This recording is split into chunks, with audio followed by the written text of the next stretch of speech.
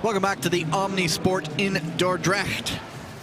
About ready for afternoon qualifying on day number 1 here on the ISU Short Track World Tour. Women's 1,000 meters coming up. You already see our start list up there. There will be 8 heats in all. Top 2 from each race, and up to 2 fastest third place skaters will qualify. Once again, Gavin Day alongside me, Tyler Dara. And this is when the big names start to enter the fray. Dita van Oorschot will be out there for the Dutch Lions. And then, yeah, right to the big names, the big guns, Corin Stoddart. Still waiting for that first gold medal of the season. Annabelle Green of the British Royals came through the preliminaries this morning. Also here, Malika Yermak of the Kazakh Nomads and Hidai Ami of the Japanese Ninjas. Go to start.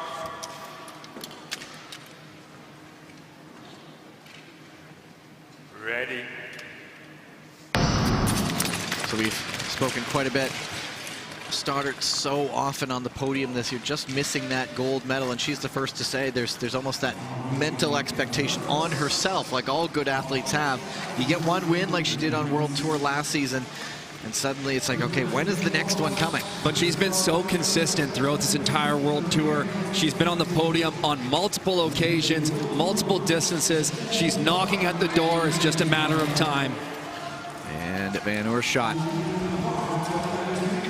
coming up the outside all the way to the lead with 6 laps to go, and already this one is picking up. Well, Oerschaut was trying to tuck into second position behind Corey Stoddard there. There was no opening. She had to drop back to position number 4. That will have cost her a lot of energy. Now back in position 5. Annabelle Green capitalizing on that bump, moving up into 3rd. Yermak going in on Hidai, and that forced them both out wide. Green jumped up into 3rd. It's Stoddard, it is Hidai, and it is Green. Well, it's a little bit of that battling for position behind Stoddard. Everybody knows she's the skater in this race to watch for. They want to tuck into second and defend from there.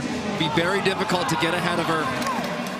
Green, of course, has that 500-meter expertise. Is there a late burst of speed to get around the Japanese ninja? She's taking a look. It is Corin Stoddard, comfortable as always in these races. Stoddard once again getting through, doing the work. She loves to lead from the front, and shows why right there. Well, just a textbook race from Corin Stoddard there, just owning the lead all the way through, knowing that she's the skater to beat. Dita Van Oerschaut, I think she'd want that one back. She put in a lot of effort to try to get into that second position, try to tuck in, but it just wasn't there. We'll see if we get a look at that on the replay. This is a little bit later in the race when Annabelle Green capitalizes on that bump from Hirayami. And a look at the finishing corner.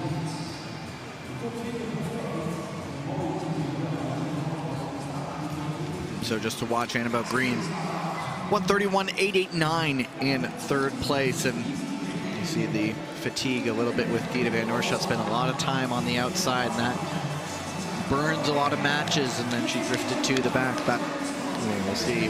Well, when the race is that quick, you often just have one good opportunity to strike, and if you kind of burn your match on that pass attempt and it doesn't go your way, you're going to be in tough times for the rest of that race. Here are the confirmed results. And so we'll see how long this time will hold up. Heat number 2, Courtney Sarot, Chiara Betti, No Do-hee, Petra Vankova, and Lisa Eckstein.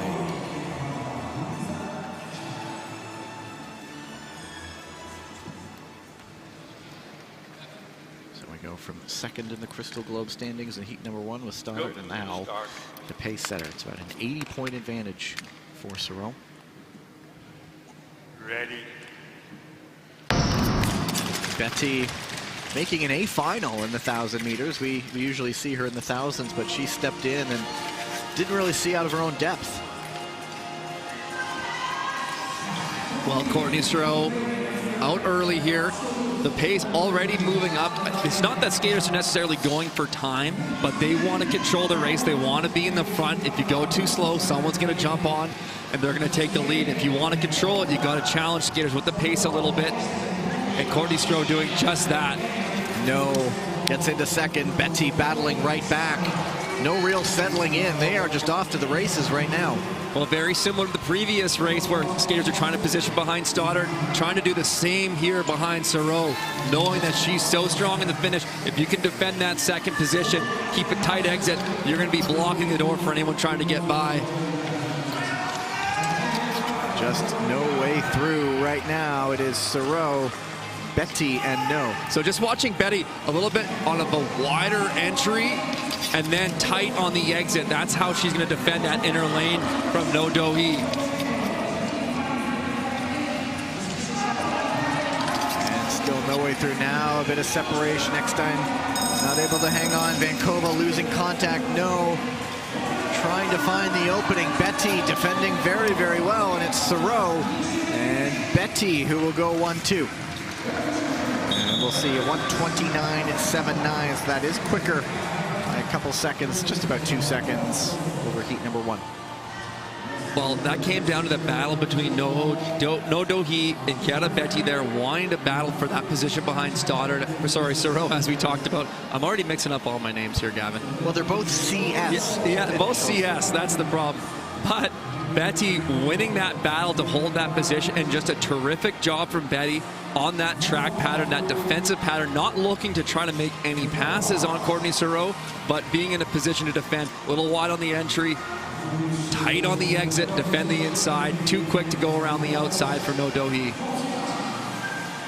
And so No's time takes over pole position, 129.782. So she will see how her time holds up. Heat number 3. See the skaters on the ice. Hanna de Smet, the reigning world champion, will get her first skate out here. Gabriela Topolska, one of the big skaters stepping forward for the Polish Hussars. Chloé Olivier of the French Roosters. Julie Lataille of the USA Eagles. And independent neutral athlete Elena Serigina. De Smet getting her first gold a week ago in this distance.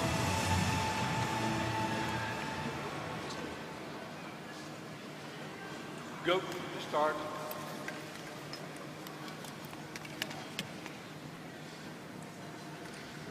Ready.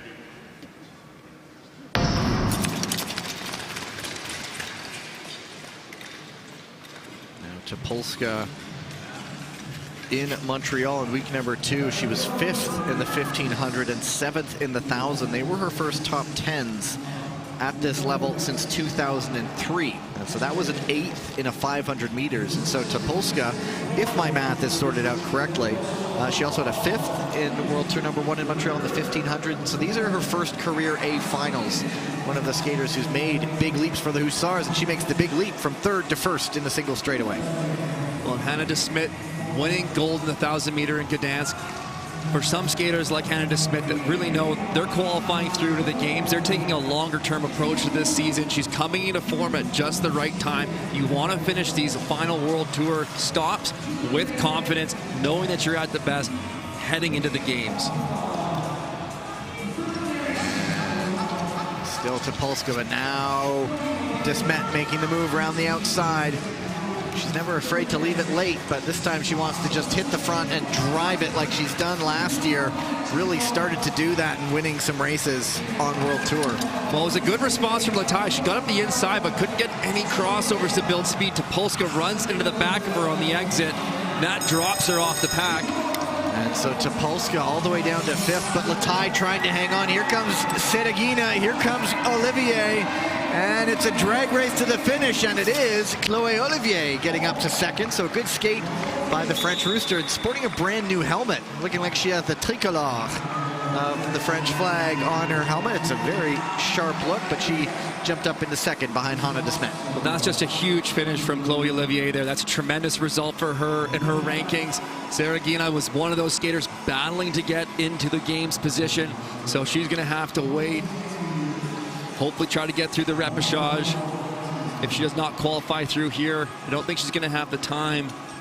Serigina, yeah, we're just waiting for the official time, but it was, the winning time was in the 132s, and that's the slowest heat we've seen so far. So it won't be one of the 3, but it's creating some interesting already repechage battles with the likes of Lataille, Serigina, Topolska, all going to be in there, but Chloé Olivier. A tight finish there. Able to get over. She was in a semi-final in Montreal in a 1500. I think she was on the line. Was it the A final or the B final in the 1500 when there was just something like 9 skaters on the line? But another good jump forward for her, as Tyler mentioned. Oh, it's a tie? Oh, it's an absolute tie. Well, that is a huge Oh, would you look at that? For Serigina there. And so it's a tie for 2nd to the 1,000th of a second. We didn't see a photo, did we? No, we didn't see the photo. That would have been nice. That's just incredible. Well, Serigina, to qualify to this race, had to shoot at the line and just made it through, and then does it again. And speaking of ties, the woman who was famously in a tie for gold in a 500-meter World Cup race, Cassandra Velzeboer. She'll get the big ovation. Zhang Chutung, pardon me, Maya Somodi, Watanabe Aoi, and Mirtha Mikkelsen.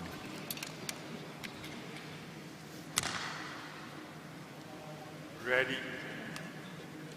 You always notice the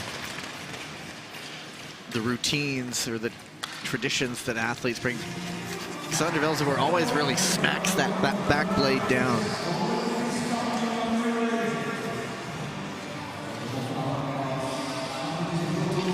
Zhang Chutang behind her. Watanabe. Sort of squeezed in there as Somodi tries to wind it up on the outside, but now she gets squeezed to the back. Well, everybody looks patient, content, drafting in behind Sandra Velzebor, not challenging the lead, but jockeying for that position in behind her. Zhang Chutang is holding that second place right now. And Velzebor still, whether it's the 5 or the 1,000, she's just settles into her office at the very front of the race and invites others to try to pass her. Easier said than done. She's just winding up the pace now. If you're watching, she just went from a 9.9 to a 9.4, so accelerating it, making it increasingly difficult for those following skaters to make any moves. And Zhang watching out behind her. Watanabe and Somodi as Mikkelsen loses contact a little bit. Now Somodi tries to go up on Watanabe. She does, but there's a break now at the front, and it's Velzebor and Zhang going 1 and 2 in the time. 1:31 and change. Let's just see, Somodi is a 1:32.0. And so that is, compared to the first 2 heats where there actually were third place times, it is slower than both of those. So now remember, a difficult situation with 3 direct qualifiers from heat number 3. There is a maximum of only, it's still 2 fastest third place times. Just a confusing situation when there are ties. I'm just sort of talking as I work it out in my brain. Anyway. But Velzebor is through. That much I know. And Zhang along with her. Those results are already official, so nothing needing a review as we roll on into heat number 5. First look on the weekend at Kim Gilly. Well, Kim Gilly getting a victory last weekend in Gdansk. We talked about Hannah de Smet finding her form.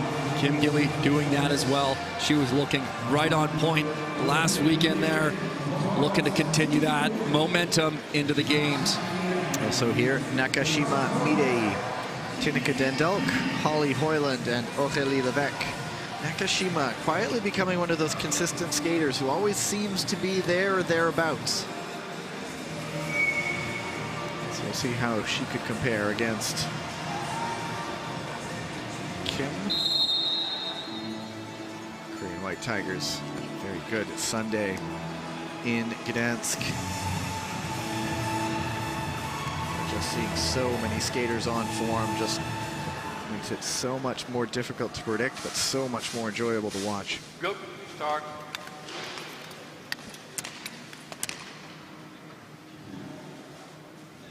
Ready.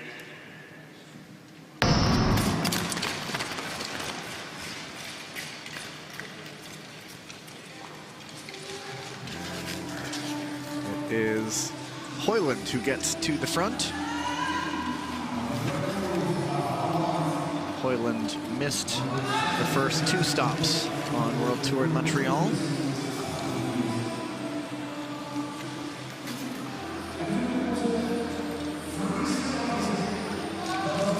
She turns 25 just a few days after we wrap up here. December 4th does Hoyland. Got started in Nottingham. It's a facility that was essentially built large part with national lottery money, and part of the stipulations of it there is that ice time is carved out for the national program to train, and that's how it's become the training hub for this British Royals program. But now Kim just says, okay, that's enough, it's time for me to go away. Nakashima trying to work around the outside, but the pace has picked up since Kim Gilly took the lead. Tineke Dendalk in great position. Second right now, going to look to defend here. But here comes Levesque, here comes Nakashima, and it's a nice move on the inside. Can Levesque hang on? She does. 1 to go. And Nakashima tries to go for third. loses her edge on that same corner. We've seen a few incidents, and she just took out Dendalk. Unfortunate there, but it is Kim and Levesque. 1 and 2. Well, a big double fist pump from Aurélie Levesque. That's a big result for her to qualify through. We'll watch to see that replay of Kashima looking up the inside of Tineke Dendalk. This is earlier in the race as Kim Gilly goes around the outside. Kashima trying to follow suit, but it's not there. And I think Kashima just loses her footing, trying to lean over too heavily, and as she goes down, she clips the skates of Tineke Dendalk there. Oh, Dendalk's blade almost get caught into the ice, and that's what sent her spinning even more. She was very slow to get up. She's kind of shaking it off right now. Now the block, just contact with the block on the left foot. And Dendalk really unaware, but she was not in one of those advancement positions, and so she will not get advanced. Sometimes when you're just the victim of something and you have no idea what's going on, if you're in that advancement position, they still advance even when there's no penalty, but not the case this time. And so Levesque and Kim moving on, and Nakashima will have to go through the repechage along with everybody else here now. Heat number 6, Chae-Min Jeong, Michelle Velzeboer, Valentina Asic, Alina Ashgalieva, and Gong Li.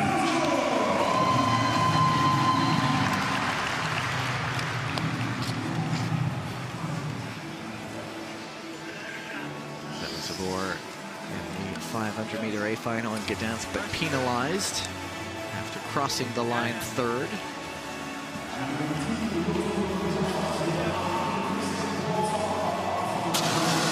Chae-Min Jeong.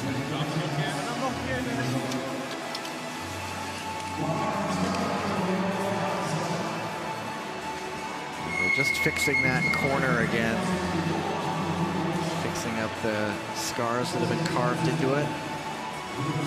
Got the watering cans to spread the water, and some Royals fans. We have seen a mix of fans here. The kids who were here earlier have left, but there's a healthy scattering of fans that came in on a qualifying Thursday. But we have been told to prepare for a whole lot of noise this weekend when we get into the World Tour session. Go, start.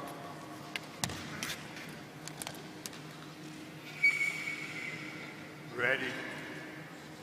And it's Michelle Velzeboer off the line quickly as this sort of serpentine heat creation. We'll start to see some seated skaters who are very close to each other. You look at Chae-Min Jeong, ranked 6th in the world. Velzeboer ranked 11th, and then you got a couple skaters in the 20s. And so this is a heat, but already we're starting to see some very interesting racing. Well, I think Michelle Velzeboer wants to be out front. She's going to wait for the move from Chae-Min Jeong and then want to hold that second position once Choi goes by. Gong Li up into 3rd on Ashgalieva. Won't get a review. There's a bit of a bump, but everybody still on their skates, and Velzeboer, knowing the White Tiger is stalking, and that's that same corner again as Ashgalieva and Asic go into it. We are down to 3. Well, Michelle Velzeboer still doing a lot of work out front. Chae-Min Jeong setting up now. At 2 to go, Che looking around the outside. Nothing there. Wonderful defensive work by Velzeboer as Che sees her place taken by Gong Li. And how about this? A good win for Michelle Velzeboer, and I think Gong holds on for 2nd. Well, very interesting. You don't see that from Chae-Min Jeong very often. She's such an experienced skater. She went to the outside shoulder. Michelle Velzeboer, I think she was considering looking to go around the outside, but Gong Li taking advantage of that move and jumping up the inside, taking advantage of it. Here's a look at that previous incident. This might be it right This is here, yeah. Yeah, the ice breaking out. I didn't see I think the block came afterwards. I don't know if the toe was just catching the ice, but here, Choi Min-jong just going too wide on that corner entry and leaving the door open for Gong Li to take advantage. And whether it's a soft spot on the ice, we've seen it before where skaters sort of identify those areas and then adapt to how they skate. And that seems to be a corner where, at least to my eyes, it looked like she might have gone over her skates, which made me think a soft spot where the blades slow down, but her body's still going forward. Yeah, it's interesting. You don't typically see that this early in the round. There was just a break. There was a flood. The ice had time to settle, so you wouldn't expect it to be so soft. The air temperature is cool in here, but obviously there's been some challenges with the ice conditions, and it seems to be a bit breaky down there. A few more people in the building than they've had on previous days with fans in the stands, and so not sure if that adds anything, but there we go. 1:30.434 is Che's time in third place. And so just remember, there has been one advancement already with a tie for second. And so there is going to be one fewer fastest third progressing. And heat number 7, Elisa Confortola, Florence Brunel, Young Jingru, Lam Ching-yan, and Camila Cellier.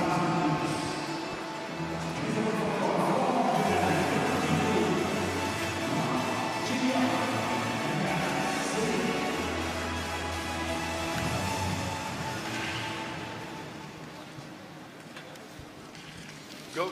Start.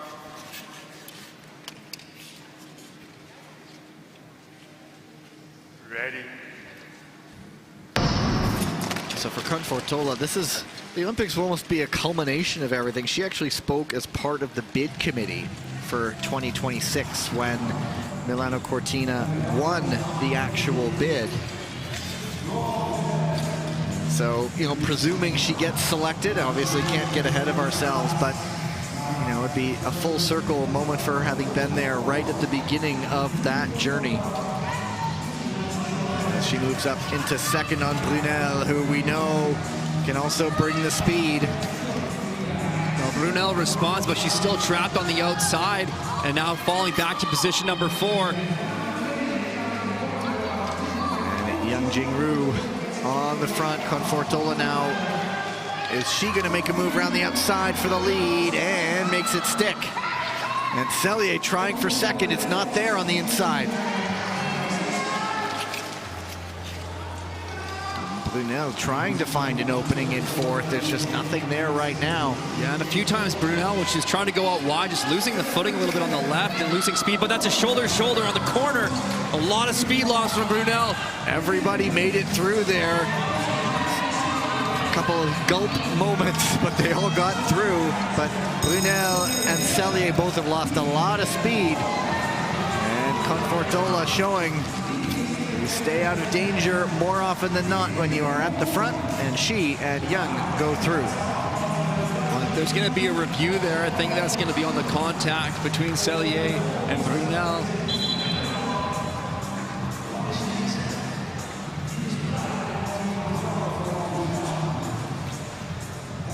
Seeing a lot of skaters, the skaters that are challenging for the lead and controlling the race, they're the skaters being rewarded right now. A lot of struggles, skaters in the back battling to try to make passes and make some tight turns. Here's a look. Brunel coming up the inside of Cellier. There's the bump, the second bump on the corner. Amazing she didn't go down with that block caught underneath her boot. So that's a lot of time shoulder to shoulder. Yeah.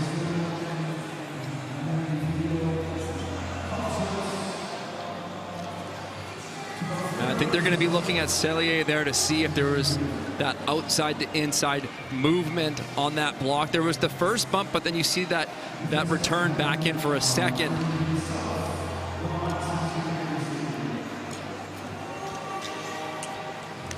So just looking right now, it looks like we do have a ruling. To the ice we go. Final decision, penalty number 15 from Poland. There you go. Cellier is penalized. That pushes Lam Ching-yan into third at 1:34.367. That won't be enough for third place as we take a look back at the incident. So you see that change from outside to in. There's the first contact, a second one. but not in a top 2 position for Brunel, so no advancement from that incident. So you could almost just see the double pump one way. And there you go. Confortola and Young go through heat number 8. Danae Blais, Kristen Santos Griswold, Olga Tikhonova, Nicola Mazur, and Hyo Jin Kim. And I did confirm, because sometimes I slip to shorten Kristen Santos Griswold to KSG. And if you've watched, I sometimes add the notorious KSG. I checked with her, she's okay with it. I'm not going to use it all the time, but it's good to have that option. Ready.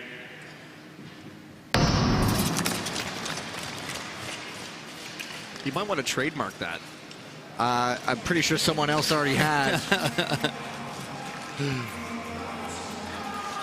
Although it's not the BIG though. Well, that's it. But I mean, as I've been saying, Catherine goes off to join NBC USA coverage in February. If she uses that, well, I'm going to be collecting royalties, I'm sure.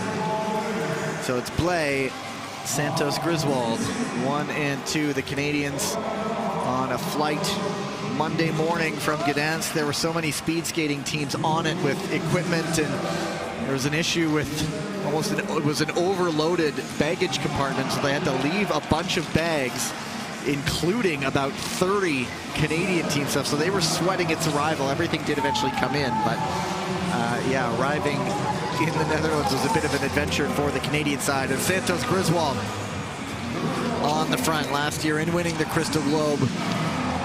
Really started to surge in weeks 3 and 4. Driving it right now with Blais just tucked into the slipstream. Well, Kristen Santos Griswold's looking so strong out front. You can see Danae Blais, a little bit of a gap forming there. Danae Blais working to close it. It's just an indication to me that Kristen is really in form right now. We saw some early struggles from her this season, but looking in great shape. And the notorious KSG picks up the W in heat number 8. Blais joining her. Kim made it close for the Australian Racing Roos, but Olga Tikhonova just hung on for 3rd place. But regardless, that time is not enough to advance as we look back at this one.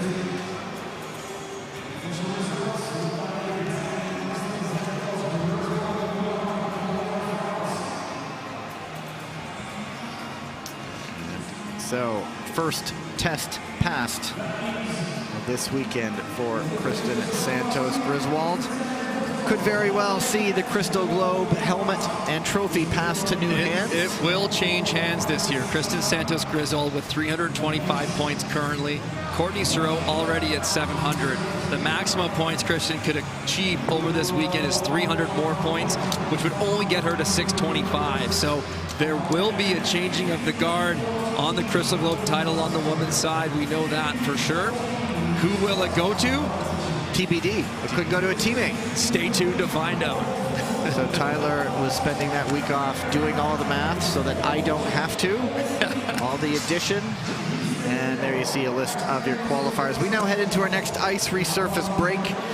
Coming up on the other side, men's 500-meter preliminary races.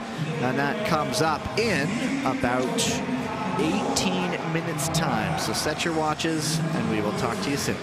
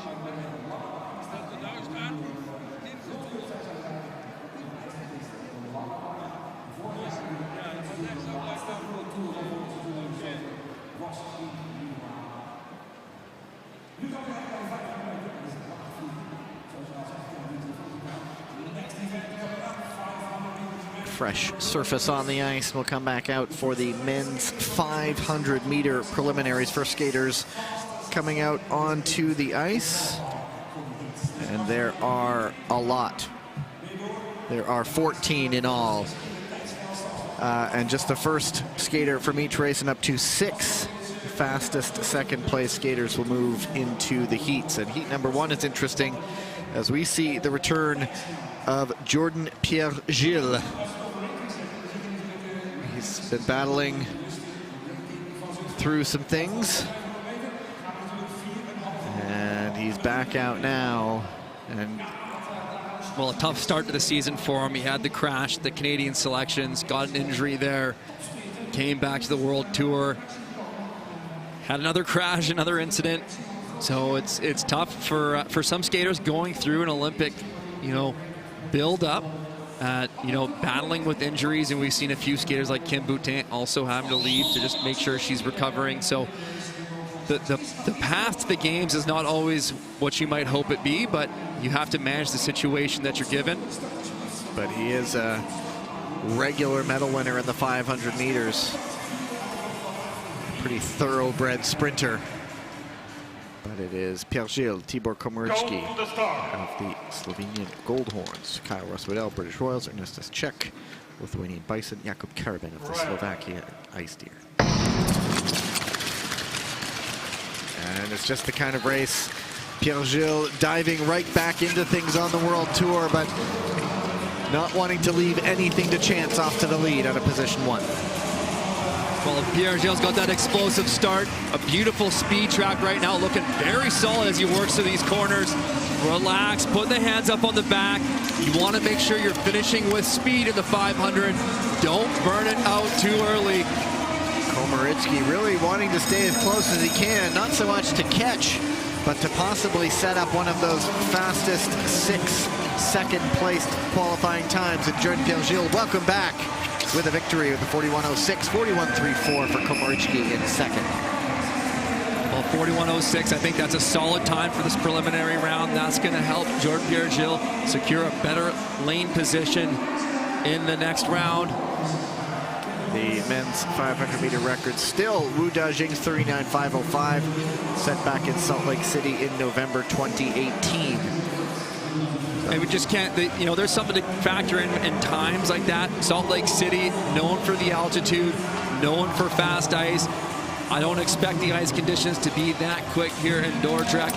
We see some skaters having some challenges with the ice breaking a little bit. You see the final lap, a couple little slip from Jean-Pierre Gilles on the left foot. The ice just breaking as the legs are fatiguing, but we'll definitely get down to those low 40-second times as we move through the weekend. 41.338, Komarichki's time for the Slovenian Goldhorns. So now he'll see if that time holds up.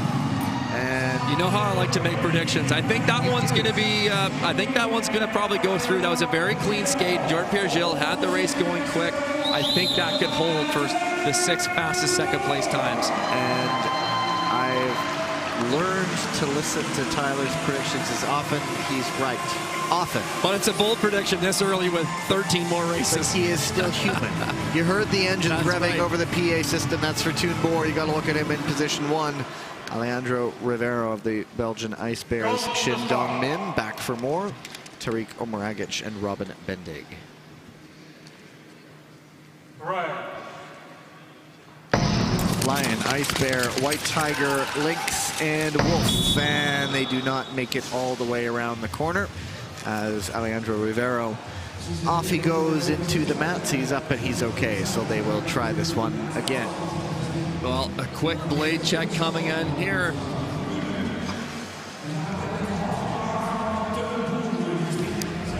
It's just the left foot coming down, clutching Toon Boer's skate there on the back. It was ever so slight, but you want to make sure that you're not losing any bend or stripping an edge there. Yeah, it looks also like getting the, looks like he's getting, is that the blade the change? Full change. We're getting the full pit stop here. Complete blade swap. Well, I guess a full pit stop would be also if they like break out the squeegee to do the glasses and quick shot of the water too and push him on his way. Well, Toon Boer is getting a full change as well on that left blade. Both skaters just changing the one blade that they had contact on. And as we talk about so often, I'm just so impressed by how these skaters are able to change from one set of blades to another because they're not always identical. It never quite feels the same as that other blade did that you were just skating on, but you got to put it out of your mind. You got to go, and the 500 can't hold back. Omeragic getting word there over on the side. I believe he's one that also, if I'm not mistaken, trains out of that center in Heerenveen, where a lot of international skaters go.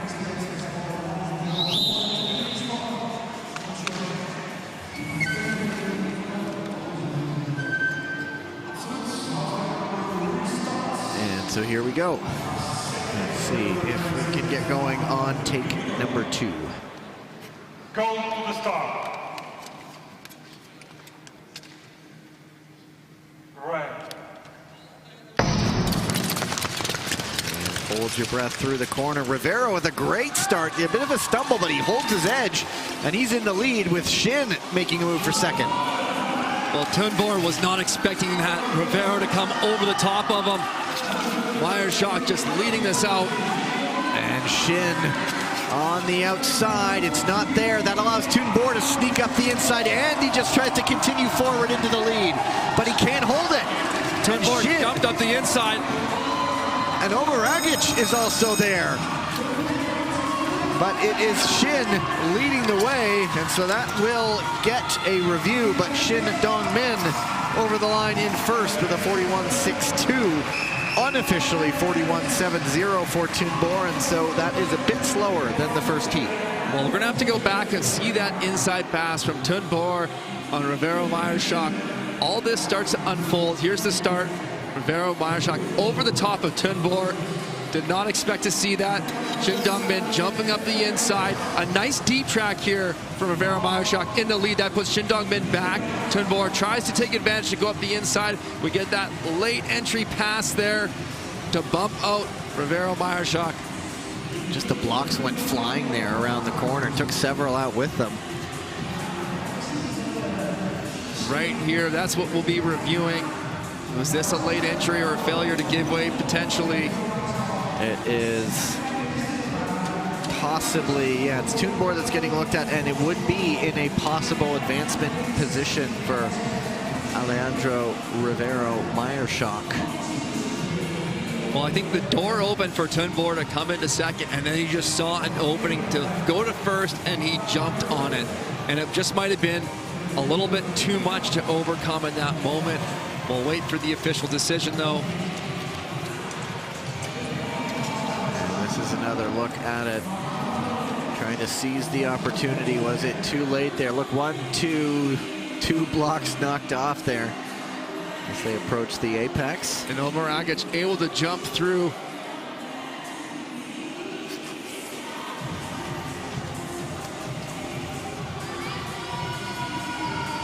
There isn't a penalty in second. Omar Agic would jump up into third. A 42.09 is his time. That would be behind that first heat.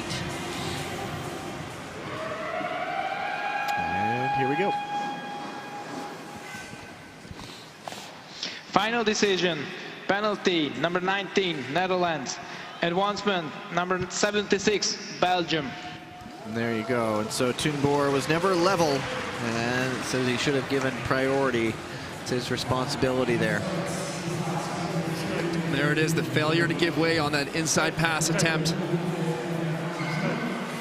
And this is huge for Omar Agic. Well, I guess he finishes second, so he'll be watching the clock, but the time, 42.09, that one I'm less confident will stand. I expect to see the times in the 41 range that will be going through for the second fastest skaters. And we already have one advancement in only our second heat, and so 5 maximum second place skaters now.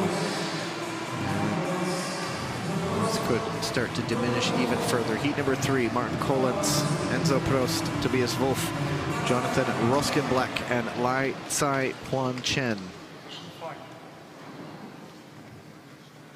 Go to the start.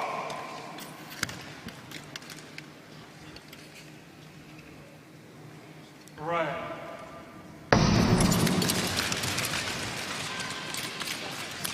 It is Collins out to the lead. He is the top-seeded skater in this heat, ranked number 23, and already trying to put a little distance between himself and the rest of the field. Well, Prost doing a good job closing this gap. He had a good speed track with 2 crossovers in to shut it down, and now he's transitioning that up into an inside pass. Oh, but he loses his footing on that turn. On that same corner, unfortunate for Enzo Prost, but now Collins under all kinds of trouble. Wolff, Roskenblack and Wolff go down on that same spot. And Collins goes off and away, and Lai Tsai Huan Chen gets up into second. A 42.32 the winning time, so not our quickest heat, but yowza.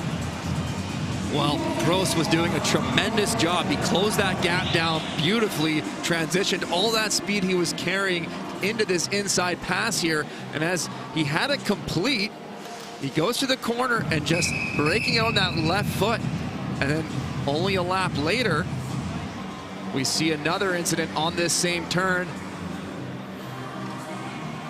And that's when you start questioning, you just see that consistency of the breakage of the ice, that skaters need to take this into account. They have to race a little bit differently.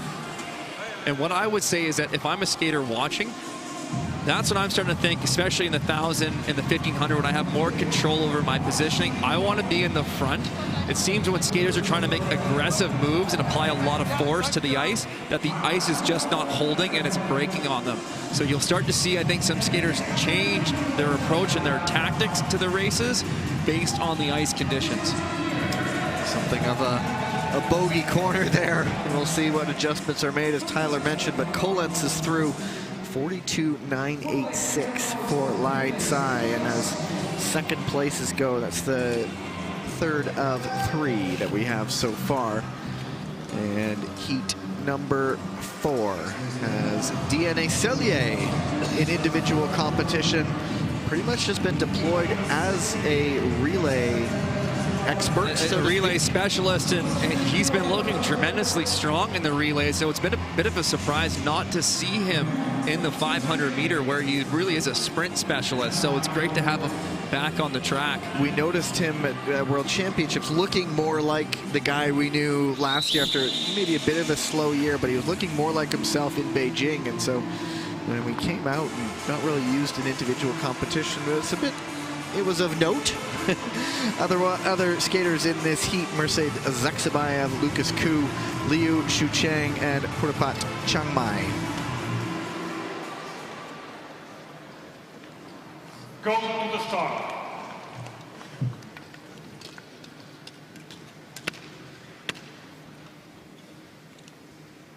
Red. Let's see if we make it through the corner. Cellier maybe a step behind off the start, but out of position one, jumping to the lead around the corner, and Ku up into second. Well, it's a really quick gun. I think it caught Dina Cellier a little off guard because the reaction time wasn't there, but he's just so quick he was able to regain the lead and now open a little bit of a gap. And Ku into third behind Zaksabayev, who regained that second position. Ku not giving up. Liu also there, but Cellier just with enough of a gap, and now it's a matter of hanging on. The gap comes down. Here comes Zaksabayev. Will he get the pass in? And in the end, Cellier will just hold on, and Zaksabayev will take the race for second. Mentioning the quick gun, and at the end, each team, or several teams, they get an hour on the ice. And then at the end of it, they always work on starts as the starter fires things off tower. Well, I was looking to see if we're going to get a replay on the start, because I just want to see it. It felt like he was a step behind off the gun, but yielding some good speed early. But I did feel like in the final lap here, Dina Cellier was really kind of losing ground. You can see his speed decelerating. I think he's going to manage that energy expenditure a little bit better, so he has a little bit more in the tank to finish that 500-meter off, especially when he goes to the next round with some fast skaters. 41.872 for Zaksabayev, and so he is ahead of a couple of times, and still the first heat time is standing up as Tyler predicted. And heat number 5 will be out on the ice shortly. The skaters are out.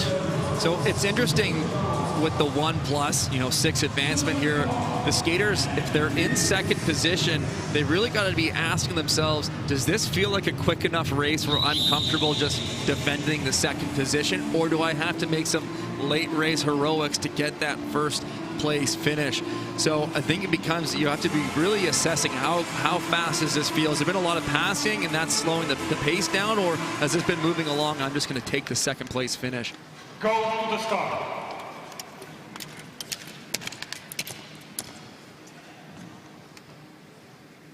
Red. So it's Peter Yasapati, Peter Groskos, Lucas McDonald, and they'll be brought back to the line. And Sungmin Kwan back for the U.S. in this one. He was not used in the 500 last weekend. And Linus August Rysnes. So we'll see where the contact was. Well, Groskos has jumped to the wall. Right there. Bing. Blade to blade with Lucas McDonald, who is also hopped up onto those mats.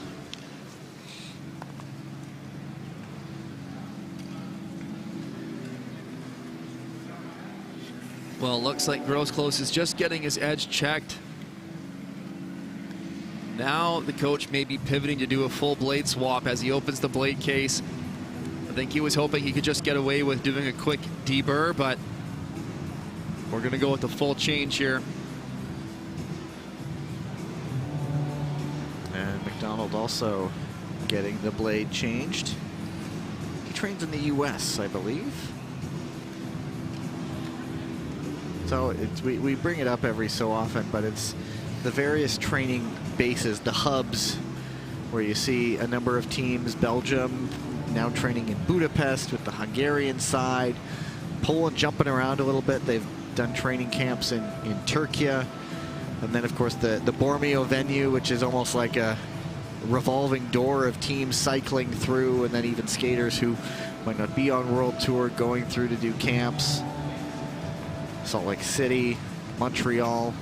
Well, I was just going to mention, you see Groskos here getting the help of Stephen Goff in the U.S. team here. He is an American-born skater, but representing Why am I? The Philippines. Philippines, thank you. Hang in there. I gotta go check the board over here, and then He is the Lucas McDonald, a Canadian skater representing New Zealand. Gross close, the lone Philippine Tamara.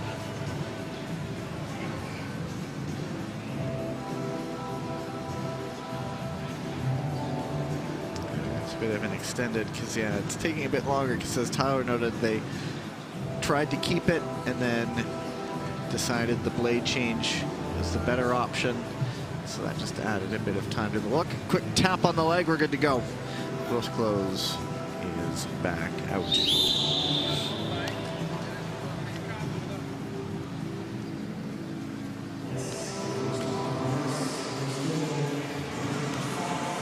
And here we go, everybody towing the line once again. And we'll see if everybody can get through the corner this time.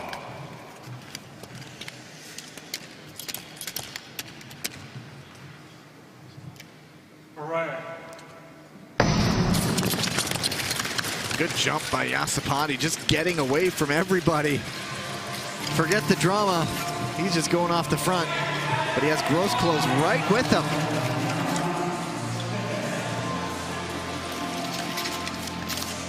This would be a good skate by that young man. Well, this is one of those situations when we're looking at Gross close. Does he look for the pass, or does he take that second place? He is looking for the pass, but he's not being too aggressive on it. And Sungmin Kwon up into third as he tried to close it in. Now Gross close goes! And he bumped, goes down, and Kwon was caught up behind it. So that will get a look. Well, Sungmin Kwon was looking so calm back there as he worked his way up. No urgency from him whatsoever. It felt like a little too relaxed in the 500. I was expecting to see a little bit more, put gas on the fire there to make it move, because he was carrying so much speed. Just watch him back in position 4 there already. 2 arms in the back, very relaxed. Here he is, closing it down. No urgency, maybe looking for that opening, and then he gets caught in the fall from Ghost Close on that corner exit. So here it is right there. Just a bump or a shoulder, and Kwon caught up behind it. Lucas McDonald able to jump up into second behind Yasapati, a 42.216 for McDonald. And so that is quicker than one of the heats we've had so far. But the incident was cleared, if I'm not mistaken, yeah. And so nothing handed out, just a coming together of skaters, and Yasapati was the winner of that one and the heat. And so Lucas McDonald will see if his time holds up. The Ice Kia heat number 6 has Niall Tracy, the British Royal, perhaps more suited to some longer distances, but he is out in this one as the top-seeded skater, ranked number 31 coming in. Radek Fajkus of the Czech Ice Spiders, Lucas Wareham again, the Racing Roo, Daniel Fedorenko, the Ukrainian Wildcat, and Dawon Thomas of the French Roosters. Right. Thomas from Reims, or Reims, making his debut, and we're going to go back again in this one. But Thomas, another skater, fresh out of the junior ranks not too long ago, 20 years old, 21 years old, pardon me, out of Reims. One thing I learned about Thomas is, well, I learned several things. One about him, he does inline. And then, not only that, there is a 24 hours of Le Mans, but for inline skating. So it's like the car thing. It's on the racetrack, but yeah, it's a lot of skating. Is it as a team or is it an individual? I think that's a team. Well, that's it. He was on the 3rd place team this season in 2025. Hey. But I think there's actually also an individual competition. That is just punishment. Yes. I imagine there might be rests and pit stops, but I don't know. But yeah, the benefits of having a team, just like in the Le Mans driving race where you can change out drivers. But anyway, Thomas, he was the one last weekend who made their debut for that French Roosters side, as they keep giving their young skaters experience heading into the next quad. Richard Shoebridge's trademark arm crossed there. Most of the time when you see him, the British Royals coach will have his arms crossed, and he'll be looking stoic. But a nice guy. Give us a smile there, Shuey.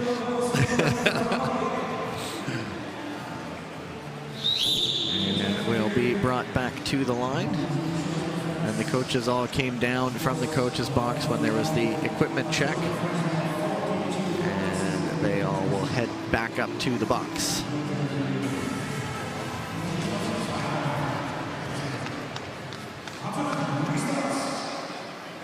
Go to the start.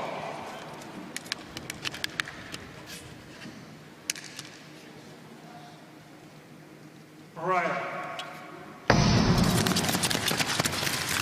And let's see, 1, 2, 3, 4, 5, everybody round. And we are cleared to go racing in heat number 6. And it is Niall Tracy off the front for the British Royals. Here comes Thomas for second on Faikus. A nice move from Thomas there. Young skater showing his stuff, trying to track down Niall Tracy now. Still got a healthy gap in the lead. Here comes Thomas, though. Always near the end of the race. The pace starts to slow down a little bit, but Thomas jumps forward. And Lucas Wareham going down on the straightaway before the last corner entry. That will get a look, but a good skate by both Tracy and Thomas. Thomas 41.660, and so that jumps ahead of a few races. I think it's actually the second fastest. He's got a good opportunity to go through with so that. far.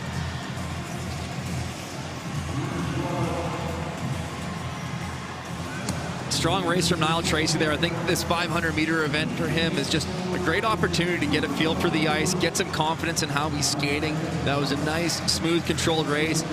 Solid looking 41.4, 500 from him. I think that's just going to kind of boost him as he moves into the weekend and looks to his specialty events being the 1,000 and the 1,500 meter. But a good chance to get the feet wet heading into his, as Tyler mentioned, his preferred races. 500s, always that extra little bit of unpredictability. And so they are looking at that incident between Wareham and Fedorenko, and we do have a ruling. Final decision, penalty, number 71, Australia.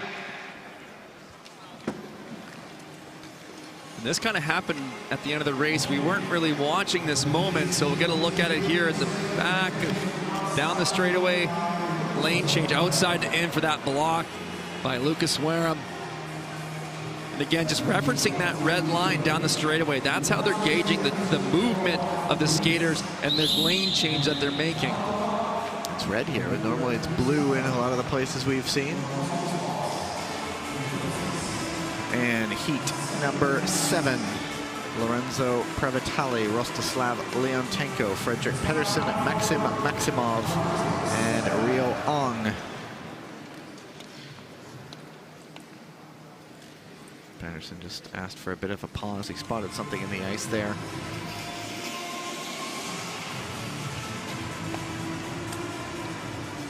Scraped right off by our referee, Malashkova.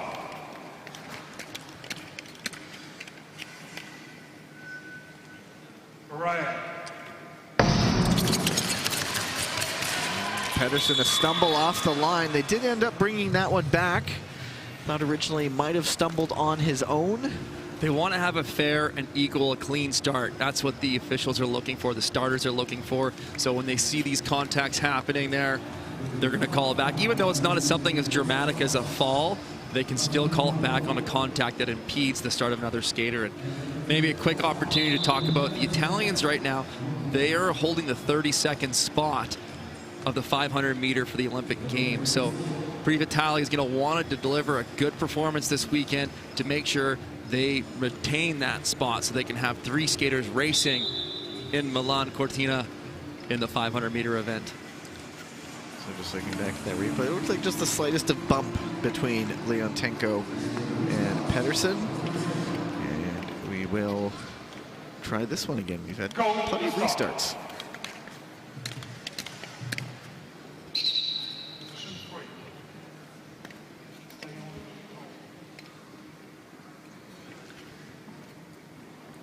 Go to the start.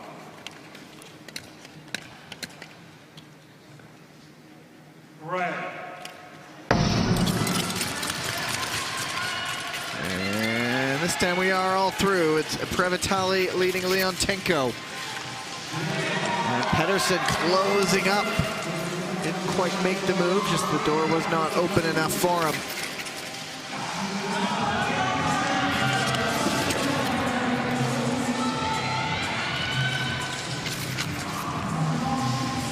And we lost Ong somewhere in there. There he is, they just skate by him.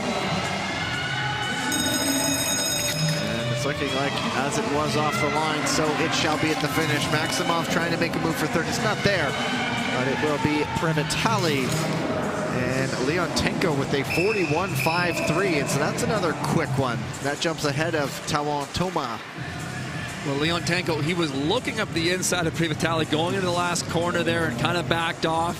I think that was a very smart decision from him to avoid that incident. The race was going quickly. That time should stand to qualify through. And we'll see. Second look here on going down on his own. And one thing with Pedersen there, he was just trying to keep in touch. I just noticed a few times coming off the apex, you could see his hips rotating a little bit. He was fighting the corner exits. He's got to work on maintaining that hip position, leaning into the corner as you come around the exit so you don't get spun out. You're not fighting it quite as much. So little things to work on to carry that speed a little bit better going forward. So Previtali going through. Leontenko will wait to see what's next. Heat number 8 coming up. As these guys get up, get off the ice. Just a reminder, there are 14 in all. As you see the start list, Brendan Corey, Matsuzu Shuta, Mohamed Bozdag, Ivan Donchev, and Adik Anderson.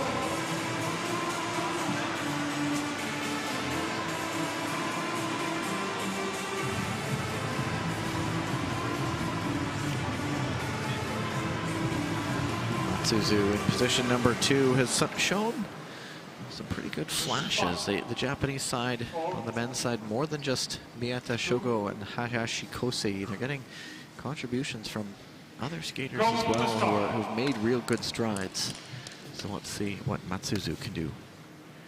Right. Great start off the line by Donchev. Can't quite tuck into the lead, but he came out of position 4 to second place. Tremendous start from 4th position. He's in a great spot behind Brendan Corey right now. Here comes Matsuzu. Corey leading, but of course we know he has that endurance as well, so he's one of these skaters in the 500 who may just be really trying to gain steam as he gets to the finish line. Matsuzu up the inside for second, and the opening is there. Here comes Donchev to take it right back. I love the response. Matsuzu back again. And he jumps right back in as Donchev, unlucky, just loses some balance. And it will be Brendan Corey coming around to take it. It's a race for second. I think Matsuzu does hang on. And then a spill by Bozdag over the line. But Corey and Matsuzu go 1 and 2 and look like they will, or at least Corey will go into the heats. So fun just to watch that back and forth there. Matsuzu making the inside move on Donchev, but can't hold the corner exit. Donchev jumping back, and then the same thing. He can't hold the corner exit, fighting the ice conditions on the turn. Matsuzu then capitalizing, regaining that second place. Donchev doesn't even turn 20 until December the 8th. The man out of Sofia. And so, I mean, that Bulgarian side, they have a lot of young skaters coming through under Jenny Radnova, the great skater from Bulgaria. And so might be a group to watch as we head into the next quad, but there's a lot of youth in Bulgaria on their speed skating program. But that was a good start for, or skate most of the way for Donchev. Absolutely. I think it's a sign of great things to come. He clearly has a natural ability to start. It's something very hard to train. You can work on your start position, you can work on your reaction, but some people are just that little bit of extra snappy naturally. If you have that, it's such a huge benefit. If you can just dial in those final laps, he's going to be a real threat in years to come. Matsuzu-Shuta 41.877 as we move into heat number 9. Felix Pigeon, Ben Jung, Leonard Leisans, Martin Prentel, and Asen Gurov. Red. Gurov is another one. He turned 19 back in August. It was the Youth Olympic Games in 2024. Oh, and there's a skater down. As I mentioned that, the curse of the commentator, down he goes. Not happy about it. But right now it's Pigeon and Jung skating a good race, tucking right up behind him. Well, let's watch Ben Jung here. Will he look to make a move, or will he settle for that second place and hope for the time? And there is the bell. No opening. Pigeon looking like he will come around to take the heat, which he does, in a time of 41.4. It's quick. Fastest time we've seen this morning. For this afternoon, what time is it? I don't even know anymore. We can't even see outside in here, so it's just very dark. And there's physics striking again. Well, it was a later start today than we typically have on a qualifying day. We're used to that 9 a.m. start. It wasn't until 12:10. Now that I think about it, that we started in the afternoon. We had all morning. Yeah. What were we doing? Oh, right. Someone dragged us out for a run this morning. No. I'd love to say it was a beautiful morning out there for that run, but I think it was what you'd expect from Rotterdam in terms of weather conditions. It was a Dutch fall morning. Wet, windy, and gray. We're all the better for it, though. But, well, you know what's funny?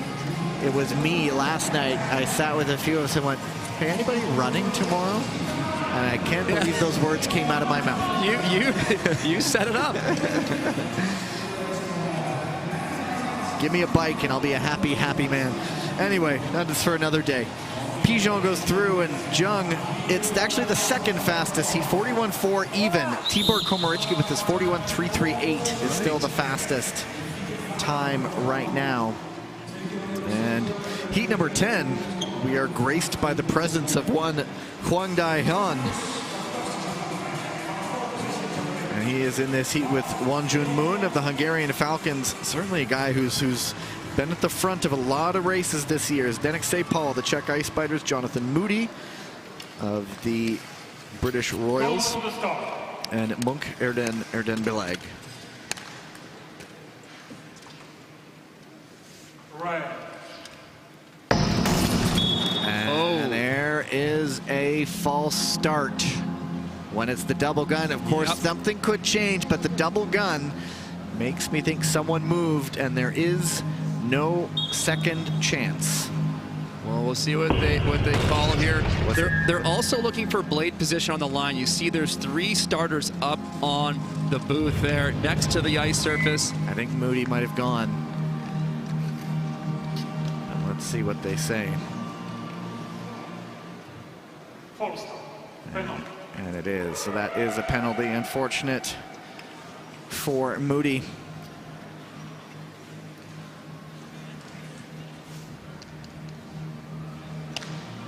Well, Hwang Dae-hyun, 1,500-meter Olympic champion, 2022 in Beijing, looking to go to a 3rd Olympics. Go to the start.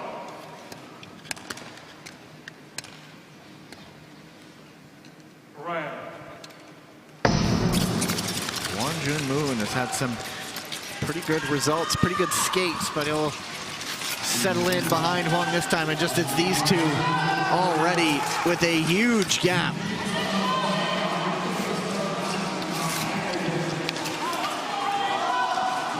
And an absolute throwdown by Hwang Dae-hyun and Wonjun Moon. On the body position of Hwang Dae-hyun, he's just so low with his shoulders. He is so compact in the turns. It's amazing the position that he can hold. And that will be it. Not much to say about that one. The Hwang Dae-hyun show, presented by Wonjun Moon. They just went off and made no mistake there. Now, I think that time just eclipses Jordan Pierre-Gilles' time from the first Won Jun Moon with a 41.254. That is certainly faster than heat number 1, which was in the 41.3s. And so, yeah, there are going to be some quick times that may not be moving on.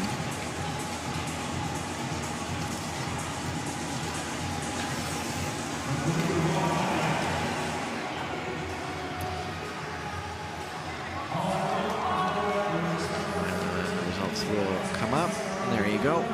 Huang and Moon. Moon, well, he'd have to feel fairly confident about his position. There are 4 more heats still to go. Of course, advancements are always a possibility, but he'll probably be pretty confident. Next heat, Quentin Vercock, Im Jong-un, Liam O'Brien, Raphael Moret, and Denis Aidapetian. The young man in perhaps his weakest event, for now. When you're 17, things will change. I'm sure he was an early rider in the Crystal Globe standings, and if you're going to want to be one every year, you're going to have to be pretty decent at all 3.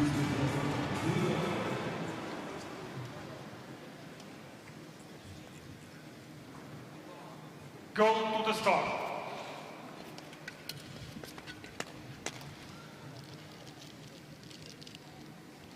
Right. And could be a real battle here between Vercock and Im.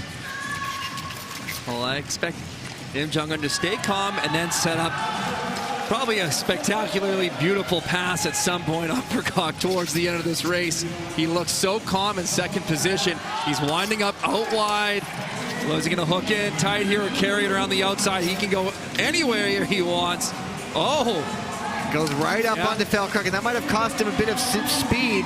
Vercock under constant attack by Im Jong-un, and finally at the bell, the young Korean star takes this one going away, and we'll see the time of 41.82 for Vercock unofficially. That tends to be ticked down,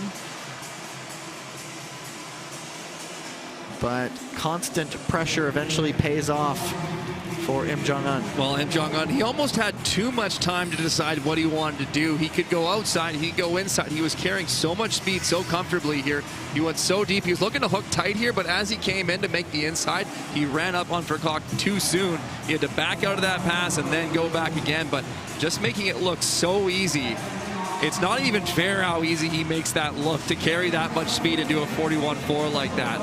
Just unbelievable that the way he's skating, to be that young and to skate that strong is just amazing. Perhaps showing patience beyond his years, waiting for the right moment to strike, and he will move through the time by Vercock. Not quick enough for 41.487, so he is not moving into the heats right away.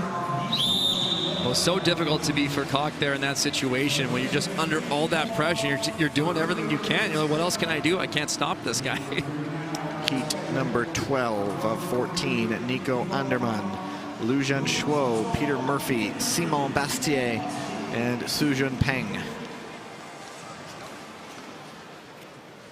Go to the start. Position 2. 3. Go to the start.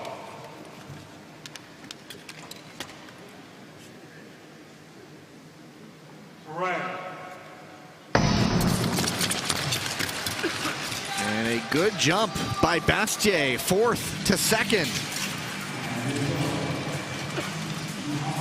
So Lu now having to chase, trying to find an opening. Su gets up into 4th, but Nico Andermann keeping them at bay for now. But now here they come, Lu up into 2nd. Bastier back up the inside. Well executed pass there. Does Lu Jianshuo have a response? He does not right now. He's trying to look on the outside. Here comes Lu Jianshuo around the outside again. Can he carry that speed all the way around? It will be Andermann, and who gets 2nd? I think Lu takes it. A 42.4, but that time will not be enough. He needed to be at least in the 41s to have a shot. But Nico Andermann, good work keeping the horde off his back. Well, Bastier was going with a little bit of a wider track, and that just really opened the door for Lujan Schwo to jump up the inside there. He's able to return the favor with this move, but he doesn't get any speed in that corner. No crossovers on the entry, just ditching speed. So Lujan Schwo is able to re-accelerate, go around the outside.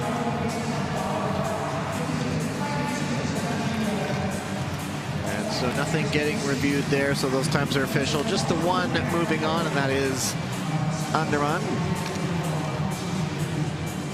And our last two heats. Our last team with 5 skaters coming up. That will be Oleg Hande, Renis Berzins, Lin Chunche, Daniel Tiborts, and Adam Aslan. So Ukrainian Wildcat, Latvian Golden Star, Chinese Taipei, Blue Magpie, Hungarian Falcon, and Malaysia. Aslan, I would imagine, also headed to the Southeast Asian Games. Skaters, as I mentioned, he was the first Malaysian on World Tour when he debuted last weekend. Go to the start.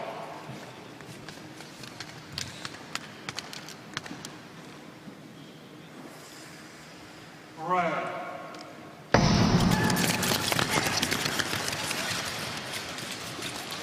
It's a great start by Lin, trying to get all the way around to the lead, but Hyundai battling back, but no, in the end, Lin nicely up to the lead. Berzins. Looks for the double, but it might be too late. Oh, and then he just bumped, wobbled, loses everything. And Lin goes down, and now in the end, Hyundai and Tiborts one-on-one. Hyundai initially passed for the lead, but he will just hold off Tiborts. No, he won't. Oh, he goes down on the final corner. And Daniel Tiborts takes it. And sometimes, you know, just the luck goes your way and you take it. It wasn't even on our corner that we're all watching. Meters from the line. Well, Your heart breaks here. This is Renis Berzins made the inside pass on Hyundai, but then looked to continue it, kind of last second dive up the inside of Lin, but it was too late, in my opinion, to make that move. That creates this contact here, and then Ole Hyundai coming into the last turn. The toe just breaks into the ice. And again, just applying so much force to turn tight on ice that's been really abused. This is the 13th race already. You catch a rut, it breaks out. Frustrating to be that skater and have that happen to you. Sometimes it's just, did you have a mental lapse there on the last corner? You felt like it was done, you had it in the bag, and you just for a second lose focus and have that happen. And so it is Berzins who's getting looked at with a possible advancement for Lin Chunche. Another example, get yourself in that position. Yep. If something happens, you could see yourself advanced. And Lin Chunche did a tremendous job to win that opener from second position. Final decision, penalty, number 34, Latvia. Advancement, number 142, Chinese Taipei. And so there you go, there is an advancement. Yeah, just the pass from Renis, he had the first pass completed, and it was kind of a late second. You know what, I'm going to go for it. I think right here he was going to go for second. He looked over, and then, you know what, a jump last second up the inside. It was too late. When the split-second decisions are needed, the split seconds needs to be made quickly, usually. Yes. And that's one of those situations. He didn't have that double inside plan, so he wasn't set up for it. And then he kind of, you know, maybe looked for a second, and it wasn't there. As I was told last weekend, what you mean to do does not really sway the officials. No. Heat 14, 4 skaters: Makinov, Daniel Abog, Luka Jasic, and Chanlachart Tapron. Red. How important is this start? It is Makinov to the lead, but watch out for Abog. He is already sizing up a move. From what I've understood, I do not think a skater representing Uzbekistan has ever taken part in the Olympics. This could be historic. And oh, Makinov can't hold it. Going around the corner, I think that was on his own. Yeah, tripped on the entry, lost his footing. Abog ahead of Jasic. And Daniel Abog looks like he will take this one with a bit of a gap over Jasic. Taprom third, or Jasic in second with the 42.44, so not one of the quicker heats.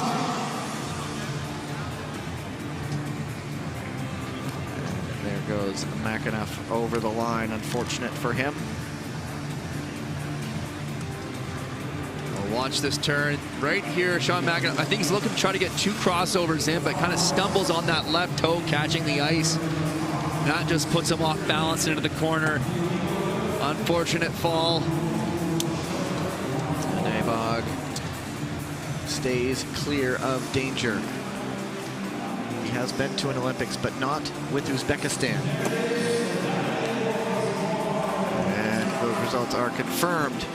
So Abog goes through. Let's take a look at who got out in second place.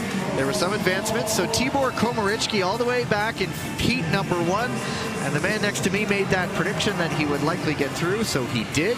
Alejandro Rivero got an advancement from heat number 2. And then looking further along, Rostislav Leontenko of the Ukrainian Wildcats, heat number 7, will go through as a second place finisher, as will Ben Jung of the German Wolves, Won Jun Moon of the Hungarian Falcons, and end of list. Lin Chun-che also getting advanced from heat number 13.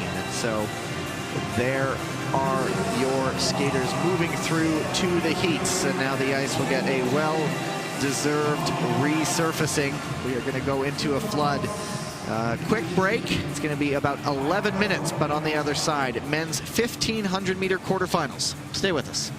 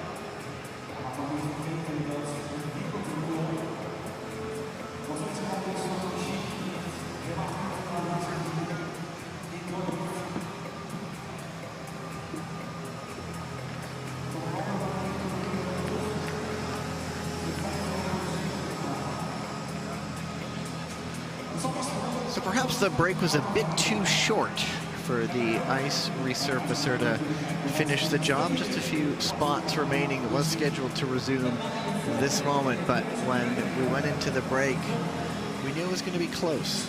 We'll be getting back to it in just a moment's time. This block includes the men's 1,500 meter quarterfinals and the women's relay 3,000 meter quarterfinals. Of course, those relays valuable for getting athletes up into more athletes qualified that you can pick from for those individual events. There is the schedule that we have, and that will take us to our next resurfacing break. After that, men's 500 meter heats, and then the 1,000 meter repechage quarterfinals, another resurface, mixed relay quarterfinals, final resurface, repechage heats in the men's 500 meters, and the 3,000 meter ranking final for the women's relay. And that will take us to the end of day one. Day two, hopefully we'll get started on time tomorrow. For those of you who are with us early this morning, we had about a 40-minute delay. There was an incident on the highway that slowed down the bus carrying athletes from one of the hotels, and so faced with that, we had to delay a little bit.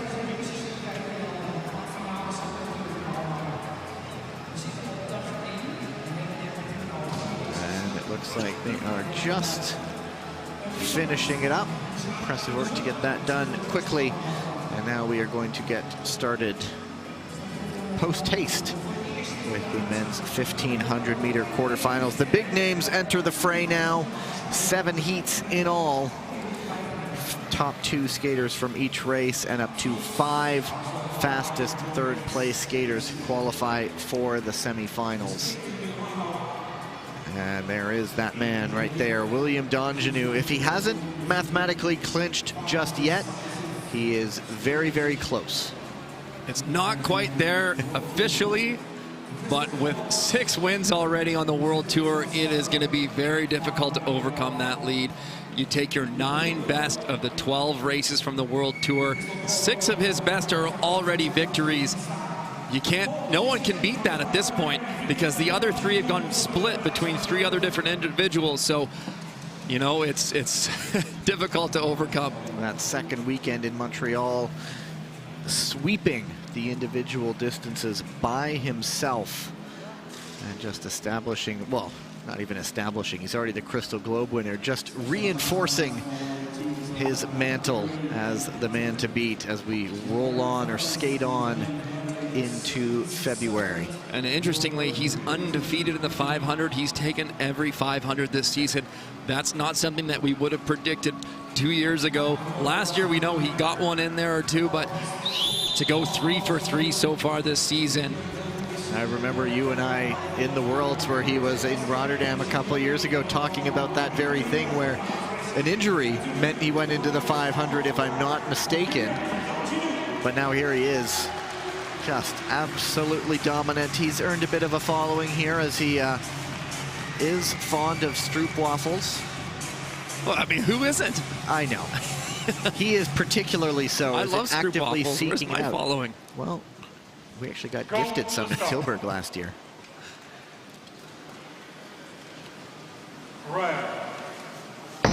He and Jens van 't Vout, it was arranged by the Dutch broadcasters last season. There was a bit of a swap. I think he gave a jar of maple syrup. Not sure, it was from the family sugar bush to Jens van 't Vout. And Van 't Vout returned the favor with a bag of stroopwafels.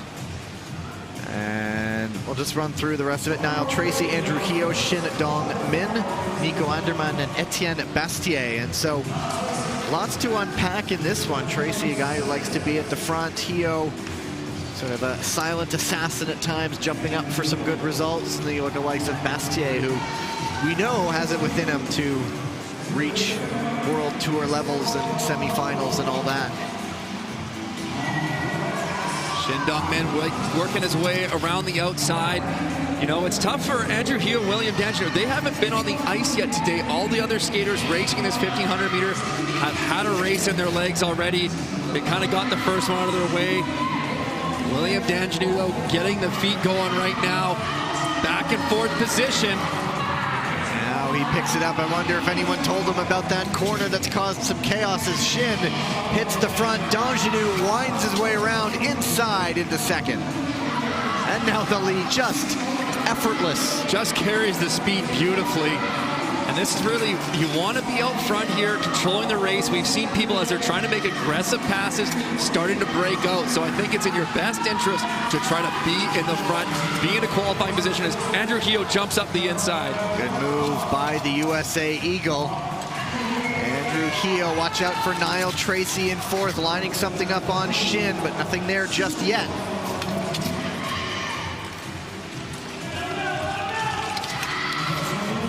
Shin quickly jumps into second, but the door is still open for Hio. He doesn't quite get through. Dongenu controlled as ever out front of the race, hoping a little bit of a gap to second. That leaves the door open for Andrew Hio, but he doesn't have the speed. And it will be William Dongenu who's going to get second. It is Shin Dong-min jumping up there. And the guy with the lower world ranking, but we know is a very good skater in this event, created that X factor, beating guys like Tracy and Hio, who will now have to look for the repechage.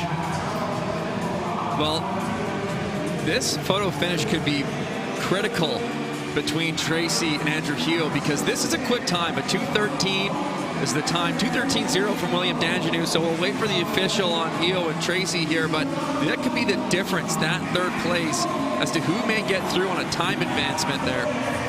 Looks like Tracy might have just jumped ahead, but did he shoot it just a bit too late? But we'll see. Remember, up to 5 of 7 third place times could go through. We have our usual caveats pending any advancement, so he's took a quick look. And it is, in the end, Hio by 2 thousandths of a second. Wow. Whew. That close.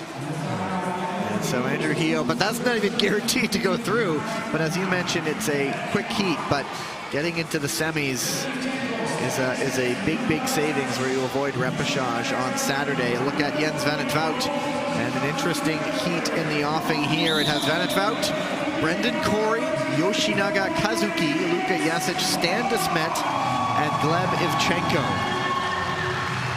So pick your poison in this one. You hear the rev, that is for Jens van 't Vout. Back to winning ways in Gdansk, and we'll see if he goes now from strength to strength. Right. And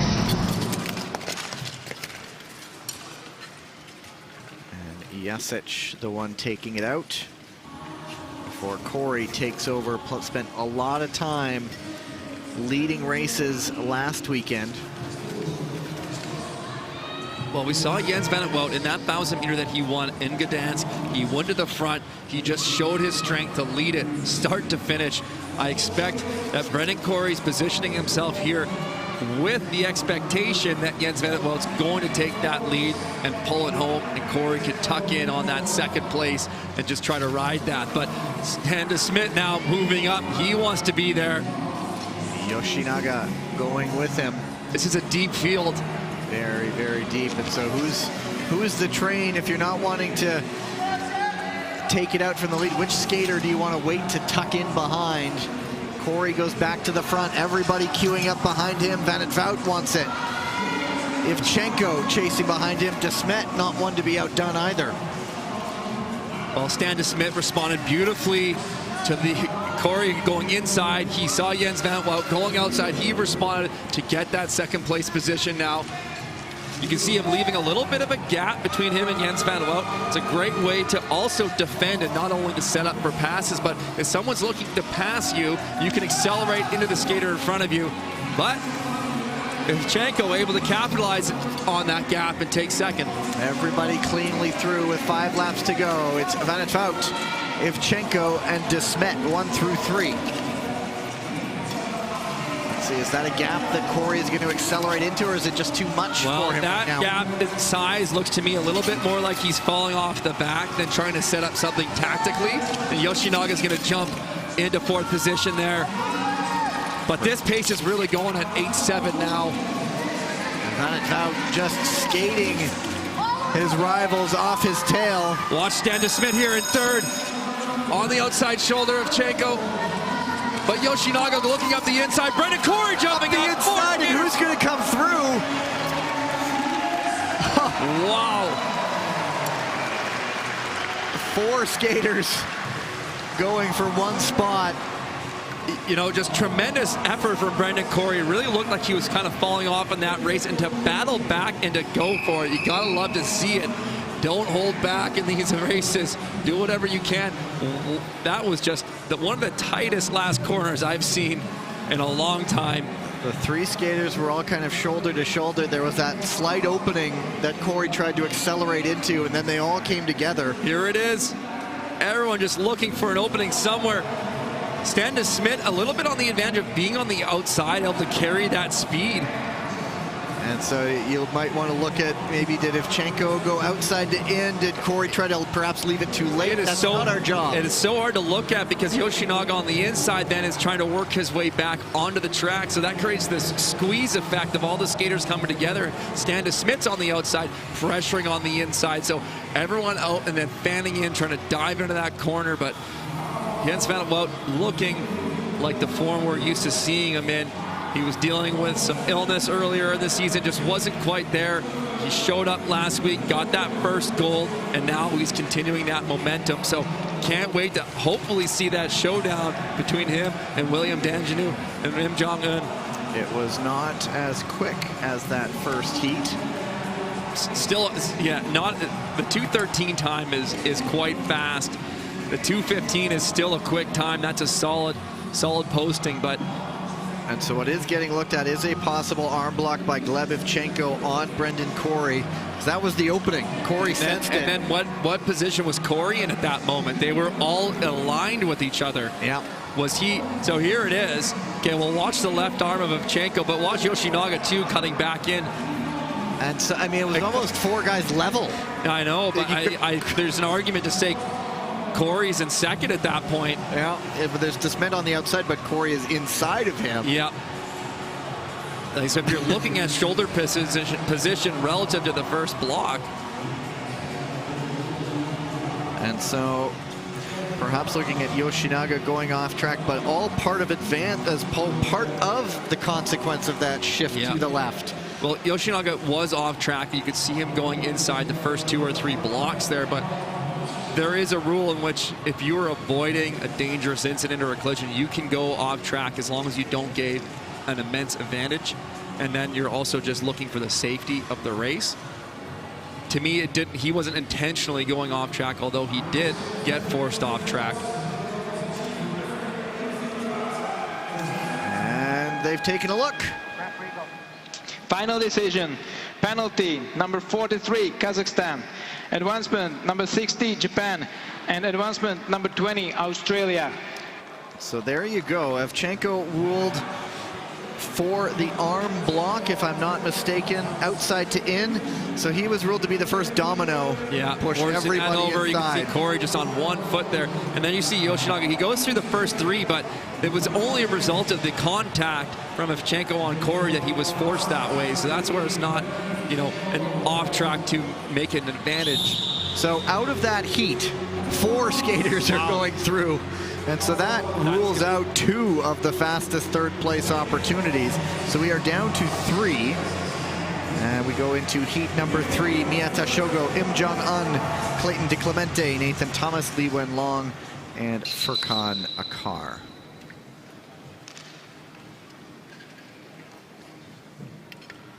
Go to the start.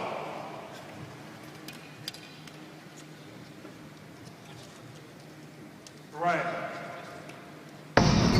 Miyata back to the spot just off the podium with a 4th place in Gdansk a week ago.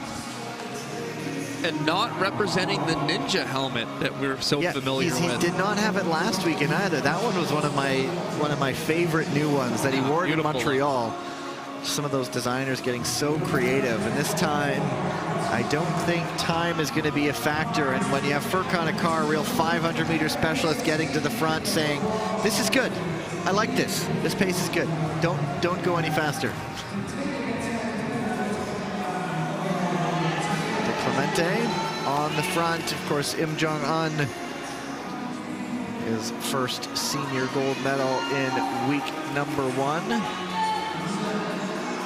Well, the time clicks away. These 12-second laps are, as you can see, very, very comfortable for these athletes.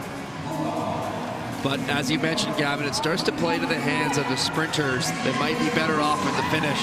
Miyata Shogo now. I like the move here. He was all the way back in position number 6, getting up to the front now. Because when it starts slow, it ends fast. And here's Im Jong-un. Getting to the front. The real battle is for who can tuck up into that slipstream as the car goes back into second. Ooh, lifts up the leg there to avoid any sort of blade contact, and he does get into that second place.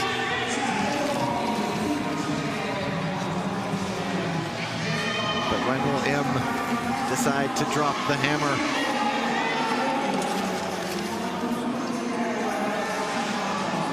Well, Im Jong-un's getting a fairly tight track pattern right now, not giving up any room on the inside. Now he's starting to accelerate it.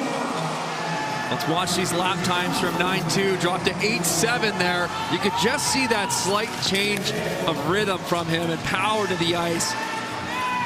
Keeping out De Clemente up into second. Miyata now sensing the opportunity into third. Will he make the late move on De Clemente? He's winding it up on the outside. Where is the opening going to come from? Maybe he's too far back. It's Im Jong-un. It's Clayton De Clemente, and he will hang on for second. That's a great result for the American. Yeah, strong race from Clayton De Clemente there. I really loved his awareness on that last corner. He felt the outside pressure of Miyata Shogo. He entered that corner a little bit wider so he can have that tighter exit and carry some speed.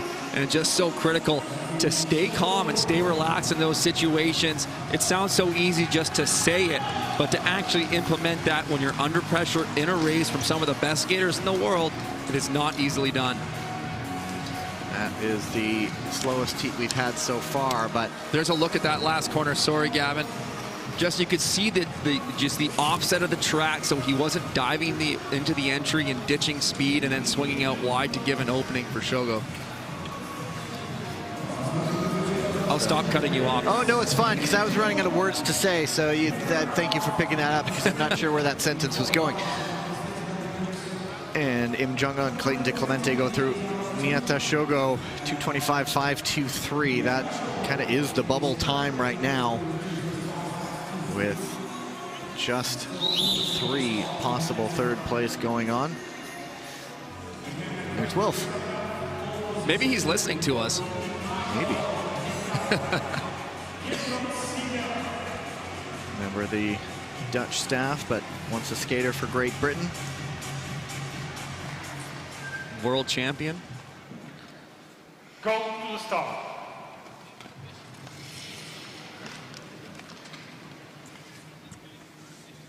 Right. Wilf O'Reilly, one of many people around this whole Dutch part who told us to prepare for some fun this weekend. This will be our 3rd time here calling short track, and here we are thinking we know what to expect, but they're all okay. Dordrecht is special, so we'll see. But yeah, Wilfred O'Reilly told us just over the break, 16 times at the World Championships. I believe he's member of the Order of the British Empire, so do we call him Sir Wilf? We'll have to check with that. Either way. Heat number 4, Benson Nogradi, Pietro Siegel, Theo Collins, Won Jun Moon, Reynes Berzins, and Felix Roussel.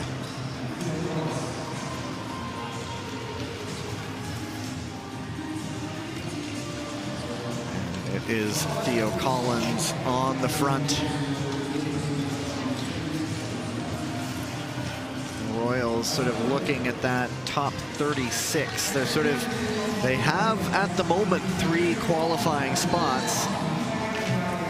but so much can shuffle around on this last week, and then they'll choose. Well, I'm expecting a move from Felix Roussel pretty soon here. He typically likes to get towards the front to control the race. He's a bigger skater, so when you're a bigger skater and you weigh a little bit more, the force you put on the ice is just that much more.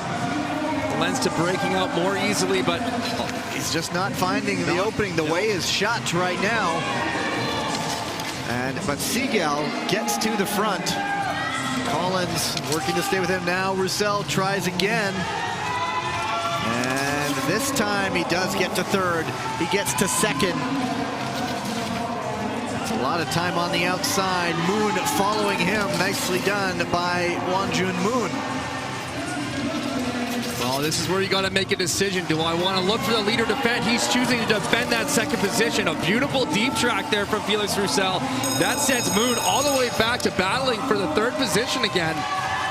Moon battling with Collins. Berzins tries to get up the inside. He does into fourth, but Pietro Siegel, always just such a smooth operator, gets through. Roussel joining him, and Wonjun Moon at 2:16.64. That is, well, it's quicker than the last heat anyway. That's all I'll say, because I was just trying to figure that all out. Just had a moment of blurred vision, and so we'll just let it all sort itself out. Well, we barely mentioned Pietro Siegel this race, and it's just because he skated so tactically well. Just veteran composure there, just being in the right spots at the right time, sitting near towards the front, an easy pass. Shouldn't say easy, but for him, a tiny little pass makes it look easy up the inside, and then just don't look back from there. And behind him, Felix Roussel, he's aware of the strength and the endurance of Pietro Siegel, and knowing that if I really try to battle with him for that lead position, he could cause some damage to my race. So opting to defend that second rather than push for the lead. And so Wonjun Moon on the bubble with 2:16.648. You'll see how that holds up. And rev, rev, rev. That means there is a Dutch Lion on the ice, and it's Itzhak de Laat in the quarterfinals of the men's 1500 heat number 5. Thomas Natalini with a surge of confidence now. A medal in the 1500 meter last week, and his first individual medal, be it at junior or senior level internationally. As de Laat gets the introduction, there's also Roberts Krusbergs, Brandon Kim, Zhang Bohao, and Peter Yasapati.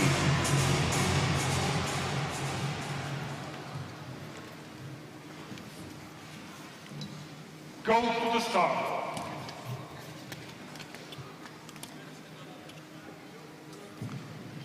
Right.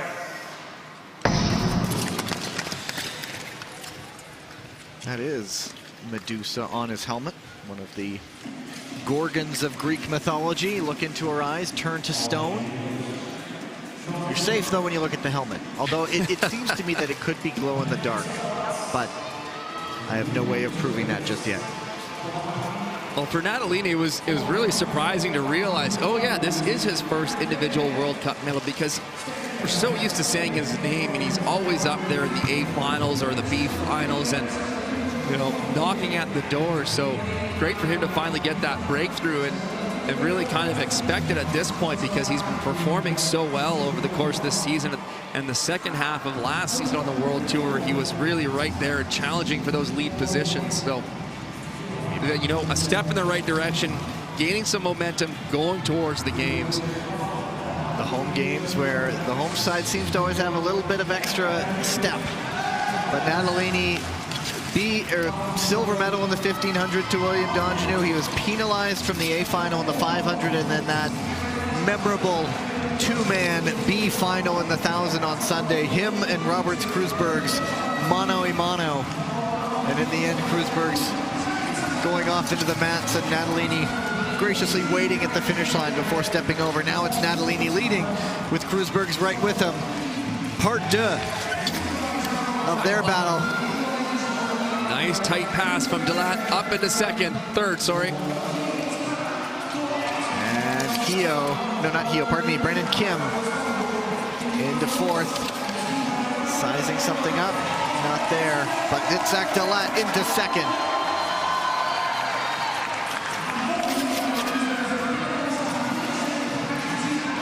Well, this is big from Dalat right now. He's giving himself a great opportunity.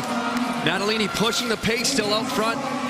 Kreuzberg's trying to set something up here, but Brandon Kim up the inside. Can he make it stick? He does. Kreuzberg's is out wide. And Dalat pushing it on Natalini. Not going to be there as Natalini holds him off. And what confidence is this young man feeling right now? Well, of course, a strong race from Natalini delivering it from the lead, but Itzhak Dalat really stepping up against this field. Feeling good at home and delivering for the home fans. He did not skate last weekend. He looks on course to get into a 1,500 meter semifinal. Well, we'll wait to see the replay at the end. Here's Itzhak Dalat working his way up inside of Zhang, and he's going to challenge Kreuzberg's a nice quick pass up the inside. Takes that open door. Kreuzberg's was looking to set something up himself, but opening it. So 220 range, Brandon Kim 221.85. Here I thought Dalat may go for the inside. He loses some speed. That was dangerously close to costing him if Brandon Kim was carrying anything more. So Natalini gets to put his hands on the thighs. That's an exhausting race.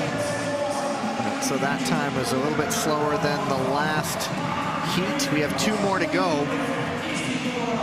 This one is headlined by some guys who know how to bring a lot of speed. As you see the results, Natalini and Dalat through. Brandon Kim will watch and wait. Heat number 6 has Steven Dubois, the world champion in the 500 and the 1,000. Sun Long is also here. Lee Jung-min, Daniel Nikolaev, Mohamed Bozdag, and Adil Galiakhmatov.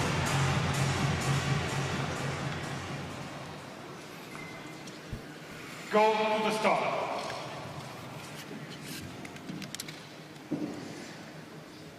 Red.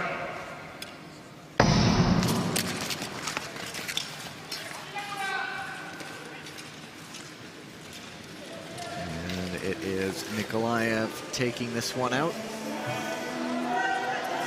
Remember, the women's skaters are starting to get ready as well because they have their relay coming up, the quarterfinals. Could be very important in the grand scheme of things for quota spots, who gets to have a full slate of athletes to draw from, etc., etc.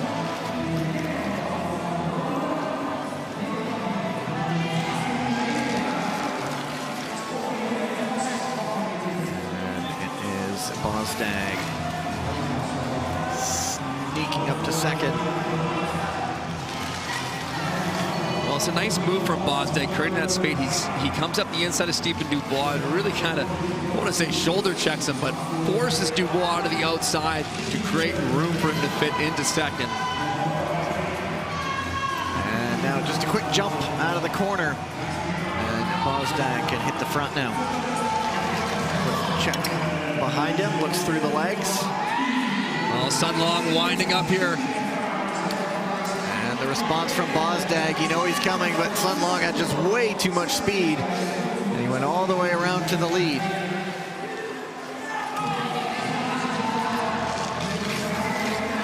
Oh, very defensive from Nikolaev to block the inside pass attempt of Steven Dubois.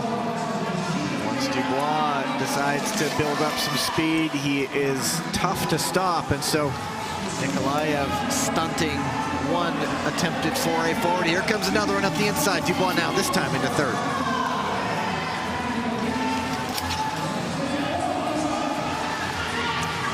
And another look. Just not there this time. Perhaps drops a little speed as he goes up behind Bozdag, and now is Nikolaev coming again. This time Dubois around the outside into second. Right at the bell. A little stumble as he was going for the lead, so he has to consolidate and get into second. Now Bozdag fades. Nikolaev up the inside. Dubois goes down.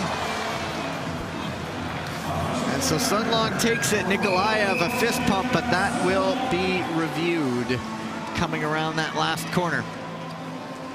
Well, Dubois making that outside pass, getting to second. He looks to carry the speed to go around Sun Long, but loses his footing.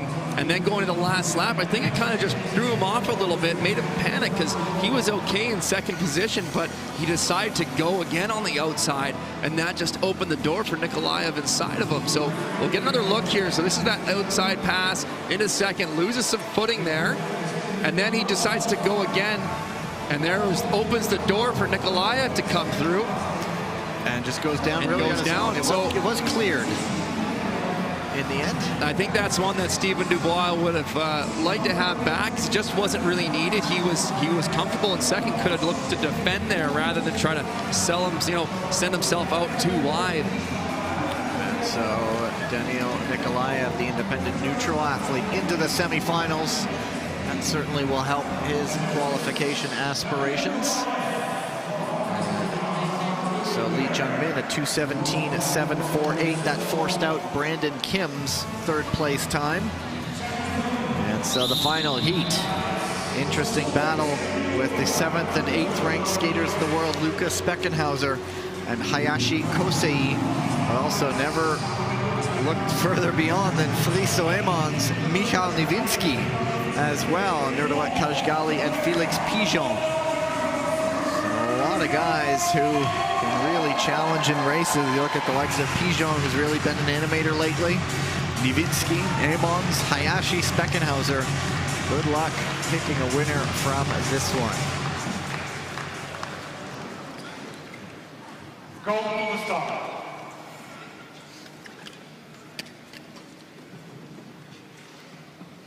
Red.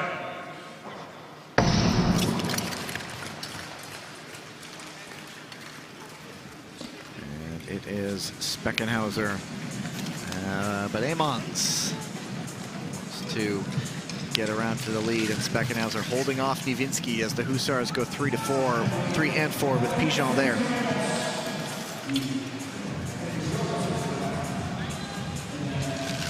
And Kajgali from 5th to 2nd, but he bumps out Emons. Everybody's okay. Emons a quick look over the shoulder towards him like, oh, is that how it's going to be? Well, the second position was there. He just kind of carried it right into Emons and pushed him out. But one straightaway, one burst of pace, and he makes up a bunch of positions. Oh! Felix Pigeon on the outside of Speckenhauser just catches his leg and puts him down. So Speckenhauser goes off, and that will get looked at. And Pigeon is on the front right now. His teammate Michal Nivinsky is in 4th, but changing that in a heartbeat. And Hayashi Kosei quick to attach his wagon to Nivinsky. But Emons is back in front.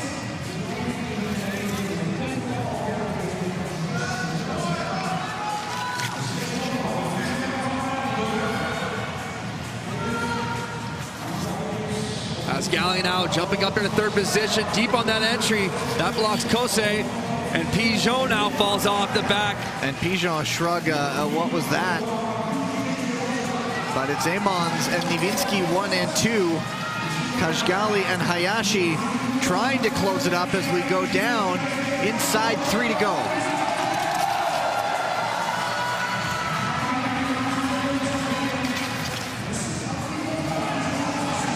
Friso Emons just been in full control of this race. Michal Nivinsky doesn't look like he can set anything up at this point.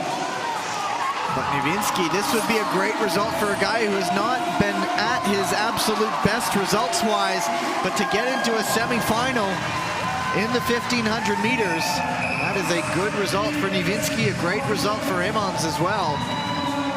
Kajgali at 2:18 and change.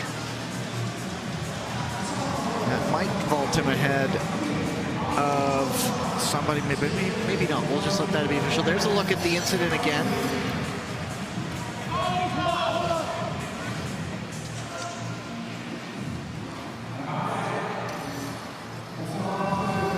I want to see that pass later in the race from Kajgali going up the inside. Oh, this is just the finishing lap now.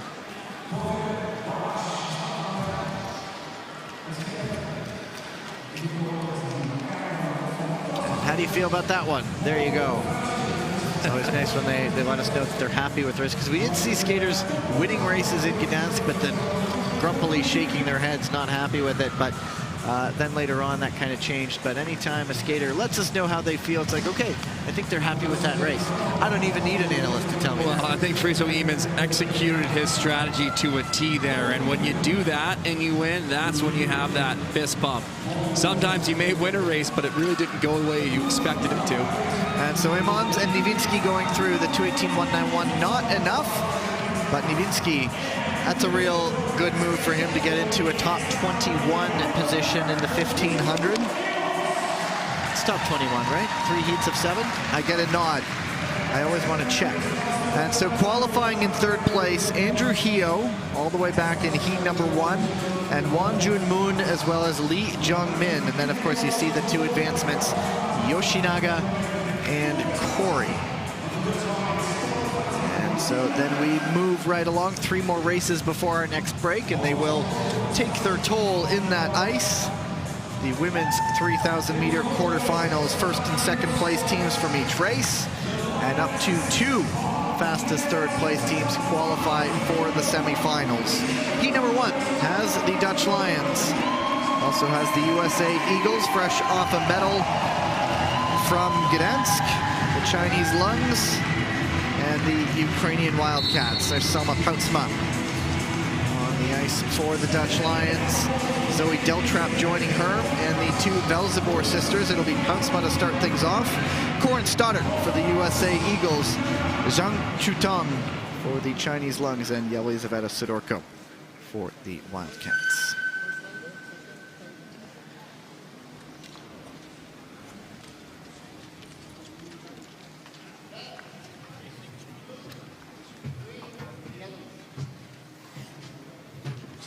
Go.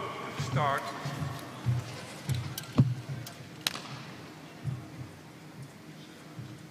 Ready. So by virtue of their victory last weekend, the Dutch Lions sit in 1st place in the women's relay standings. The USA Eagles currently in 6th, the Chinese Lungs in 7th, and the Ukrainian Wildcats in 12th. So everyone bar the Ukrainian side are sitting in that top 8 position, which of course at the end of this weekend means you qualify your relay team to get your full slate of skaters to choose from. But you look at a side like the Chinese Lungs sitting in 7th, and it's not assured. Anything can happen on this last weekend. It's Deltrap, Latai, and Fan Kushing right now at the moment. Well, this relay is moving quick already as the Chinese Lungs move into 2nd position. And we are back to the openers. The next skaters you're going to see are the closers. And it's Sandra Velzebor, Gong Li, Kristen Santos Griswold, and Svetlana Repetska. And if you're the Wildcats, you're losing a little bit of contact right now, but this race picking up. And any incidents, if you're right there, you could jump ahead and get a great result into a semifinal.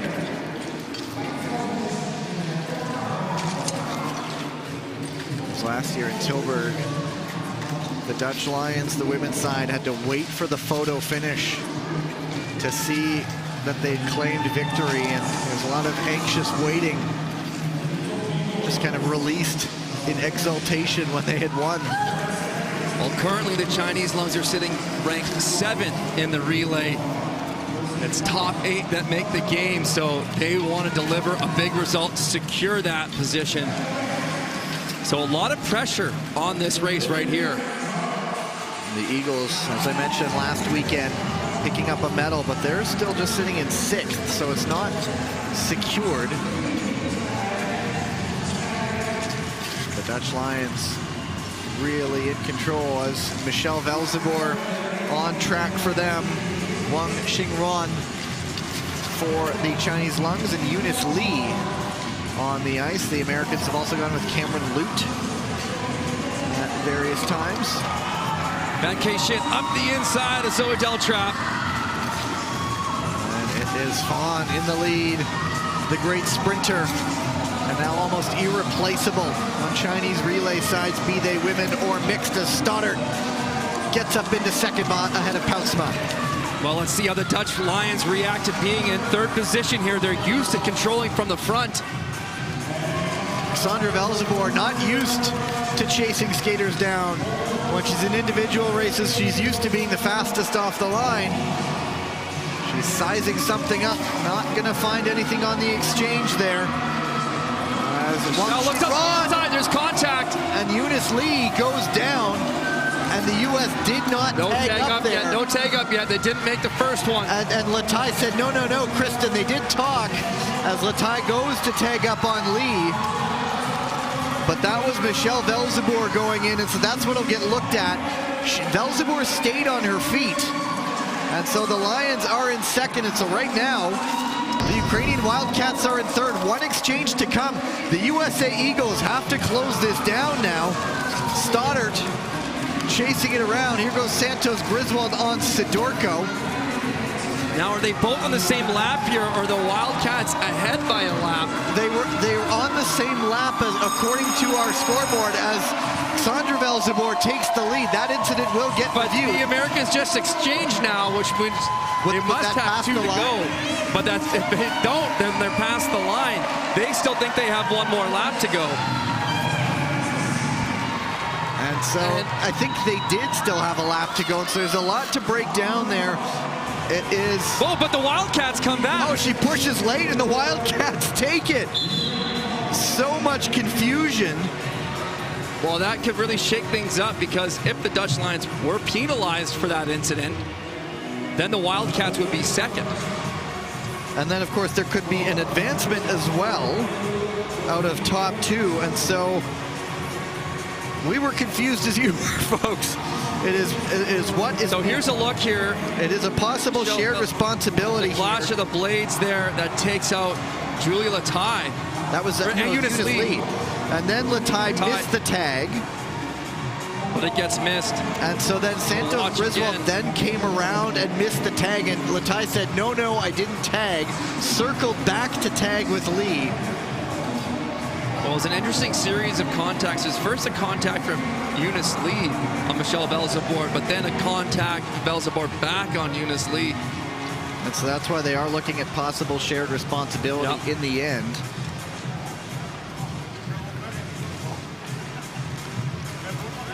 And it looks like decisions have been made. We go down to the ice to get this all sorted out. Final decision. No penalty for shared responsibility between Team Netherlands and Team USA. So there you go. Shared responsibility. Lee and Velzeboer just going side by side. Lee, the unfortunate victim of that. And so here it is. So you see the first contact there. Here's the second and third. So Lee almost just stumbles with Velzeboer at the same time. And so that is an interesting shakeup. The USA Eagles now not moving into the semifinals, but of course they do throw out your team's worst result when they factor it out, but this is just adding extra variables to the calculation. Heat number 2 has the Canadian Ice Maples, Japanese Ninjas, Polish Hussars, and French Roosters. It is Aurélie Levesque, Gabriela Topolska, Florence Brunel for the Canadian Ice Maples. And for the Japanese Ninjas, it is Kanai Rika. Go, start.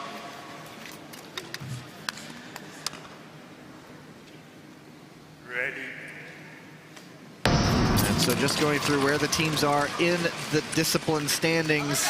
After Gdansk, the Canadian Ice Maples sitting in third, the Japanese Ninjas in fourth, the French Roosters in ninth, and the Polish Hussars in eighth. And so third and fourth right now could be a battle for teams' respective Olympic lives in terms of qualifying for the games. This is pretty much this French side with Grenouillou and Berenice Combi and Chloé Olivier won a bronze medal at the World University Winter Games in Turin last winter. But the Canadian Ice Maples, you'll remember, suffered a penalty in the quarterfinals a week ago. But on course right now with Danae Blais. Well, Gavin, I'm just so intently watching because there's so much at stake for a few of these teams, specifically the Hussar and the French Roosters. They are not in a strong position. They're ranked 8th and 9th, as you mentioned. Like, there's a lot on the line here because there's huge points up for grabs that they can go through and secure that spot. You don't normally get this intense on a quarterfinal of a relay, but just so much at stake. If your team qualifies, you're guaranteed 4 spots for your team, up to 5. Glenouille holding off for the Canadians. It's Claudia. There's a battle here between. It's Gagnon getting up into third. She's not a skater we've seen a lot of this year. But earlier, the Hussars went, I think, 4th to 1st on an exchange with Topolska jumping to the front. Now it's Natalia Malashevska in 2nd. Looks like she's fixed that helmet or got a whole new one because she took a blade to the helmet with Kristen Santos Griswold in a collision. And it just made a large dent into it in Gdansk on Sunday. Well, the Ice Maples in 3rd. Florence Brunel looking for some opportunities here. Again, similar to the Dutch Lions, we're not used to seeing the Ice Maples back in position. They like to lead. They like to control the race. Canada on a penalty. It was when Soro tried to make a move in the quarterfinals a week ago. Everybody still together. It's Mazur on the ice for the Hussars. It is Hidayami on the front for the Ninjas.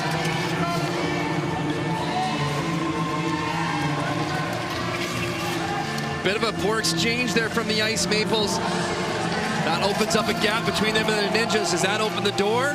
But Danae Blais is able to carry that speed. She does have Natalia Malashevska right behind her. Blais, difficult right on the exchange. So the Canadians got the lead, but they didn't get a huge push there. Well, it was a great job from Danae Blais to carry that speed into the exchange to get that push off a little bit early. It wasn't great, but it was just enough to get that Florence Brunel, her shoulders ahead going into the corners. And now Courtney Soro looks to open it up. It is Soro, Camila Cellier trying to keep contact. Chloe Olivier in a real battle for those final Olympic spots. The Japanese Ninjas are sitting at the back. Glenouille will look up the inside on Mazur. But it is Blais tagging in now. Well, the Ice Maples are just going to want to create distance, get away from any chaos behind them, and let this battle for second shake out on its own without them. Always in the back of our mind. An ice flood is coming up. What condition is it bringing to these final few laps as Florence Brunel? But now here comes Topolska. Here comes Levesque. Oh, great job from Topolska to close this down and create some separation ahead of the Roosters. And it is Soro. She is going to get the bell. Cellier trying to keep contact. And then the French Roosters with a potential 3rd place time that could see them get into the semifinals. And so it is Canada back to winning ways. The Hussars in 2nd and the French Roosters with a 4:12.710. So that puts them ahead of the Ukrainian Wildcats and potentially into a semifinals. We could see that battle between Poland and France go down to the wire.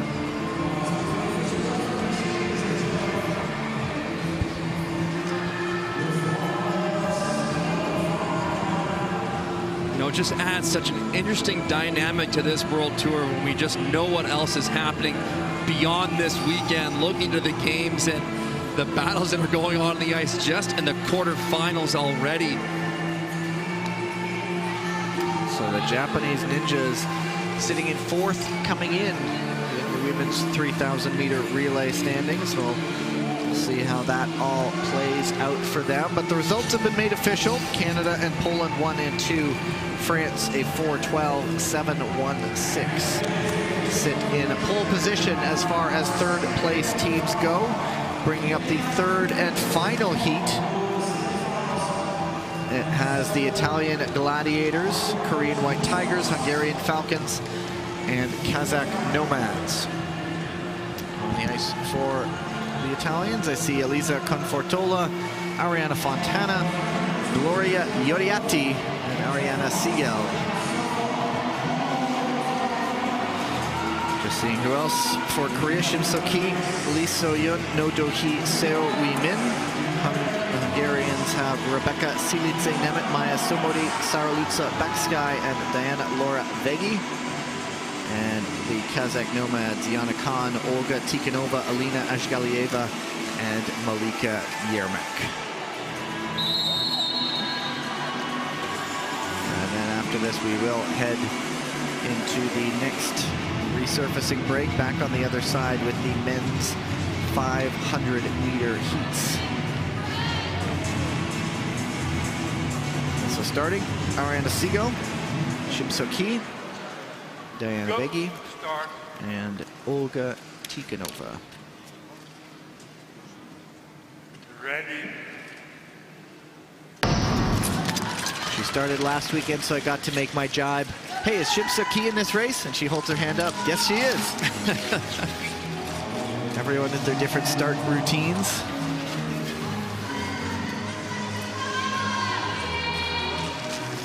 Confortola on the front right now with Lee So-yeon. Right behind her, it's Somodi and Yermak. Are they changing things up? Ariana Fontana. She's got to be tired at this stage of the game, right? She does long track, she does short track, and man alive, she lives skating, doesn't she? Well, she's used to it. If anyone can manage it, it's Ariana. She's been doing it for a few years now, and just a veteran of the sport, of course, and knows how to manage herself, knows how to manage her recovery. Hoping to bookend her career that started, I believe, as a 15-year-old in Turin back in 2006. And so often, an overused term is once in a lifetime, usually used in talking about a home Olympics, all going to plan. She'll get it twice before getting to, and then we'll see if she We'll see it. You don't want to say hang them up, you never know. If anyone keeps going, it could be her. She's on the front right now. So coming in, the Gladiators sitting in 5th in the World Tour standings. The Korean White Tigers in 2nd. The Kazakh Nomads sitting in 11th. And then the Hungarian Falcons sitting in 10th. So a couple teams on the outside looking in.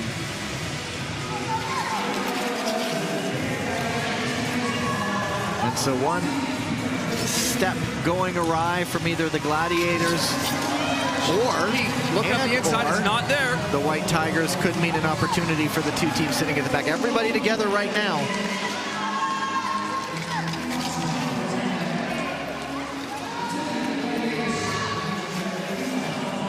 It is still Confortola. And on the exchange, nobody really attempting the pass on the exchange just yet.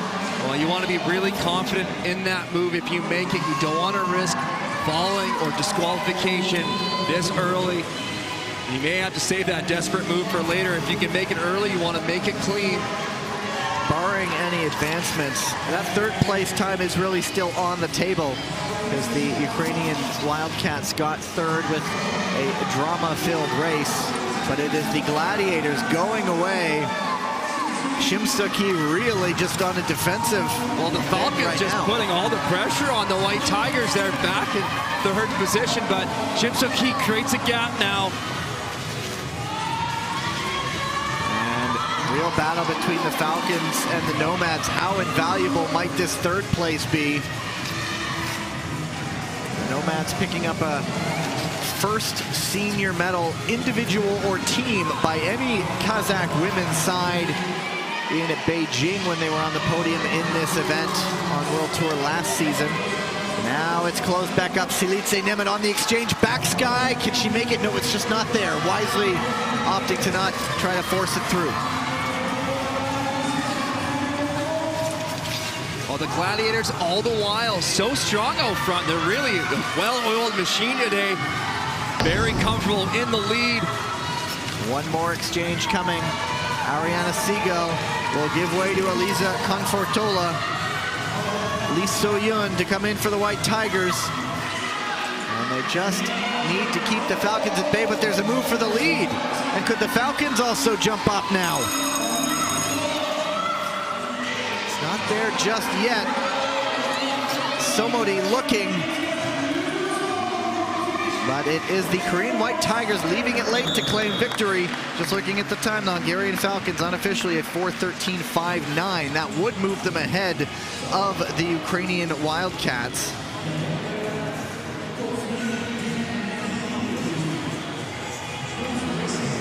I don't think anything's gotten reviewed there, just straight up racing. Well, this could be really big for the Falcons if they go through to the semifinals. An opportunity to get some much-needed points to move up the standings in this relay and shake things up. But then you look at the likes of, they'd be joining the likes of Poland and France. And so there are a bunch of teams who are going to be scrapping for every spot they can. The USA Eagles, that being unable to advance really makes things precarious with them. And while the Ninjas did not go through, they're sitting in 4th position right now, so they do have a healthy amount of points. They're not that much in trouble. So we'll see what happens. This will go. There's going to be the ranking race coming up, so if anything, the US is going to need to take that victory to sort of give themselves as good a chance as possible. And you see who qualified: the French Roosters, Hungarian Falcons, going through on time in 3rd place. That takes us to our next flooding break on the other side. Men's 500-meter heats, that's going in about 15.5 minutes of time. So about 15.5 minutes time. Talk to you soon.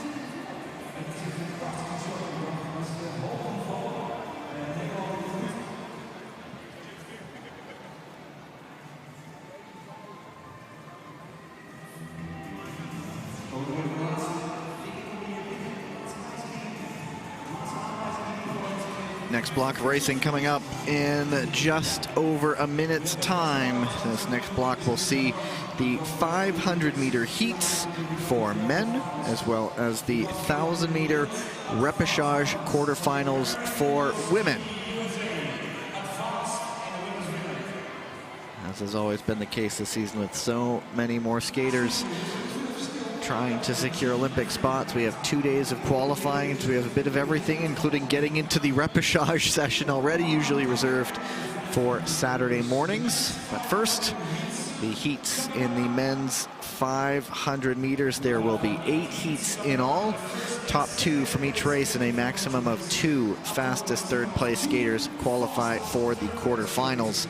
There you have heat number 1, the world champion Steven Dubois in position 1, and then very closely ranked skaters behind him. Dubois number 1, Yoshinaga Kazuki number 20, Abzalash Galiev number 22, Martin Kolenz number 23, and then number 40, Nico Anderman.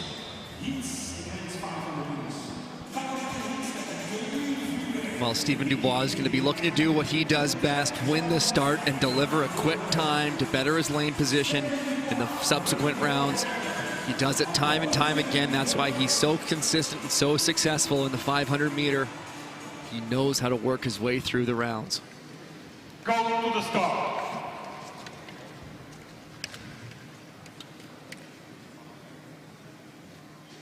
Red. And he does have that quick start. Everyone takes their position, although Abzalash Galiev looking up the inside into second. Well, a nice pass there. So important to be in these top 2 positions, not wasting any time to make the move. Your best chance is off to start to move up in position, and later in the race when the pace begins to slow down. That might be what's happening now. Ash Galiev closing in on Dubois, but he himself is under increasing pressure from Yoshinaga. Yoshinaga looking at the inside. He's got it. Gets that spot into second. And Yoshinaga will slot in behind Dubois. And they will go 1 and 2, nothing, getting a review there. 40.60. Nice quick time from Steven Dubois.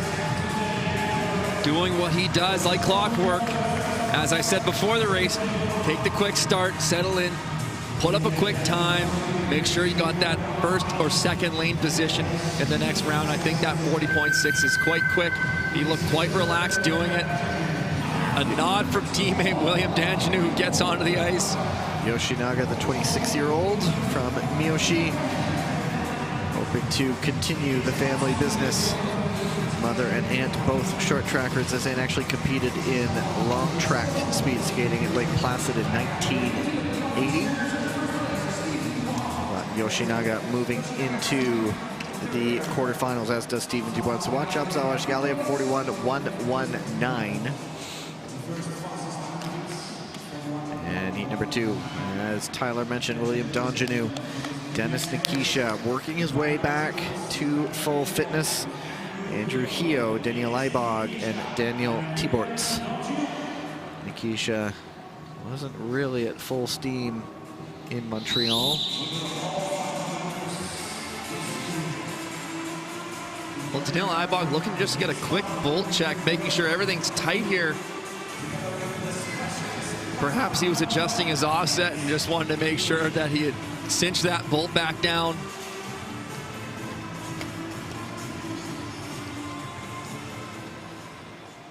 Go to the start.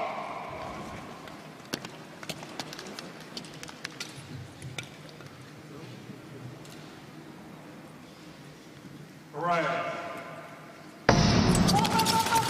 And Nikisha tries to match Danjanu off the line, but the big man gets to the lead. Eibog went down and then hopped back up, but since that was past the last block, they're not bringing this one back.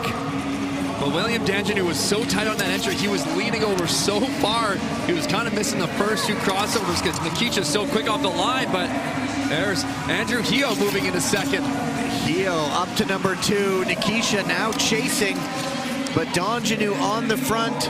He really is the immovable object once he gets there, and when he decides he wants to be there for the duration. And he will guide this one around, but a good skate by the USA Eagle, Andrew Heo, up into second, a 41 even for Denis Nikisha in third. So that puts him a little bit ahead of his teammate, Abzal Ashgaliev, from heat number 1. Well, Denis Nikisha, here's a look at that start. See how tight Danjanu is on that first block. He really leans over, clipping it with his left foot.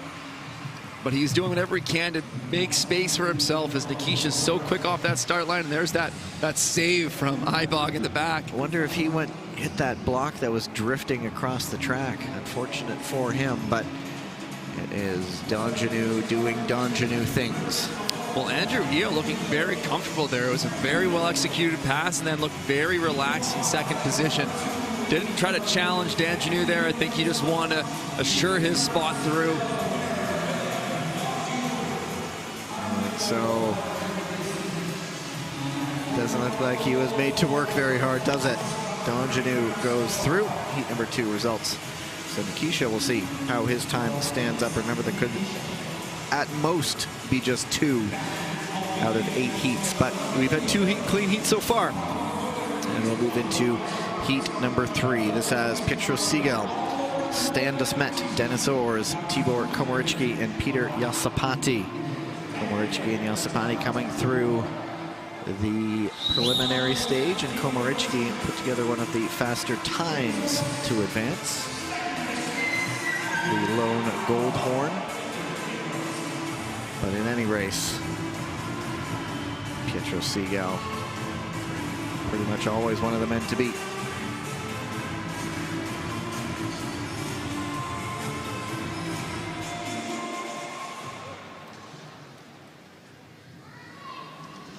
Go to the start.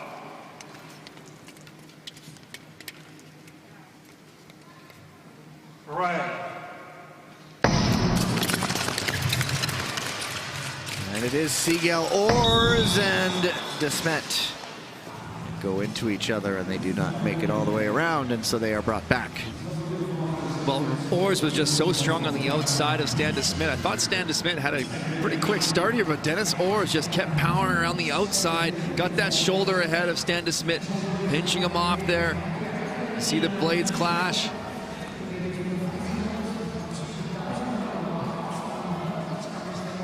And de Smet will get those. He dashed off to get the blades looked at pretty quickly. It's a bit interesting to see how skaters quickly get their situation sorted. Yasapati had a coach throw a jacket to him so he could stay warm out on the ice. He's not getting his blades licked, but you see Ors there. Here's the blade tech for de Smet. And Segal also had his blades looked at, but now he's back out on the ice with the jacket wrapped around him. But those are the 2 guys who went together and led to this being brought back.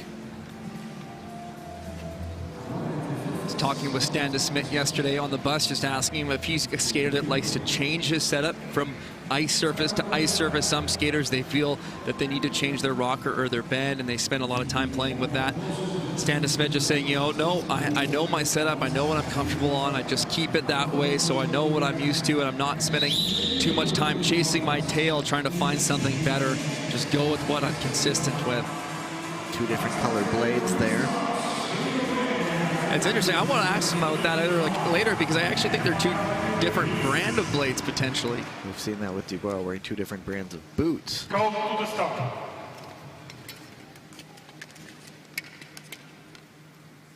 Red. Interesting. You get double the sponsorship deal. So, and we get a gun. That was a bit of a delayed reaction. Was there a false start or was there an issue? But when there's the second gun instead of a whistle, let's see. No, I don't think it was the false start. I think it was just this contact here again. Ors and de Smet. Yeah. Right there. You just saw the trip up. They were quickly reacted to that. But my quip, 2 different colored blades, 2 different companies, gets double the sponsorship money. Yeah. Let's hope that's the case. It would be great because blades aren't cheap these days. Blades are usually running you about $1,000 a pair. That is the eternal struggle for athletes in this sport. Comping together the support needed to compete at the highest level. A lot of them, there is some out-of-pocket expense even at this level. Well, DeSmet's going to do the full blade change this time. He just had to loose it and tighten the previous time he went over to the mats. This time he's going to swap the blade out completely.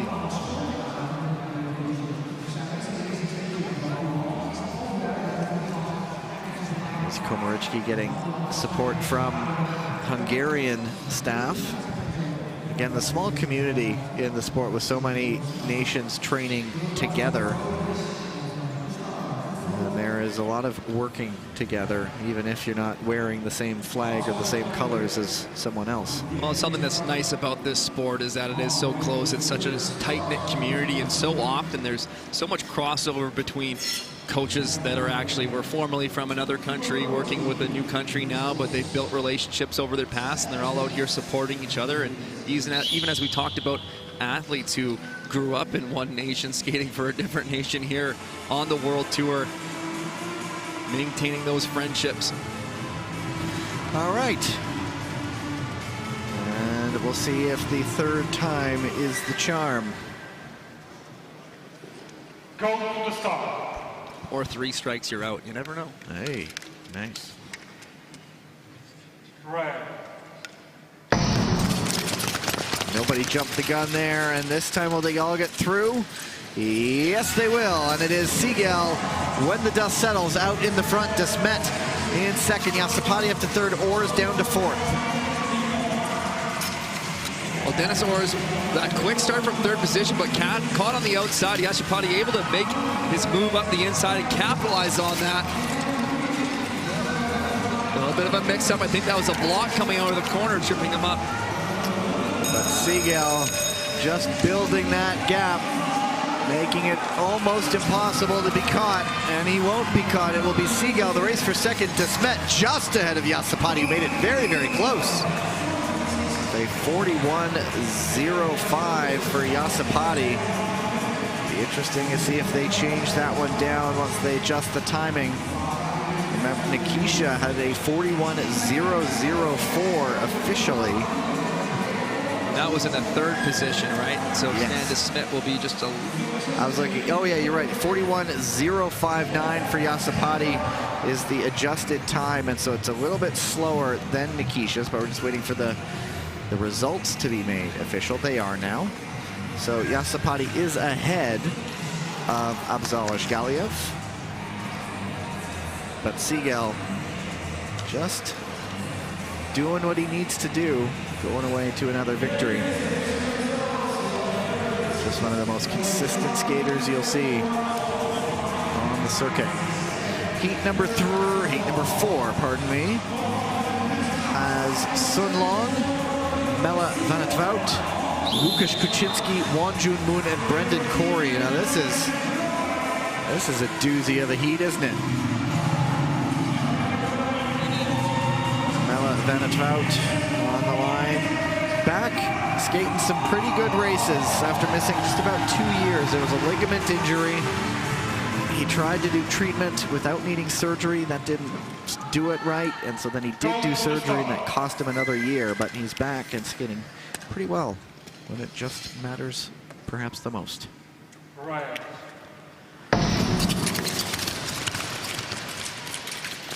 And so Corey jumps up into fifth, or from fifth into fourth. Vanatvout just hanging on from Kuczynski. Well, that was a tight first lap there with Kuczynski and Vanatvout. Corey now working his way through, but there is a gap to close with Vanatvout. It is Sun Long able to get away from the traffic. Corey trying to close it down, just lost his footing a little bit on that previous turn. And Sun Long gonna take this one from wire to wire. Vanatvout second, Corey with a 41.41 unofficially. That will not be quick enough. And that was a very strong heat. Sun, Vanatvout, Corey, Moon, Kuczynski.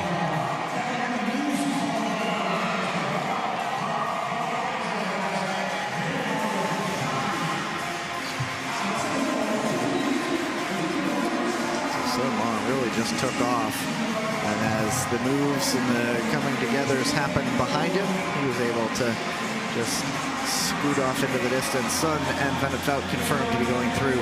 41.413 for Corey. Not quick enough. So he will go through to the repechage round. Heat number 5 has the other Van het Vout, Jens, as you see the result from the previous heat. Furkan Akar, Jordan Pierre-Gilles, Rostislav Leontenko, and Shin Dong-min. Another heat with plenty of variables to look at. The next one there for the... pardon me. I saw Jens Van het Vout and then I jumped down. Ignore everything I just said. Lin Xiaojun, Huang Daihon, Ben Zheng, and DNA Sellier. Even then, this heat is a tough one. The point stands. It's another tough heat. But thank you.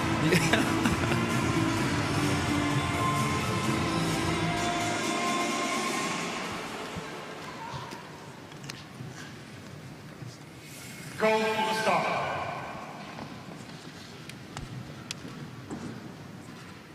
Right. Lin. Nope, they are going to bring this one back. Lin back on the podium last weekend in Gdansk, behind William Dongenew. Well, just a very minor contact there. I think what they're looking at is between Huang Daihon and Lin Xiaojun here as they go into the corner. Right there, you see the little stumble from Huang Daihon. It's ever so slight. There's the first one, and right here. All it takes, Lin behind Dongenew and ahead of Stephen Dubois last weekend in the 500 meters. And Chinese alongside have had 3 different individual medalists on the men's side. There's been Sun Long with a couple, Liu Xiaowang and Lin Xiaojun.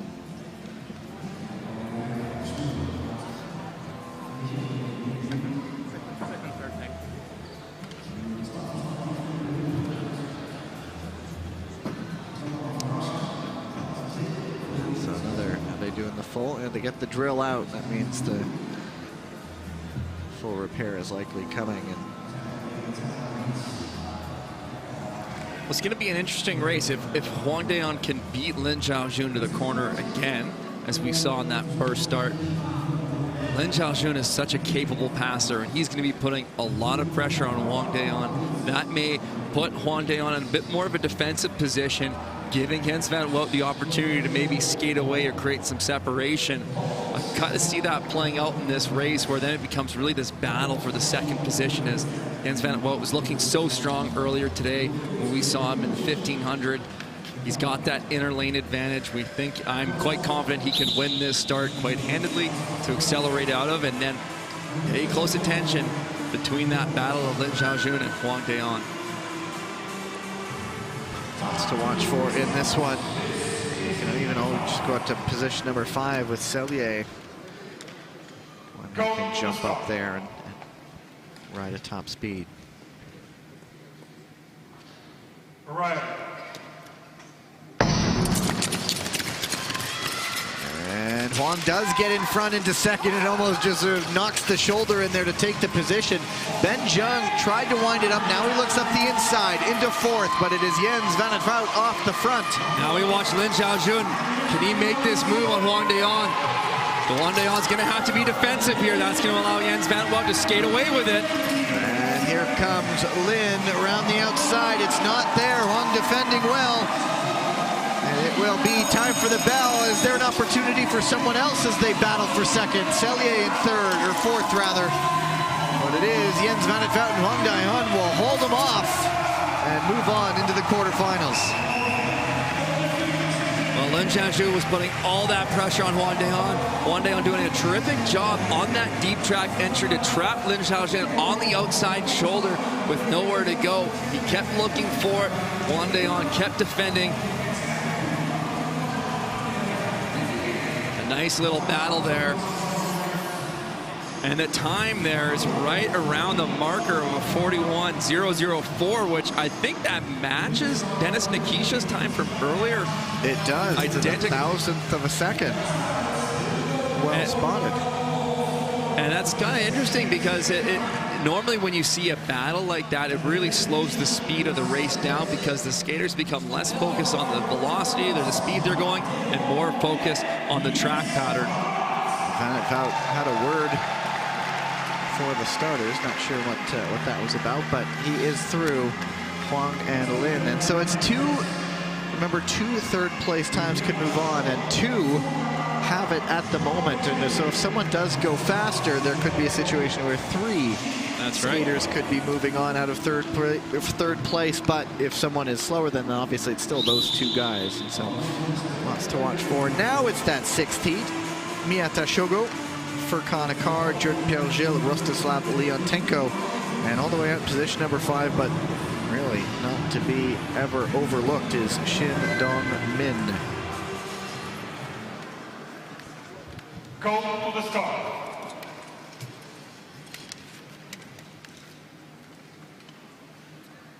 Red. How important might this start be? Pierre-Gilles, a very good starter, but we'll have to settle in behind into third. Akar in second. Miyata on the front. Shin getting up into 4th. Thought I might have lost it a little bit there, and Akar with the nice move for the lead, and Pierre-Gilles trying to also join him. He's looking around the outside, it's not there. Now he dives in, and it's a nice move by the Canadian. What rust? Jordan Pierre-Gilles looking in fine form on that move, as Miyata scrapping to hang on. Shin Dong-min trying to go outside.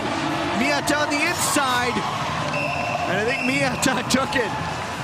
Wow, well, Jordan Pierre-Gilles felt the pressure on the outside of Shin Dong-min, so he shifted his track over to go defensive on that, but that opened the inside lane for Miyata Shogo, who jumps up the inside and capitalizes on that door opening. You can see Jordan Pierre-Gilles grabbing his head after the race, just knowing he misplayed that a little bit. So frustrating.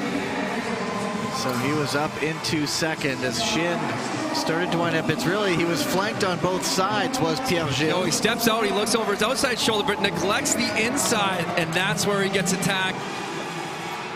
Hey, we gotta respect Furkan Akar, though. Strong race from him. He had a very nice, clean inside pass on Miyata Shogo. Very well skated. Great result last weekend, did the Turkish Anatolian par. Winning the B final, and looking like it's just continuing on with some fine form. And so Miyata does get up into second in the end after getting past, and Shin Dong-min a 41.372. Not enough to pick up one of those third place times, and so Jordan Pierre-Gilles will. Well, Shogo went from first position all the way back to 4th to jump back up into second, coming out of that last corner. Never give up. Heat number 7, Brandon Kim, Roberts Kreuzbergs, Felix Pigeon, Lorenzo Previtali, and Alejandro Meyershock. Go to the start.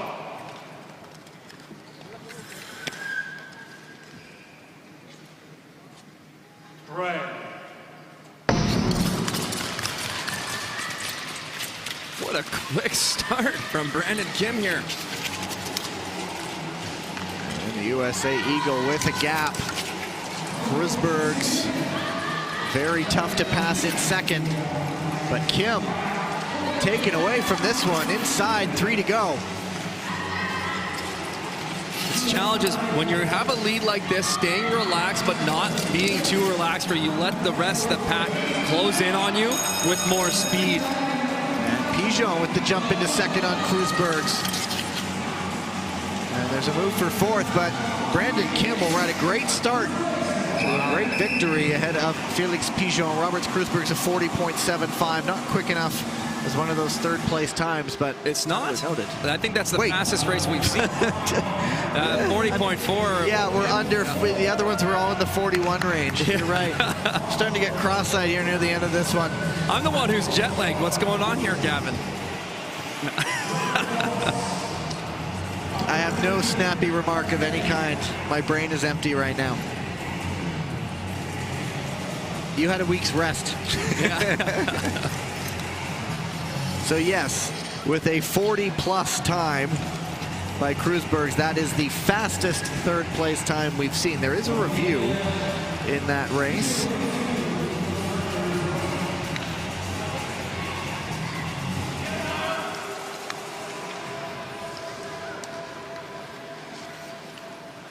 And there's the official result. And yeah, so the review comes for nothing. Kreuzbergs now sitting in pole position there, and 2 skaters are on the bubble with the same time, with 1 final heat to come. Good pass by Felix Pigeon to get up into second, but as Tyler noted, Brandon Kim jumping out to a great start off the line and riding that to victory. Heat number 8 has Thomas Natalini, Liu Xiaowang, Im Jong-un, Niall Tracy, Tobias Wolf, and Lin Chun-che.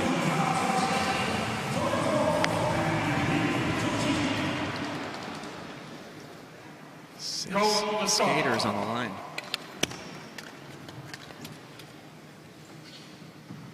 Red.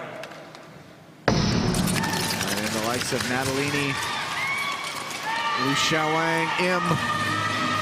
What a start from Lin on the outside, all the way into second position behind Natalini. Lin has shown some great starts, but now he's under a lot of pressure. Here comes Liu Xiaowang as they go shoulder to shoulder. And now that's cost him a lot of speed as Im and Tracy go through. But Natalini absolutely coursing with confidence right now. Well, keep an eye on Im Jong-un in third position behind Liu Xiaowang. And Tracy closing it up On the a little outside. bit. Trying to look on the outside. And he is going to make that stick. Oh, what a move by Im Jong-un. Getting up to second, Liu Xiaowang, third with a 41.1. Not enough. Wow. Im Jong-un, just such incredible speed. And he's so stable and confident with that speed in the corners. To go around the outside on Liu Xiaowang is just next level difficult to do in a 500 meter. Unbelievable finish. He's going to be one to watch this weekend. He's really looking like he's in form here in Dordrecht. And the youngster, no fear showing. But Lin, great start. He's shown a few of that. It's just the next step is holding on the rest of the way. But Natalini, just so comfortable right now.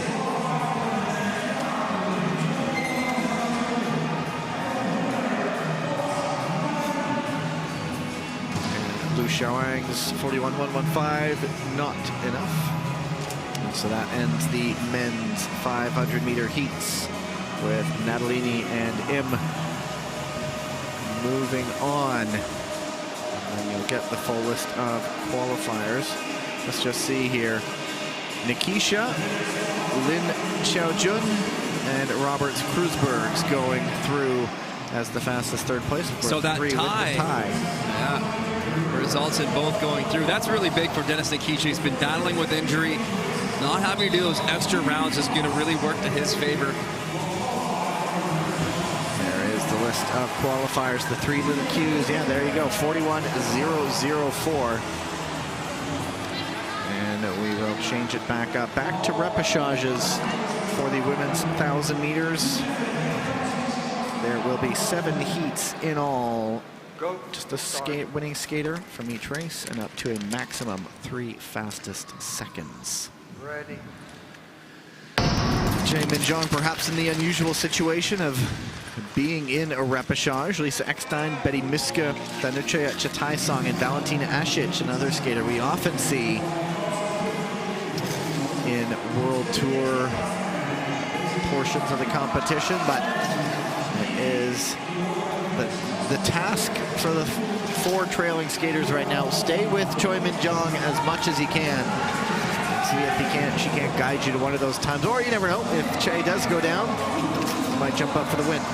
Well, you really want to be sitting in second or third position here behind Choi Min-jong, because she's on another level, to be honest, from the rest of the field in this race. We're not used to seeing her here, but she's pulling a pretty quick time, so you want to sit in second and hold on as long as you can. You got to be careful, because if a gap opens up, that may leave the skater in third an opportunity to take your position in second. And as we say that, Asic moves into second position.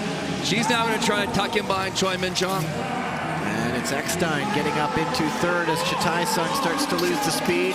Muska also the latest to join, but the Wolves have a lot of a gap to close as fatigue really starts to settle in. Well, Choi Min-jung is making everybody work in this race. She went out right away, keeping this time quite fast. But she just looks so in control of this one. And she will comfortably cross the line with a 129.97. Ashicha 130.27. A little bit of heavy breathing there. Yeah. Just a bit. Like I said, Choi Min-jung wasn't wasting a second in this one, not taking any chances, just going right out and pulling it quick and making it a challenge, just blowing the field apart here. And so Ashicha in second with a 130.274. So she'll see if that holds up in the end. Yeah, Choi Min-jung goes through as one would have expected. Next heat has Annabelle Green, Dina Van Oorschot, Deanna Michalchuk, Youngbi Jung, and Nakashima Mide.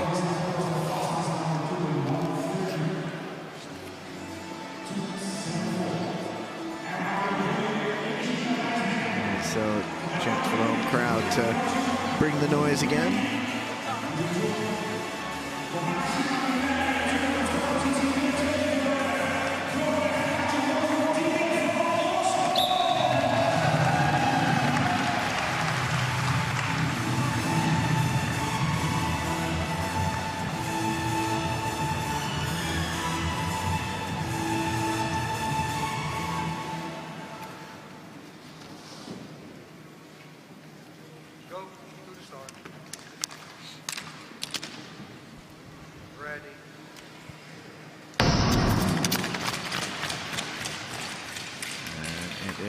Van Oorschot off the line, and Green muscles her way into second. Keep an eye at the back.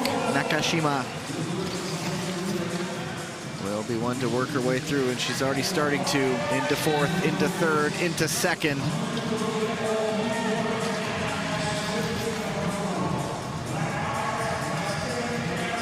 She loses it. Yeah, just losing her footing there. A bit of an unusual turn. Not sure she's a stripped edge she's managing there. But Oorschot continuing in the lead of this race, keeping the pace going. She got it out to a pretty quick start, so the time won't be too slow. So she may have that thought in the back of her mind that she wanted to get it going early to secure at least the potential for a second place time to go through if need be. Nakashima trying to get back up into second. She's had to do it twice. We'll see if Oorschot can maintain this, though. She's been going right from the start. It's a lot of work to pull this many laps out front, but we see the pack starting to break apart here. And it really is down to three, and so you have Van Oorschot, who's been off the front and breaking the wind on her own. And then you've got Nakashima, who's had to chase twice, and both of them are now dropping Annabelle Green, and Van Oorschot guiding this one around. Nakashima's going to push, but it's Van Oorschot who takes it. Almost hooked it on the corner. Well-deserved win from Dina Van Oorschot. See the smile on her face. Hearing the home support eases the pain a little bit of that race.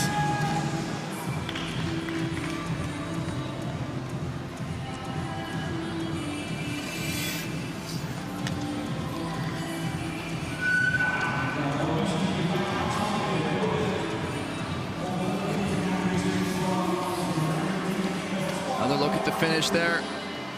Stretch for the line. Van Oorschot knew it was coming. She seemed alert to the fact that the Japanese ninja was trying to mount a late push. Reached out to take it. She's just sharing a home with the stewards actually now.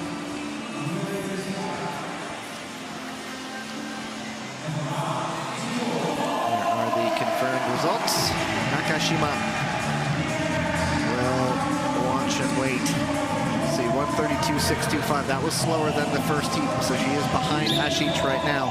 Heat number 3. We'll have Olga Tikhonova of the Kazakh Nomads, Nicola Mazur of the Polish Hussars, Florence Brunel of the Canadian Ice Maples, Svetlana Repetska of the Ukrainian Wildcats, and Anna Jansone of the Latvian Golden Stars.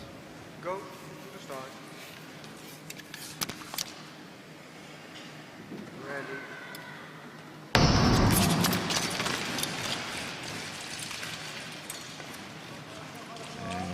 Mazur and Brunel going shoulder to shoulder on who gets to the front, and eventually it is the Canadian.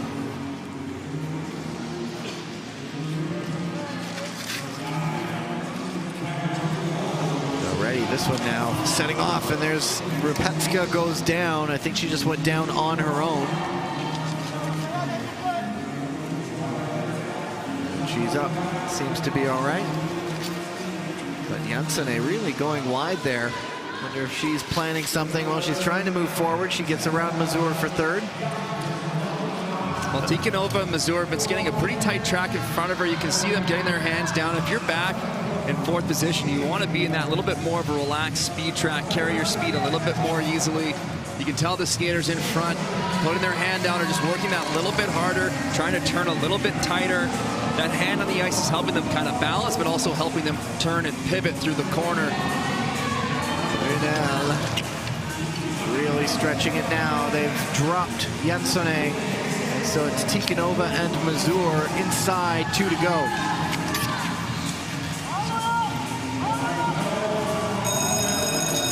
And that is the bell, and Brunel just progressing it so that nobody can make a pass on her, and it will be the Canadian Ice Maple going into the repechage semifinal.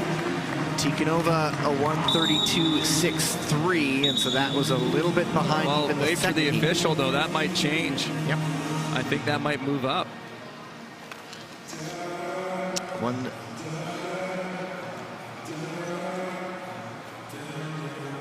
That might be it. 132.638 for Tikhonova. And so that actually does just barely slaughter behind Nakashima.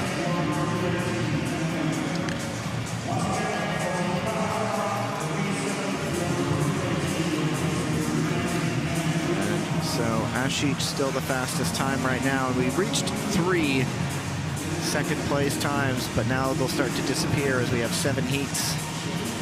And there's the result, Tikhonova at 132.638. As I mentioned, that puts her behind Nakashima Hidei.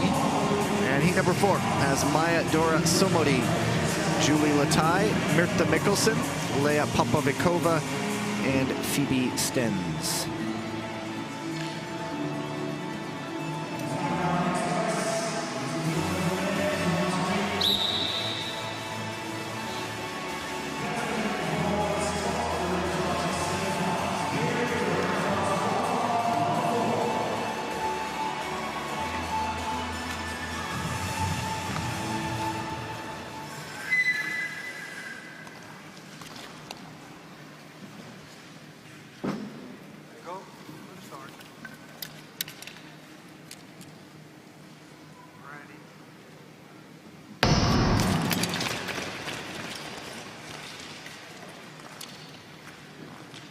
So Latai, certainly with experience in 1,000-meter repechages in recent weeks, coming through last weekend to make it to the World Tour session. But you just think in the back of your mind, in those repechage semifinals, there's one spot in 2 heats. And Chae Min-jong is going to be in one of them. So how many of them are thinking, oh, I hope I'm not in her heat? Oh, absolutely. There's still some strong skaters in these repechage rounds. Chae Min-jong, Florence Brunel. They'll be putting up a fight. They're hoping right now that they're not facing off against each other in one of those repechage semifinals. So Popovikova coming up, Stens also coming up. Somodi perhaps sensing the danger, the heavy breathing behind her, picks up the tempo. Latai trying to squeeze into second. Can Popovikova stay on her skates? She can, just wobbly heading into the corner.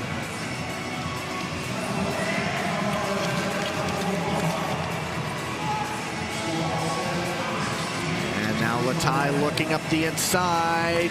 She makes that move into second. Now this race really starting to get stretched. Somebody on the defensive right now.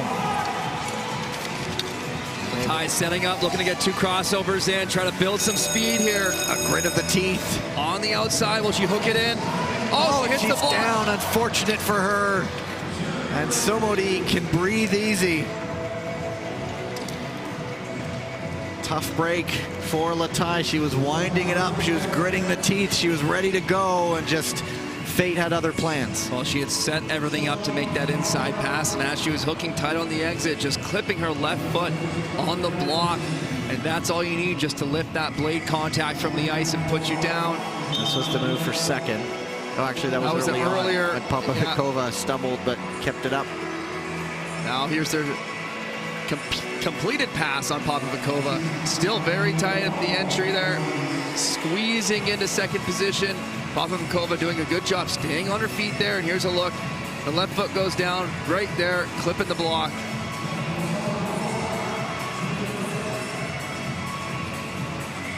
Just when you're fatigued and you're trying to make those moves, it's so challenging. Your timing goes a little bit off. You want to try to cut it a little bit. She maybe needed to wait a second longer to stay off those blocks and then hook out inside as she's coming off the exit more. But it's so challenging when you're that fatigued at the end of the race. Those just little maneuvers, they add up. They're taxing on the legs.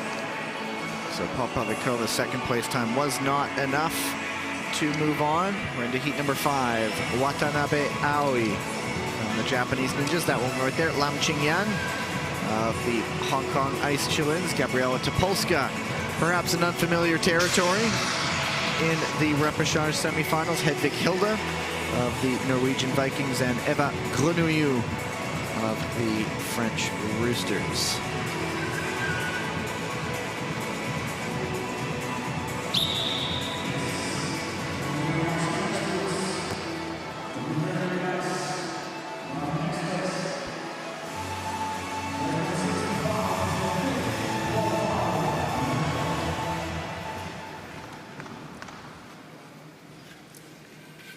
Go to the start. Ready. Lam out of Hong Kong, China, flag bearer at the 2025 Asian Winter Games. That was in China. For some reason, Lam nicknamed Joey. Really? Don't know why, but I'm sure there's a story. Yeah. I never would have guessed that. That is Watanabe on the front right now. Watch out for Topolska. If there's anyone who we're watching for, it is her. Watanabe is nicknamed Aka. Pulling out all the nickname facts today. I keep, well, with so many skaters, I got to keep adding to my repertoire of facts to bring up. But now it is Topolska hitting the front. Just dropping the arm, accelerating onto the turn, skating away from the field. Just saying, enough of this. I need to get back to the A final. If you excuse me, I'm off. Just bided her time, waited for her moment, and now the gap is near insurmountable with 2 to go. Grenouillou looking around the outside of Watanabe here. Doesn't quite have the speed. And Topolska will come around and just kind of keep the blades on the ice. She does, and there's the outside victory lap, and Grenouillou gets up for second. 134.80. That time won't be enough, though. Left it late, but Grenouillou with a nice move there. Well, you know, it may not have been enough to get through, but it's just good little confidence boost to, you know, the next time you face off against the same skater, you know that in your mind, hey, last time I was here, I was able to take it around the outside and complete that pass. And it's just those little things that add up for these younger skaters that are gaining experience as they move forward into their World Tour careers, that no matter the race, you're still trying to learn from it. It may not be the make or break event of your career, but take every opportunity you have and maximize it. Two final heats here in the women's 1,000-meter repechage quarterfinals. There it is. Topolska, the only skater going through. Next heat, we'll see Malika Yermak of the Kazakh Nomads, Holly Hoyland of the British Royals, Rebecca Silice-Nemeth of the Hungarian Falcons, Tamara Tokarova of the Slovakian Ice Deer, Tineke Dendalk of the Belgian Ice Bears, and Ariane Fontana. First bit of drama from race number 1 in this morning when she went down. And so then you have to remind yourself, if you're one of the skaters, okay, Ariane Fontana could be in a repechage semifinal. Chae Min-jung is in a repechage semifinal. Florence Brunel is in a repechage semifinal. Gabriela Topolska as well. Just, I think that's a sign of depth.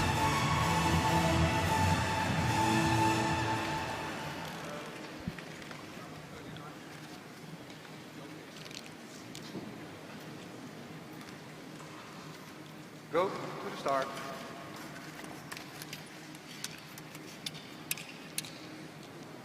Ready. Final 2 races before the flood. When we come back, there'll be the mixed relay quarterfinals, another flood, and then men's 500-meter repechage heats and women's relay ranking finals. That will wrap up qualifying day number 1. But in this race, it is Yermak on the lead. Silice-Nemeth winding her way to the front, but watch out. Blue in position number 2, Ariane Fontana. Well, Tineke Dendalk not intimidated at all by Ariane Fontana here, making that move up into second. I like to see the confidence from these skaters. Doesn't matter who they are, race your race. And Fontana back up into second. Silice-Nemeth was trying to follow. And she's able to do it around now. Let's see if she can tack on. Silice-Nemeth still trying to get up. Nice move up the inside into second. Fontana leading.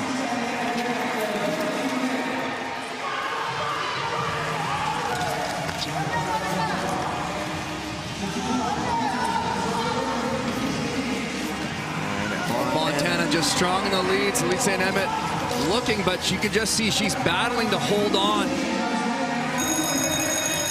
And 1 to go this time, Fontana. No misfortunes around that corner. And can she drop to the line and take it? And she does. Silice-Nemeth up for second with a 1:32.28. And so that one might move her ahead of a couple skaters, because Tikhonova and Nakashima from a couple of the heats have a 1:32.6, and so Silice-Nemeth could be jumping ahead of some skaters with her second place.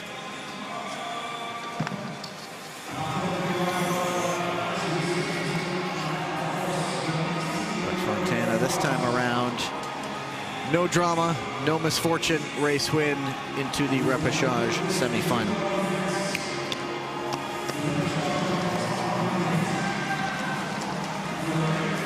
Sure, it was good for Fontana to get that relay race in between her first 1,000-meter heat and this prelim to get a little confidence, a little more comfort on the ice today.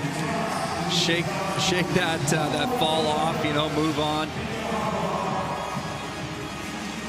And so our final heat before the resurface has Petra Vankova, Hyojin Kim, Katarina Buric, Chloe Cameron, Amelia Chua, and Alina Ashgalieva. And it's nice to see Kim back out on the ice. Very scary moment, getting a blade not too far past her face. And yeah, it was a scary moment early on, but she got up and is fit to race here in Dordrecht for one more time.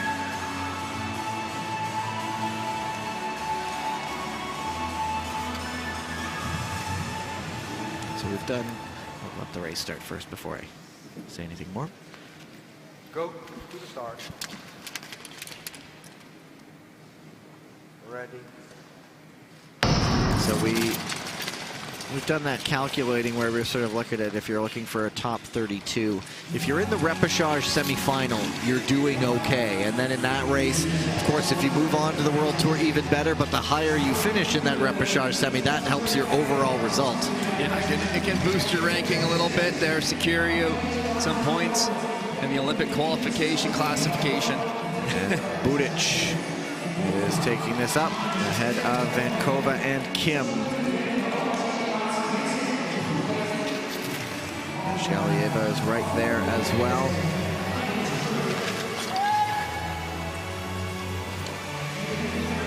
Perhaps sensing that time is a possibility, Budic jumped out pretty quickly. And now Vankova taking over and a little bit of a coming together in a couple different spots. Budic goes out wide. Vankova going in on her, and Kim, sensing the opportunity, jumps to the front and now has a chance to put in a gap. Well, we'll review that incident. Vankova went up the inside of Budic, and that's what bumped her out. That created the opportunity for Kim to take the lead of this race. And I was watching, and earlier there was a bump with Cameron being bumped, and then that's when Vankova went in on Budic, who was leading at the time. So, of course, you're in an advancement position there. And 1 to go. Hyojin Kim trying to hold off Alina Galieva. She is going to do just that and into another repechage semifinal. And so Hyojin Kim with another impressive skate, good read of a situation to jump to the lead, and another chance for her to get one of those really solid Olympic qualifying spots. Yeah, so critical that you're watching for those opportunities. Here's the incident with Cameron with that bump, and now Vankova on Budic into that corner. Sends Budic out wide. Kim accelerates off that turn as soon as she sees that contact, carries the speed around the outside, takes advantage of the opportunity. And so we'll see what that review is for. The coming together of Budic and Vankova. They were pretty level, but as we sort of wonder, was it too late into the corner? Yeah, the first replay we had was a tough angle to see who was where at the moment of the contact. So just looking at the time, it won't be quick enough to get one of those second place ones, I don't think. Because, you know, 132 has been bumped out, and so. But she was at the lead of the race, so that advancement position. Yep. She'll be watching. She's had a day, hasn't she? Yeah. Sometimes you just feel something go my way. Scary moment earlier this morning, but she's on course. And looking, the women's repechage 1,000-meter semifinal goes Saturday morning.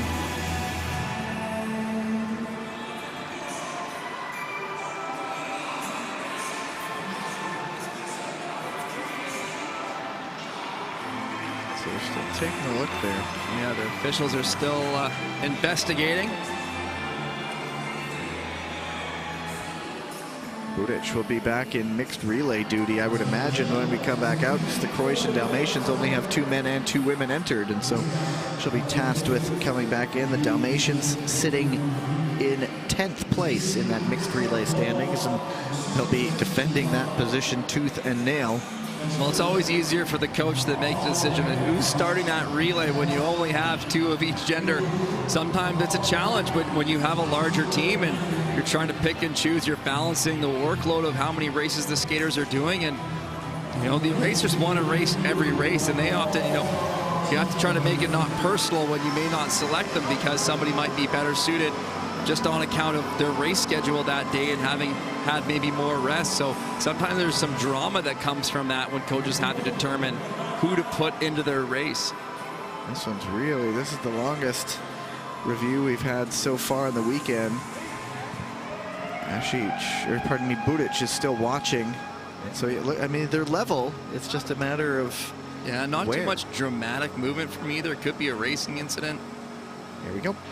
Final decision, penalty number 54 from Czechia, and we have an advancement for skater 62 from Croatia. And so there you go. There's a hug from Katarina Budic. I think Asic is there to give her a hug. She was sitting right with her. So here's the look in. So here's Vankova going on the inside. You see her go inside that red line quite dramatically, then come back out onto the track here. That's a much better angle than what we were seeing earlier. So I'm not actually sure what skater that was, giving a big handshake to Buric, who I wonder if she has the math in her head and might know what's going on. Either way, she'll be into the repechage semifinal, as will Hyojin Kim. The second place qualifiers, Rebecca Silitse-Nemeth, you'll see it up on your screen, and Valentina Asic. But it's been a dramatic day for Hyojin Kim, but she'll be racing in the repechage semifinals on Saturday. The ice resurfacing machine is back out. You see the list of the qualifiers. And on the other side, it's time to get into mixed team relay quarterfinals. That comes up at 6:32 local time. And so that is in about 13 minutes from now. And so we will take yet another break. See you soon.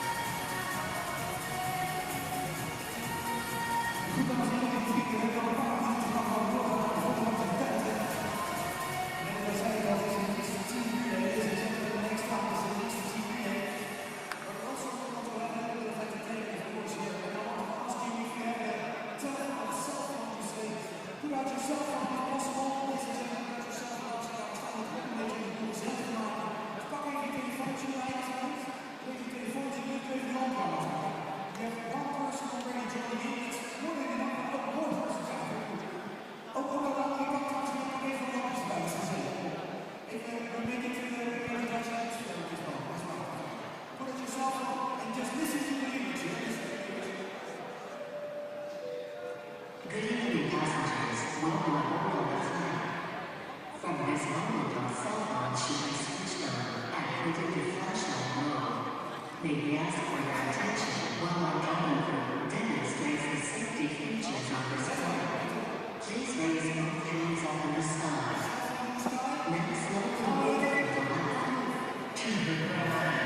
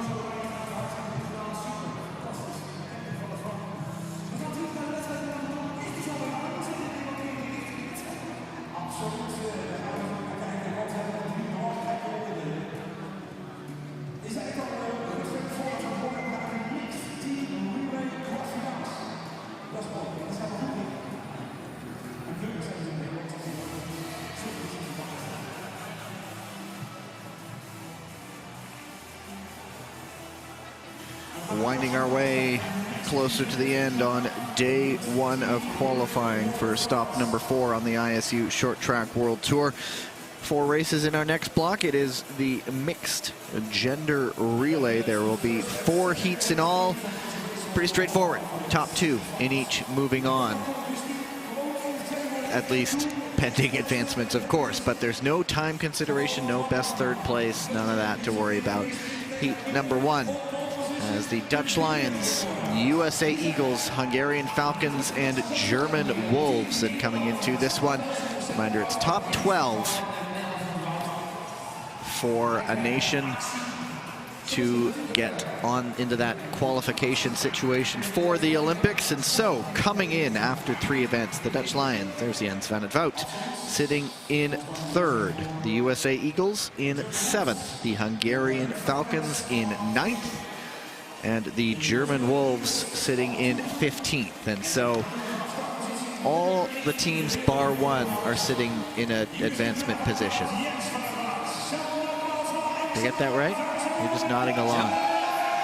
I was just loving the fact that you wrote that all down, because I just have it on my monitor on the website, but you took the time to... I jump around to various different websites, and I figured I'd get as much down as easy as possible instead of navigating through tabs and working myself into cross-eyed situations. What's interesting, changing it back to the race at hand, it is Selma Poutsma to start things off and Cassandra Velzeboer. So usually it's one of the Velzeboers 1 and 2. And then we do have back for the first time in a bit the Van het Vout brothers on the men's side. So we are not going sisters to brothers yet. No, but if you're going to replace Michelle Velzeboer, you have Selma Poutsma, an equally quick start. She can gain that first lane position, that lead position for the Dutch Lions right off the line.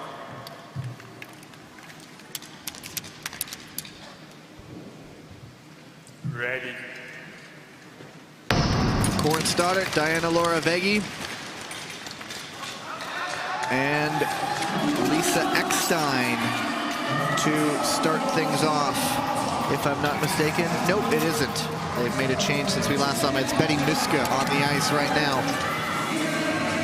Selma Poutsma with that quick start, as expected from lane number 1. And separation here.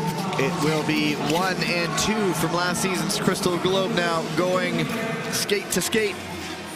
Sandra Velzebor leading Kristen Santos Griswold, Sarah Lutza Backsky for the Falcons, and Lisa Eckstein now for the Wolves.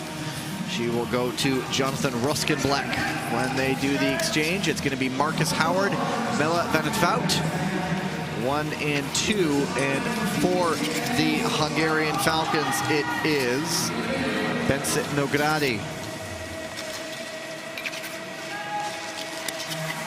So then they will finish the first round of skating with Jens van het Vout, Andrew Hio, Wanjun Moon, and Ben Jung. And as if you've seen this before, everybody gets 2.5 laps, and then everybody gets 2 laps as the German Wolves have a crash in the corner there. After the exchange, however, so they're still in the race here. They're not behind. And here we go, second round. It is Poutsma out in front, but Corin Stoddart, a lot of speed, a lot of momentum. She makes that move for the lead. Don't underestimate this American Eagles team. They are ranked 7th, but they have that power. Of course, Stoddard, Kristen Santos Griswold, Brandon Kim, and Andrew Hugh are skating terrifically well this weekend. I expect we'll see Brandon in the later rounds of this mixed relay. And Sandra Velzebor closing up, makes the pass on the inside, and then gets through. And Mela van het Vout reads it well and gets right into position for the exchange. Well, that's an interesting move there, because these two teams are well off the front. They're both going to go through. They don't need to risk any incidents, but Sandra Velzebor maybe sending a bit of a message there to Kristen Santos Griswold with that inside pass. An oh yeah situation as Mela van het Vout now with an advantage ahead of Andrew Hio. This stage, as Tyler mentioned, both on course to get through. Nobody wants to risk any dramatic situations as Van het Vout will go comfortably through for the Dutch Lions at 2:38.23. They say Eagles at 2:39.36, and nothing getting reviewed. Just a reminder, the Dutch do hold the world record at 2:35.399. That's just about as smooth as a mixed relay can go. I think the big thing was it really broke up early. The quick start from Selma Poutsma and Corey Stoddard just separated them immediately from the Falcons and the Wolves. Stoddard briefly getting the Eagles up into second. I mean, when you can start with your women's skaters, Kristen Santos Griswold and Corin Stoddard, that just gets you right into the mix.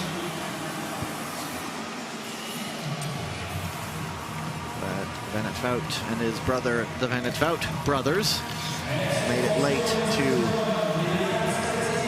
pull away late and advance. And so the Dutch Lions USA Eagles go through.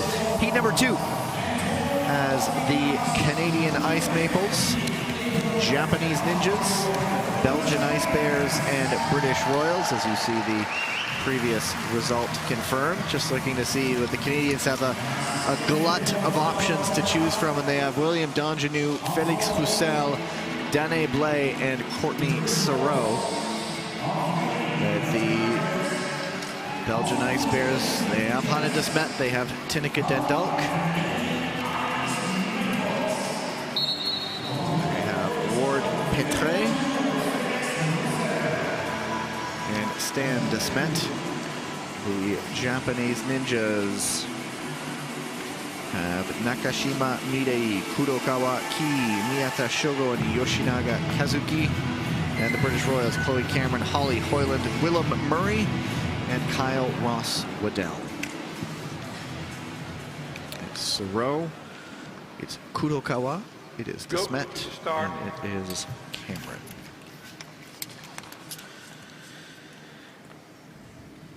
Ready. So the Royals have the most to gain. They're coming in 16th place. The Ice Bears in 11th. The Japanese Ninjas in 6th, and the Ice Maples in 2nd. And it is Sereau and de Smet jumping away. Well, the Ice Bears sitting at 11th. They really want to deliver a good performance. If they can qualify through this race, that will really solidify their chances of having a mixed relay at the Olympic Games. And if things finish as they stand now, they would be into a semifinals and a top 8. But here come the Ninjas, as Danae Blais will give way to Félix Roussel. Ward Petre will be the first on the ice, and Miyata Shogo. Not a bad option for the Japanese Ninjas, and he's eyeing second place right now. Well, right now the Ninjas want to get ahead of the Ice Bears before Hannah DeSmit gets back onto the track. That will position them because they know they'll be hunted down by Hannah DeSmit and Stan DeSmit in the finishing stages of this race.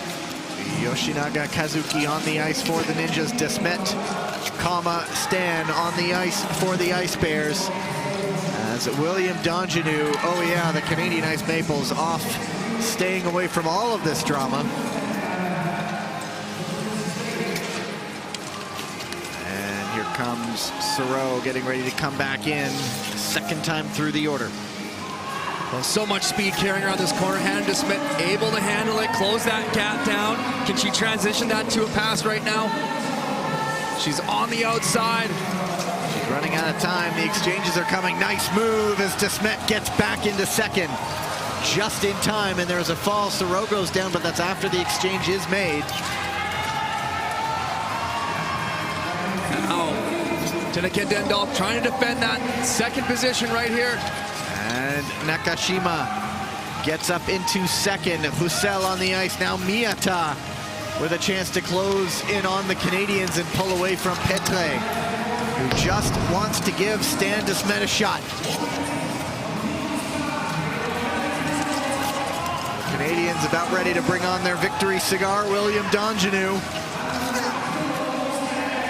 And Yoshinaga Kazuki. Here comes Stan DeSmit. How invaluable might a second place here be? DeSmit winding it up on the outside. He takes a look on the inside. He's going to go Yoshinaga defending. It is not there, but here he comes again. Oh, what a shoot! Oh my! Finish. Patient. That's going to get a look, but DeSmit looked early, decided not to go. Well, DeSmit, time and time again this season, he's a closer. It's unbelievable. He's given a nod. He knows he got that shoot at the line. Is he in control? They might be going back to review that. You want to be in control to finish, but carrying so much speed, looking for the outside, not there. Looks to the inside, gets shut down. Somehow able to re-accelerate out of the corner. Here's a look at the exchange. Sereau just stays on her feet. Wow. Unbelievable. Wow. That was clutch. The presence of mind. We didn't even see that. We were watching second and third. I had seen that the exchange had happened, but I didn't realize she fell prior to the exchange. There was no panic. She just got right back up and got enough of a touch, and you need any touch you can. Well, let's watch this finish. Stan looks up the side. He has to back out. Somehow is able to re-accelerate, hook tight, and just lunge for the line there. And I think he sprawled after, but that's not my call to make. They might spot something with a different angle, and yes, what a shoot at the line by Stan DeSmit. Everybody's looking at the board and clapping right now. And it is official. Belgium, the Ice Bears, perhaps one of the highlights of the day. DeSmit getting up for second. Wow. So as we mentioned, coming in 11th, and when you're taking top 12, might that all but book your team's ticket. How many times has Stan DeSmit brought that clutch finish for the Ice Bears this season? Just unbelievable. And there you go. Results are confirmed. Heat number 3 out on the ice as the fans see the results. There are some Belgian fans that made the trip over. And heat number 3 has the Korean White Tigers, Polish Hussars, French Roosters, Ukrainian Wildcats. And so, if I'm not mistaken, yeah, the French are sitting on the bubble right now in 12th, the European champions, mind you. Go to the start.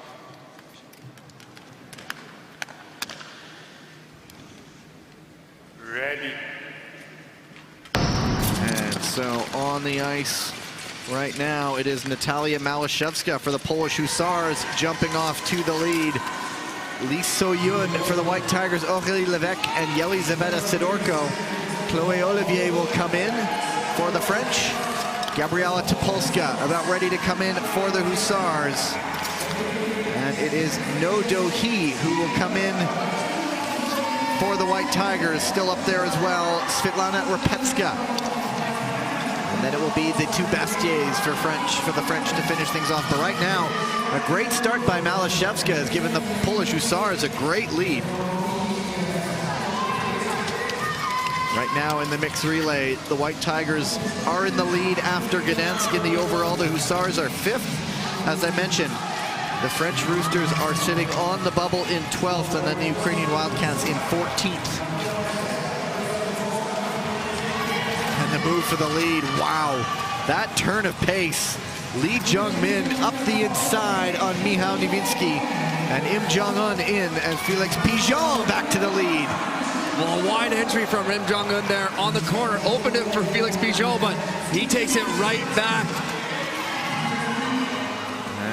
As was the case last weekend, Im Jong-un as the finisher. But he shows absolutely no fear, does he? And now Malashevska will have to close it back up on Lee So-yun. And it's a real battle for third as well with the Roosters and the Wildcats. Malashevska with a terrific job getting the Hussar nice and tight on the White Tigers. Can she push Topolska into the lead? She can. It's a nice move. Topolska had it lined up, and Malashevska obliged. It's going to be Niewinski coming in for the Hussars and Lee Jung-min. And could this be another exchange of leads on the exchange? Yes, it is. Well, Lee Jung-min's just been flying in these relays. One more exchange to come. It will be Im Jong-un to finish things off. What might Pigeon have to match him? Well, I think Pigeon's looking, just skating comfortably right there. I'm not sure if he'll attempt to move. Two teams will go through. You don't want to take any risks. Might look for the line, but... And he's going to try. Im did manage to hang on, perhaps going a bit out wide, but he hangs on for the win, and it will be the French Roosters jumping up to hang on for third ahead of the Ukrainian Wildcats. So there are two battles out there on the ice for first and for third, but it will be those front two sides moving into the semifinals as we look back.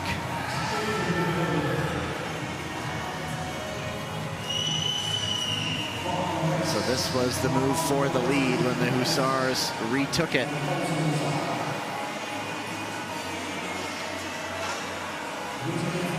And then coming back the other way.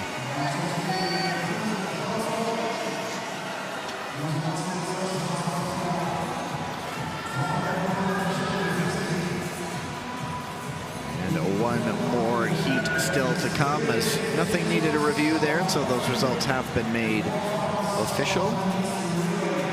And so the Hussars and the White Tigers will be in the semifinals. As we have heat number 4 out on the ice, there are the results. But heat number 4, the Chinese Lungs, Italian Gladiators, Croatian Dalmatians, and Kazakh Nomads. Just casting a glance out there, there's Pietro Segal, Thomas Natalini, Elisa Confortola, and Martina Vancipina making her first skate of the weekend. Yana Khan, Denis Nikisha, Zeynep Kumar Khan, and Adil Galiakhmatov. For the Nomads, Valentin Asic, Katarina Budic, Martin Kolantz, and Ivan Martinic. Of course, when, as Tyler mentioned earlier, when you only have 2 men's skaters, 2 women's skaters, you know who's going to be on your mixed relay side. And then for China, it's Wang Xingruan, Fan Kushing, Sun Long, and Lin Xiaojun. Go to the start.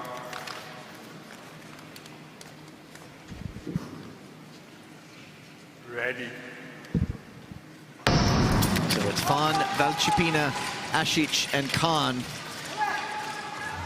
Valchipina very much a 500-meter specialist. Not a bad option to bring in off the bench.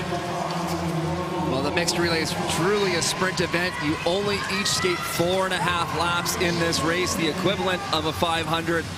And you also get a rest in between those 2.5 and 2 laps. So really favors the sprinters. And Confortola shot up there almost to take the lead, but the Chinese lungs hanging on. And it is Katarina Budic who you saw her celebrating a little bit, just a little bit in the 1,000 meters, because that she saw a lot of her nearest rivals not advancing while she will go into the repechage semifinals, and so she'll have a lot to skate for on Saturday. It's Sun Long off the front right now, Natalini with him, Denis Nikisha with a gap to close for the Nomads.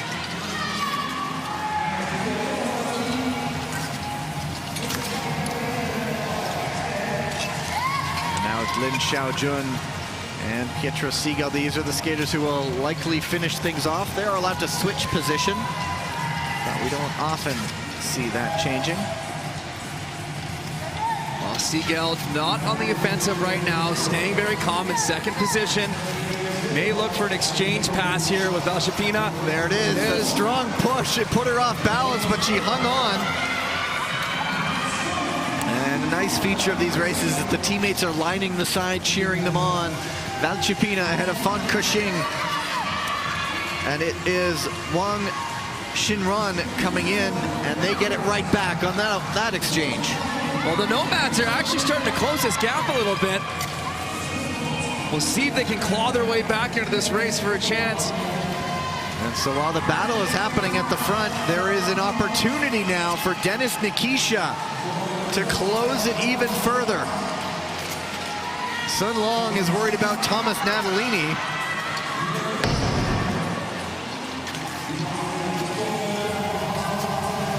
And it will be Adil Galiakhmatov. The gap isn't really closed that much between third and the top two as Lin Xiaojun, Pietro Segal are 1-2, and now that gap is opened right back up again.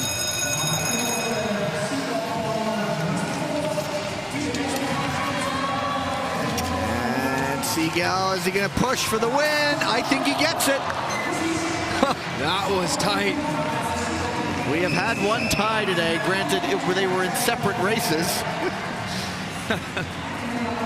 But we'll see. Segal hooks it coming out of the corner. Well, there was the one tie in the same race. We did have a tie in the same race. Yes, you're right. Meter prelims. Right, Zaragina. I knew there was. And then there was the subsequent tie on time for advancement. Why not make it a third? That was very, very close. It's a matter of did Segal time it, because I think his blade did get ahead. The Gladiators are on the ice looking. I think they're also waiting to see.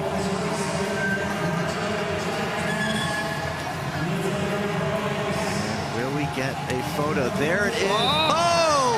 1,000th of a second. The Gladiators take it. And he is gesturing emphatically as they dissect the race. Wow. Any closer and it would have been a tie.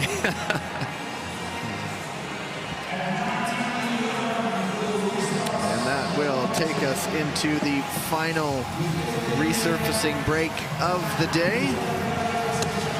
Men's 500-meter repechage heats, and then the women's 1,000-meter relay ranking finals. There's a list of the teams qualifying. Some exciting racing to come this weekend. I believe it may also have to be a ranking race at some point in the mixed relay, but we head into the next break. It is at 7:11 local time. That is about 18.5 minutes from now, so catch your breath. We'll be back.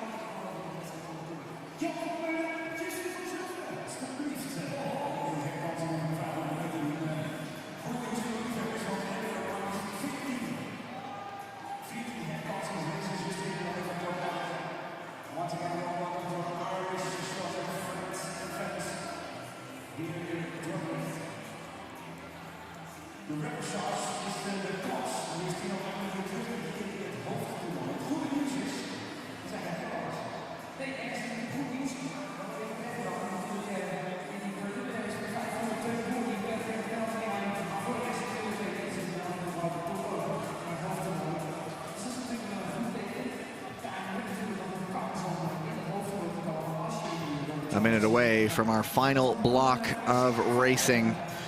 We'll start with the repechage 500-meter heats for men. There are 14 in all. Top skater from each race, and up to 6 fastest second place skaters will qualify for the repechage quarterfinals. And heat number 1, we'll see Peter Jasapati, Lucas McDonald, Lou Jean-Chou, Peter Grosclose, and Enzo Prost.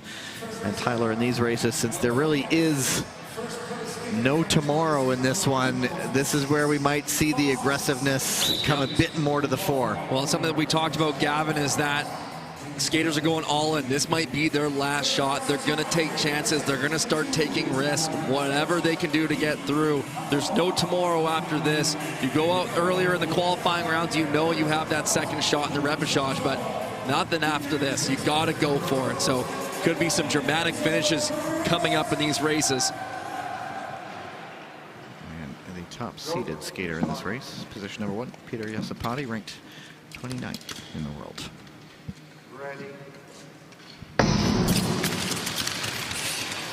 And it's a stumble off the line, and Jasapati didn't make contact with anybody. Well, that really changes this race. He was the top-seeded skater in this 500-meter.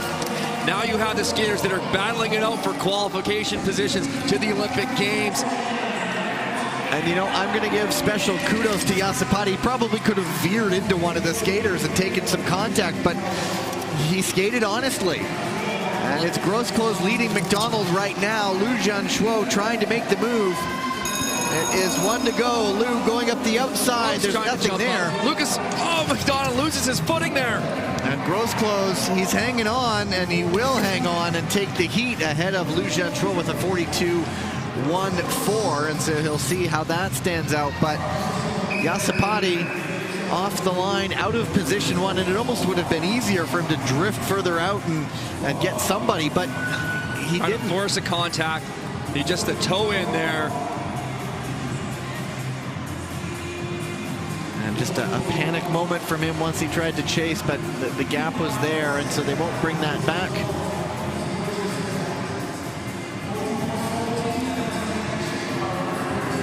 Grosclose, the beneficiary of that, as the Philippine Tamara will move on through into the repechage quarterfinals. Those will go Saturday morning. And nothing getting reviewed. And so Lou's time, a 42.133. That's the one to watch. See if it is one of the 6 fastest, but there are plenty of skaters who didn't make it through who are in this repechage, so we'll see how that holds up.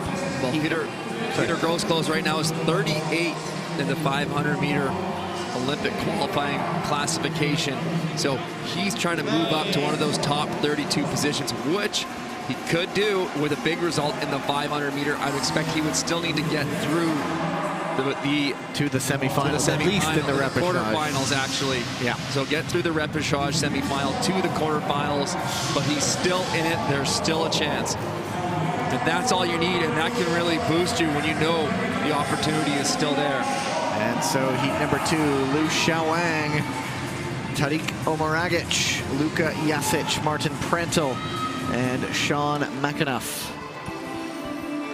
And if you are listening and you're wondering about how the Olympic qualifications kind of play out, and I'm saying Grosclose specifically as an individual, but that's because he's the only skater representing the Philippines team. So it is for his spot. Whereas other countries where they have multiple skaters, they're qualifying country spots. So it's less specific to the individual athlete. but you can kind of read between the lines for some of the smaller countries that have only 1 or 2 skaters available to put into that event. Sean McAnuff is always the optimist out there, one of the nice guys on the circuit. He'll be in tough out of position number 5. He was caught out in his earlier round, and of course the time affects his spot on the line. Omeragic is up in position 2 because he was really up there in his heat. And so it's Lou, Omeragic, Jasic, Prentl, and McAnuff. Go to the start. Ready. Everybody through the corner. It's a good start by Jasic to get up into second.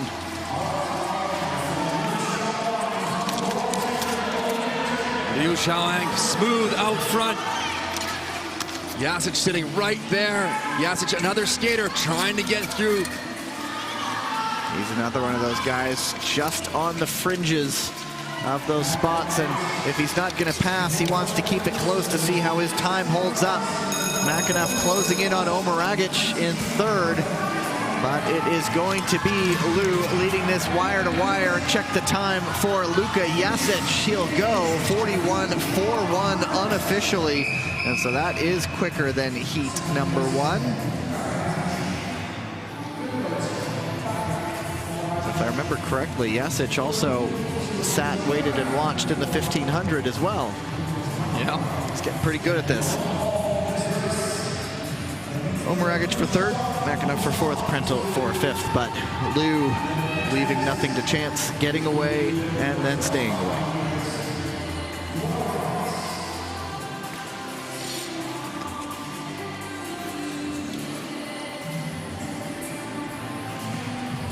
And nothing getting reviewed, and so the big Q next to Lou's name, Jasic will now see he is now in pole position for that advancement spot. We've had 2 clean races, lots more to go. Heat number 3 has Abzal Ajgaliev, Matsuzu Shuta, Lai Tsai Huan Chen, Adak Anderson, and Monk Erdenbelag. So a Nomad, a Ninja, a Blue Magpie, a Viking, and a Saiga. Saiga. Devotion to the cause there.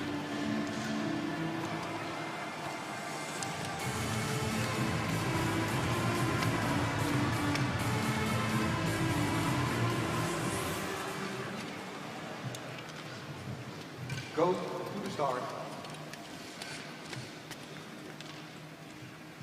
Ready. And out of position 1, as Ajgaliev gets to the lead. Matsuzu just right up behind him, and it's really these 2 guys. And then a space for third. Anderson does get up into third, but it's a big gap to close for him.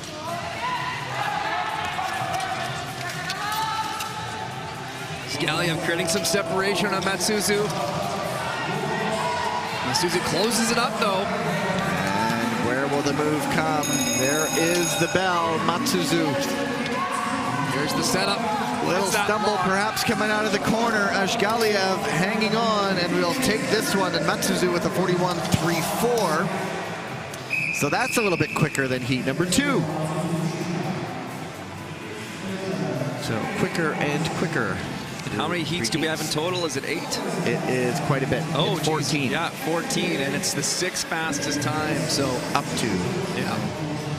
So we'll see. Well, no, I do think that time is pretty quick. I think that one can hold up. Okay. Let's see. I'm a betting man.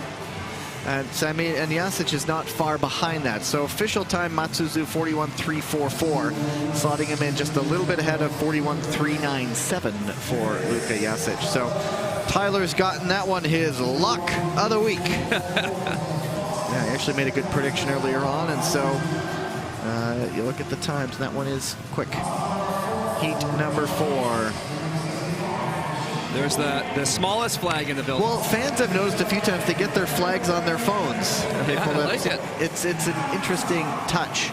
Heat number 4 has Shin Dong-min, Mircea Zaksabayev, Jakub Karabin, Danilo Fedorenko, and Adam Omar Asvar Aslan. Quadruple A.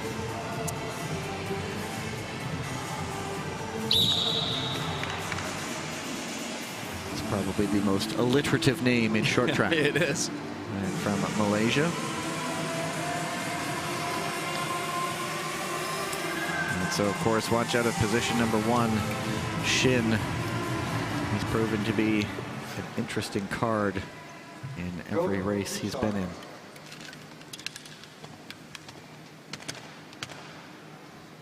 Ready. And it's a good start for Zaksabayev. Shin was just a little bit better, but a good start by Fedorenko, getting ahead of position into 3rd.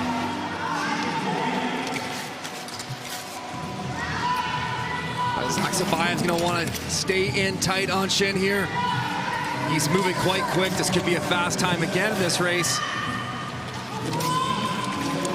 And inside, 2 to go. Shin, maybe a little wobble coming out of the corner, but that's allowing Zaksabayev to get right up behind him. Oh, the pace falling off just slightly here.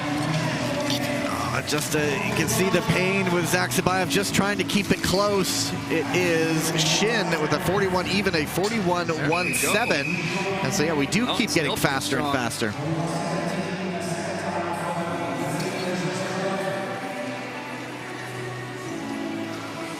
So Zaksabayev just hanging in, and able to take him to a quick time.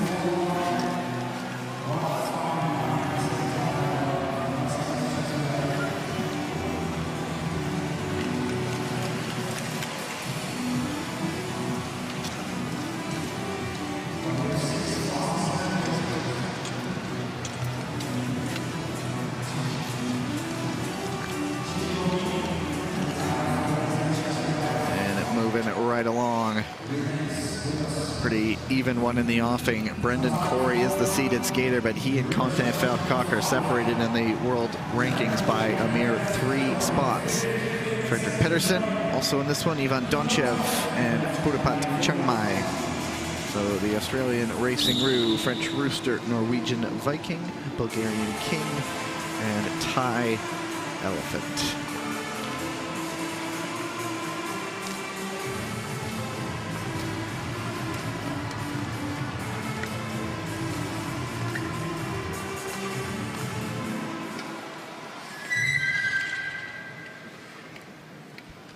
Go to start.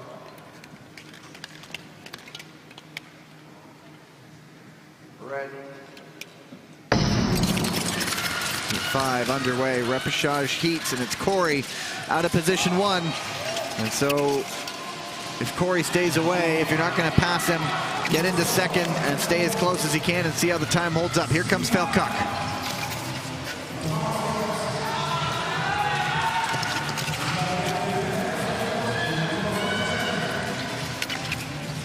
Big puff of the cheeks. Brendan Corey, each time he puts that exertion in. I don't see Quinton Felcock setting anything up yet. Now he gets in close. And he's going to try to push it. Where's the opening? Corey is defending, and he will take this one to the line. And a 41.6 for Quentin Felcock. That's just faster than heat number 1. And so Corey, wire to wire, just does a good job keeping everybody away. Well, it's a solid race for Brendan Corey. Right now, he's ranked 27th in the 500-meter Olympic qualification. So locking through to go to the preliminary, or the repechage semifinals, will help secure that position, kind of lock in his Olympic berth, hopefully, in the 500-meter event. But yeah, he's solid in the 1,000 and the 1,500. It's this 500 that Brendan's on kind of the bubble with, but he'll have to go through the repechage quarterfinal as well to start things off on Saturday. And confirmed, he goes through as heat winner in this repechage heat number 5. Number 6 now on the ice, Alejandro Rivero Meyerschach, Tawan Thomas, Kyle Ross Waddell, Robin Bendig, and Peter Murphy. Thomas had an interesting first race earlier. A strong second place in his heat, if I remember correctly.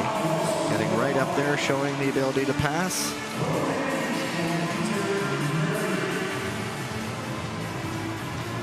We'll see how Rivero handles position number 1. The Belgian Ice Bear, French Rooster, British Royal, German Wolf. Go to the start. Ready. Start position 1, crossing the line. Full start penalty. And it is a penalty. He crossed the line. And so I was just going to note, Peter Murphy did not start this one out of position 5. And so there were already 4 on the line. And now there's 3, and it's the penalty for Rivero. He was on the line. Well, that's just devastating because right now the Belgian second position of the 500 is 35th. Just watch the toe. He Watch didn't when he notice goes it. down there. Oh, it just skidded forward a tiny bit. Ready. So what can the 3 remaining skaters do? Is Kyle Ross-Waddell with a pretty big opportunity now for the British Royals, jumping out of position 2 into the lead, and now he opens it up.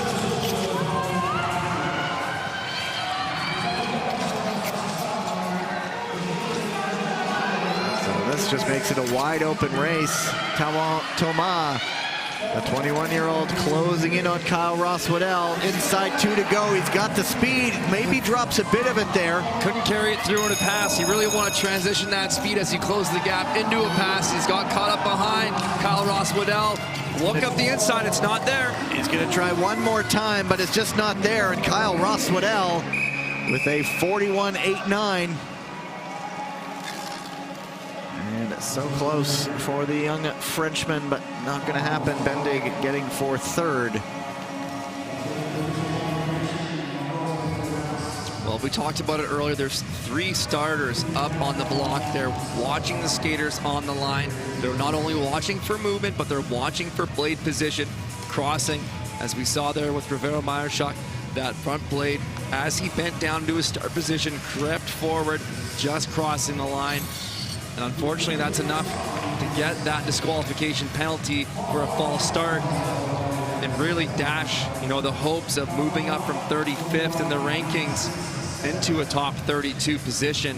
So that's a real blow. That would have been the 2nd Belgian position in that distance. And so Kyle Ross-Waddell will be moving on. Tawan Thomas, he is behind his own teammate, but he is ahead of heat number 1's Liu Jianchuo. Still no advancements just yet. Jumping into heat number 7, which we'll see Niall Tracy in position number 1, hoping to join his teammate in the repechage quarterfinal, Mohamed Bozdag, Lin Chunche, Sujun Peng, and Raphael Moret.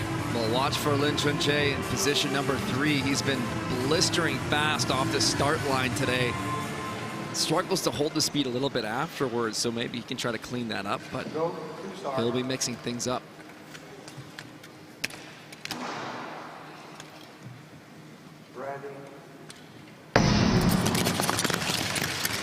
And not so quick this time. Bozdag beats him to the corner. Tracy beats them both to the corner.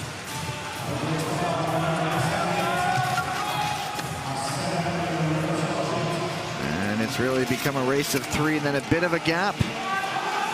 But it is Tracy holding off Bozdag, holding off Lin, the 26-year-old. And now Bozdag for the lead. Well, nice inside move. Now Tracy just looking a little bit uncomfortable on his pivot there. He just lost the balance coming out of the turn, and now he tries to make the pass on Lin, and it's not there, and there goes his speed.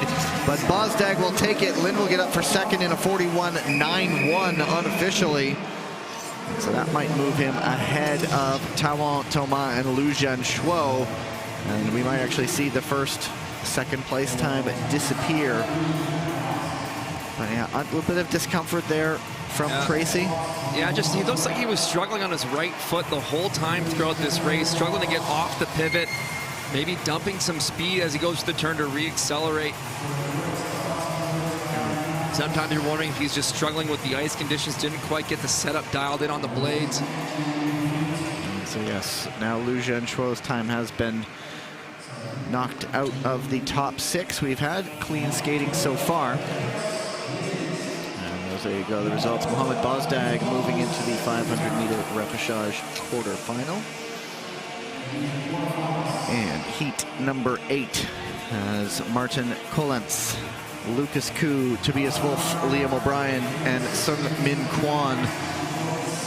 Kwon was shaping up a move in his heat earlier today and just got caught up behind a skater that was flying, I believe it was Grossclose, and so we'll see how he shapes up in this one.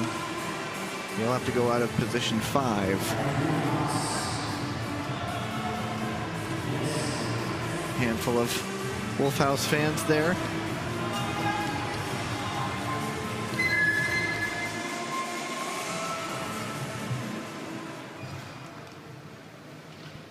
Go to the start.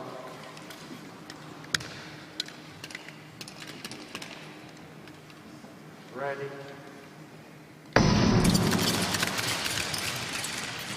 And it is Kollentz out of position 1.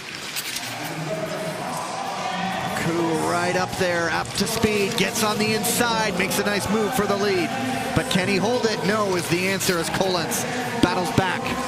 And he goes down on his own. That corner back with a vengeance. And now it is Koo and Kwon 1 and 2. But here comes Wolff. And he forces Kwon out wide. And that will get a review, but Koo in the front. The Brazilian Bluebird looking like he will move right along into the repechage quarterfinals. And we haven't seen that spot in a while, but it came back to haunt Martin Kollentz.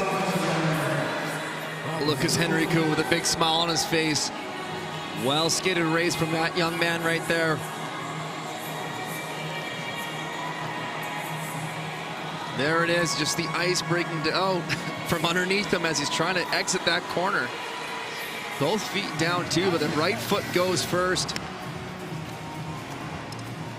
When you're trying to turn really heavy off that pivot and you're just applying so much force through the blade into the ice, you just find a soft spot, it can break away from you. And so that is the move being reviewed. Kwon was in second, and so it's not in one of those automatic qualifying positions. However, there is always that time factor but to play the second place, when it's a 1+, they can advance to second place, so they will look at that. The winning time of 42.725, and so it's not one of our quicker heats. And there is the review room once again.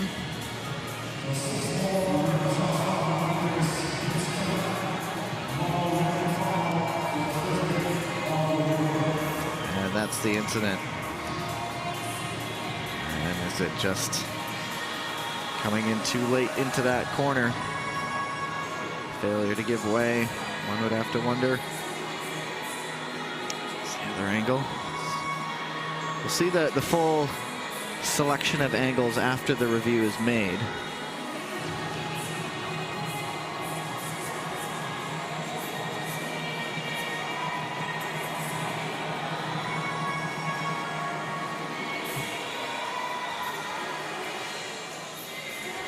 And so the waiting continues.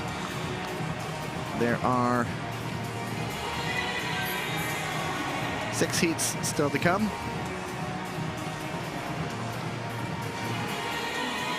Perhaps an interesting battle head-to-head in the next one between Denis Ors and Łukasz Kuczynski. And so yeah, no decisions made there. Lucas Henrique just the fastest time in the end. Battles for second and third would not have factored in those time positions. And so there you go, heat number 9. Denis Ors, Denis Aidapetyan, Łukasz Kuczynski, Ernestas Cech, and Asen Gurov. Go to the start.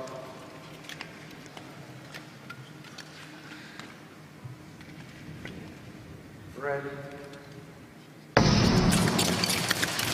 Good jump off the line for Kuczynski. Could really use a result in this one, but Denis Ors is a very quick up-and-coming sprinter.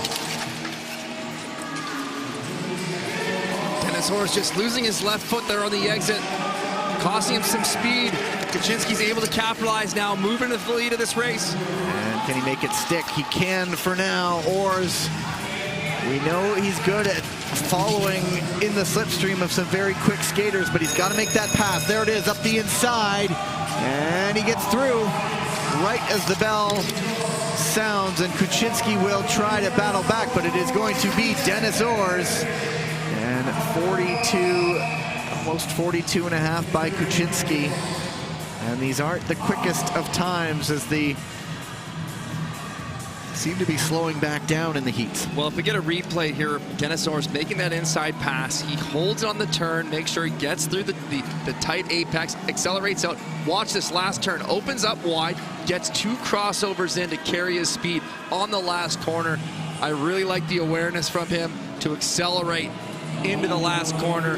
That really made it difficult for Kuczynski to give any response. So here's that tight inside pass. He holds it, and then on the next corner, he's able to get the 2 crossovers in to continue his acceleration, defend that lead position. And so Kuczynski at 42.433, that won't be enough, and he really is that bubble spot for the Polish Hussars coming in. That Poland number 3 was sitting at 33rd coming in, and so it'll be interesting to see how that all unfolds. Heat number 10 has Ben Jung, Liu Shucheng, Daniel Abog, Simon Bastier, and Rio Ong.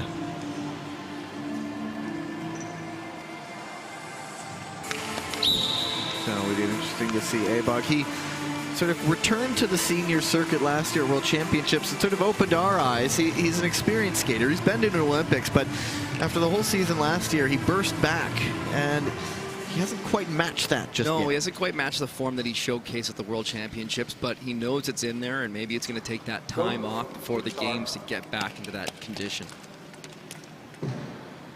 Ready.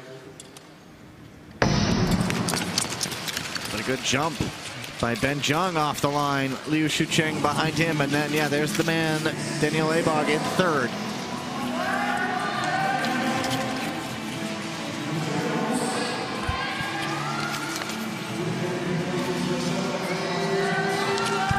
Now into 2nd.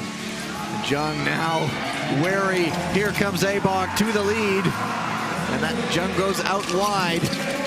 Couldn't really hang it on the corner as he slips back, but now Abog in control of this race. He has Liu Shucheng right up behind him. I don't think he's going to risk a move. He just got a tap there, and that just had to check a lot of his speed as Abog goes through, and then a 41.93 unofficially for Liu Shucheng.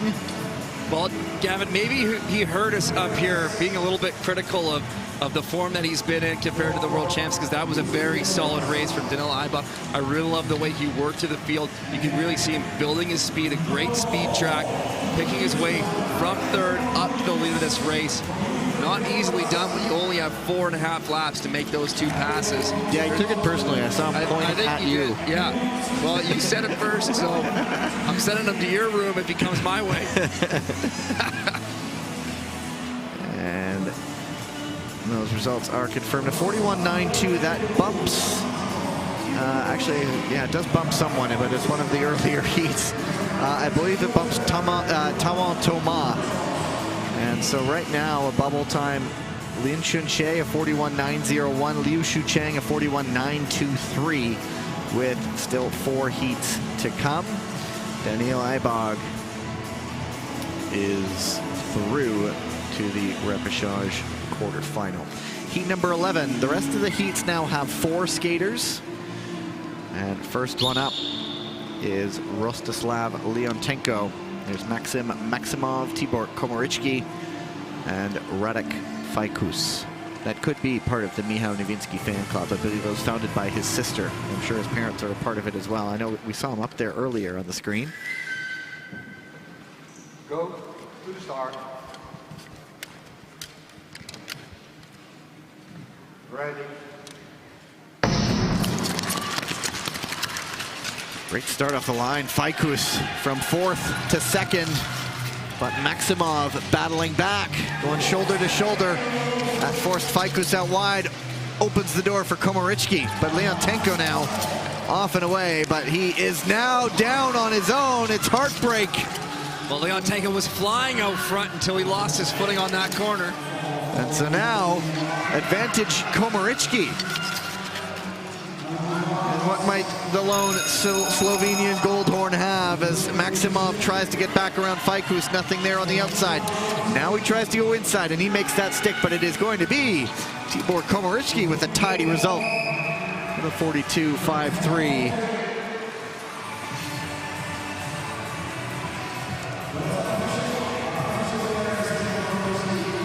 Well, Leontenko was just flying in the first half of this race. Fajkus well off the line. And then this Good wide speed track setting up here. Let's try to get a closer look at what happens. Just loses the end of his left push. That sends him off balance. Maybe trying to rush the steps a little bit. Sometimes when you're in the lead like that, you're getting excited. You feel like you're in that position. It's going your way. You try to do a little bit extra, move a little bit quick, and it just breaks out. You're not quite in control with that right foot down yet.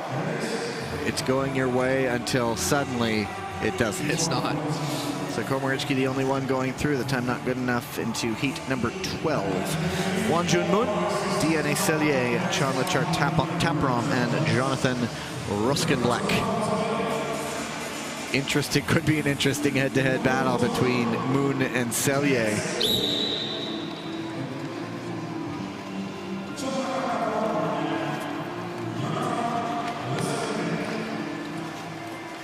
Got the elephant on his helmet.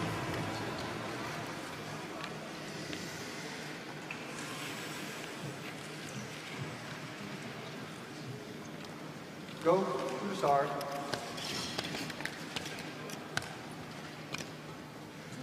Ready. Now, if I'm not mistaken, as they bring it back to the line, you heard a very loud click there. If I'm not mistaken, Sellier has some heritage from the Ivory Coast, the Côte d'Ivoire, and the soccer team there is the Elephants, as we look back off the line. So I haven't spoken to him yet. I haven't spoken to him yet, but this is my theory that it's a tribute to his heritage. Of course, he is originally from France as well. But you saw the click there between Sellier and Taprom. Is that a full blade switch? Yes, it is. Starting to get this short track thing.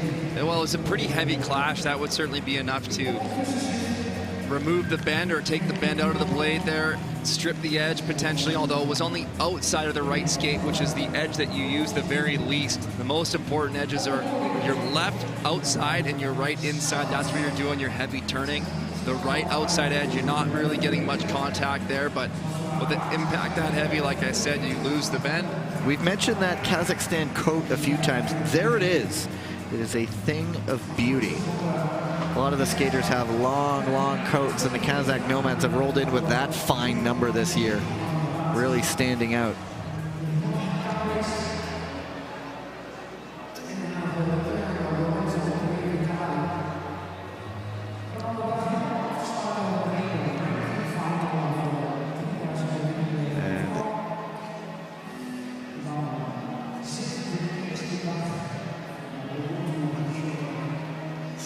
Taprom both getting, I believe, the blades changed. What's going on there?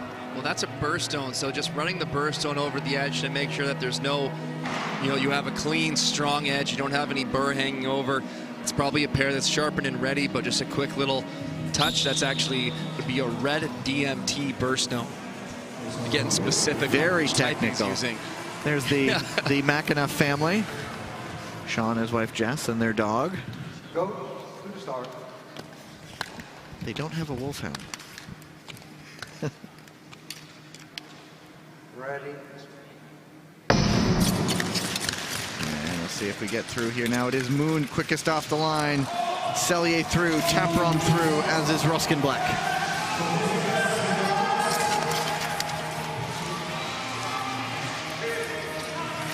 Sellier closing down here on a speed track. And carry this through the inside. And he makes the move just for the loses his lead up footing, the but he holds inside. Moon isn't done yet. Sellier, now Moon goes up the inside. And Tapram is also there as Sellier sizes up a move. And it's going to be Moon holding him off for the win. Back and forth battle. Well, Sellier had that inside pass, but watch the replay again. You see him just lose his footing going into the corner right here. Here's the inside move, lost the left, does not get a strong entry whatsoever. So this is just dumping speed through this long pivot here.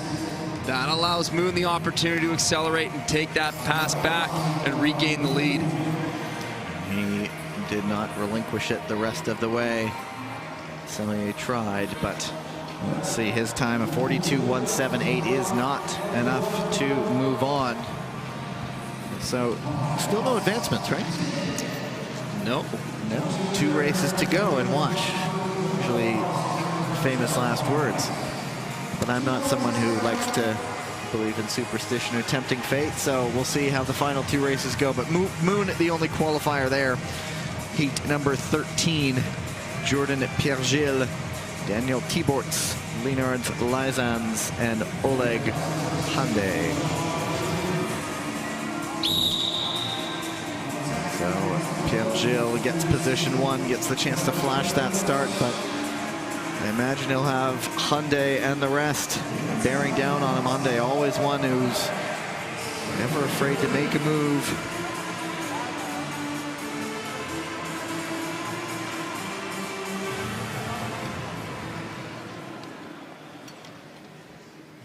Go to start.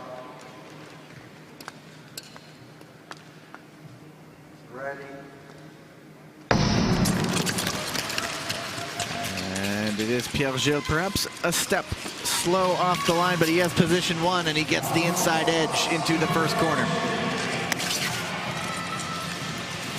Is Lysans, Thibaerts, and Hyundai 2 through 4. Thibaerts loses it a bit. That opens the door for Hyundai to get up into third. Pierre-Gilles, and now Hyundai into second up the inside. Another nice move.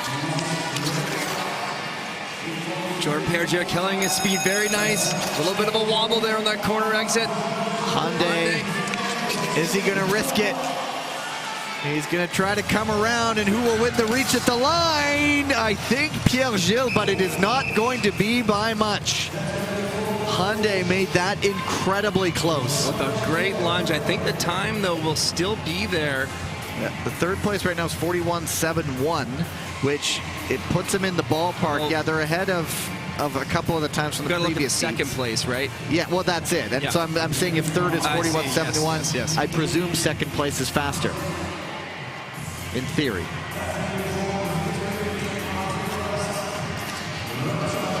And so Hyundai just, when I say he never gives up, he never gives up.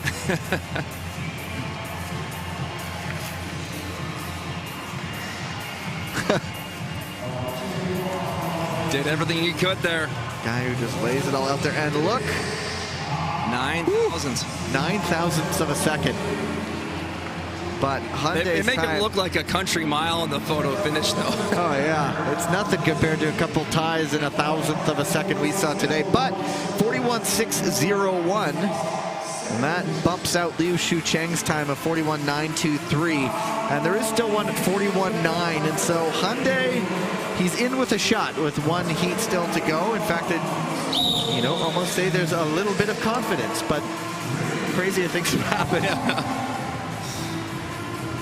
Heat number 14, Lorenzo Previtali, Nico Andermann, Linus Risnes, and Zdenek Sepal.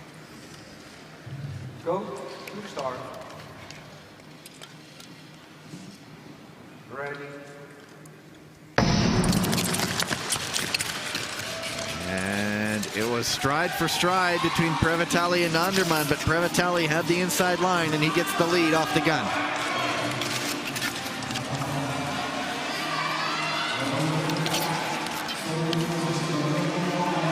And it really is a battle of two now. It's fractured through the rest. Risnes, and then another gap, and then Sepal. But Previtali He has an Austrian all over his rear view mirrors.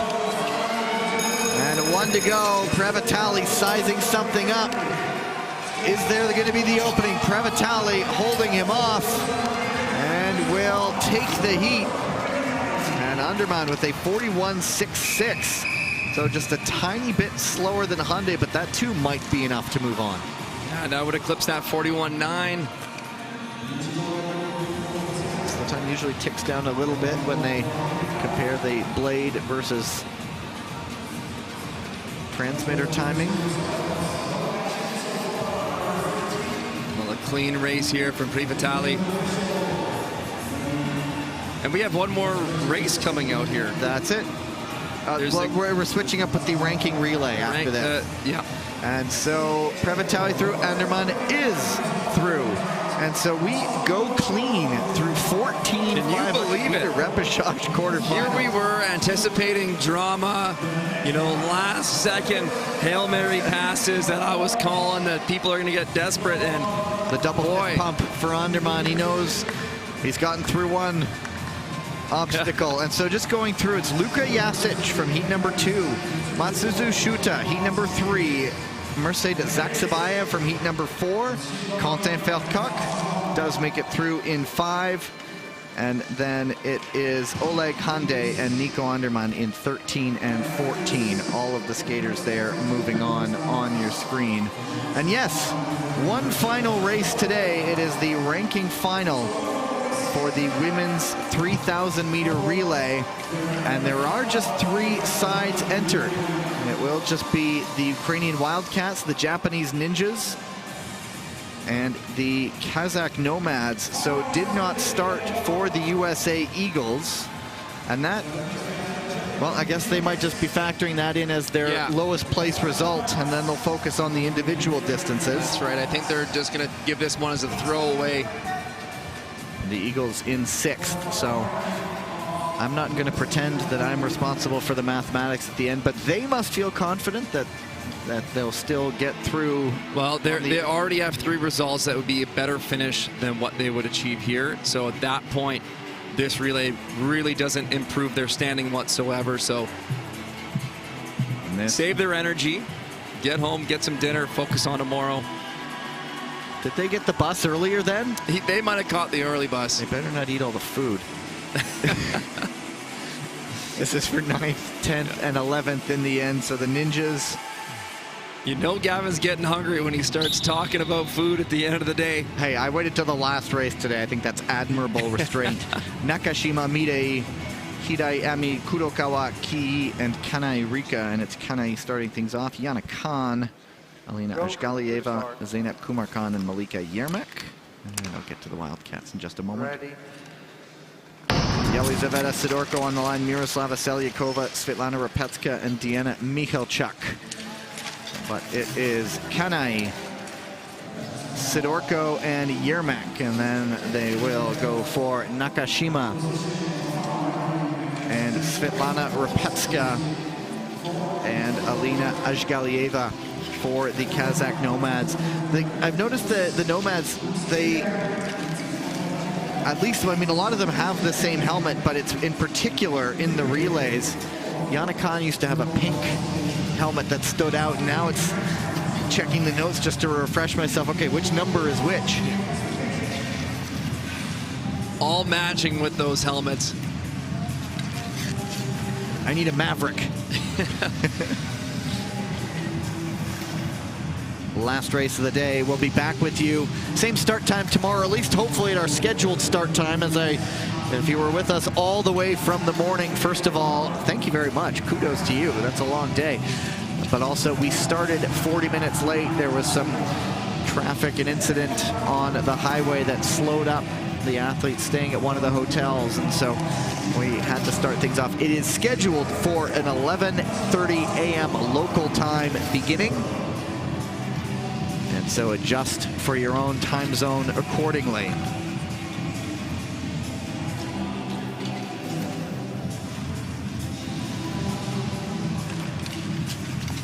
Kurokawa leading the way. Hidai will about to come in. All things going to plan at this moment of the relay. No drama unfolding just yet. Selyakova with a bit of a burst of speed right to get back up. There was that a tiny bit of stretch. She closed it back up, and now Sidorko, the leadoff skaters, back in. And the next skaters in will be the finishers. Nakashima, Ajgalieva, and Repetska. And nobody lighting the fuse just yet. Well, with only 3 teams on the ice, it's much less busy. You can be a little bit more comfortable in that second or third position. We're about to come around, and one more lap to see 10 to go. That's when things are heating up now. On the exchange, the Nomads take the position.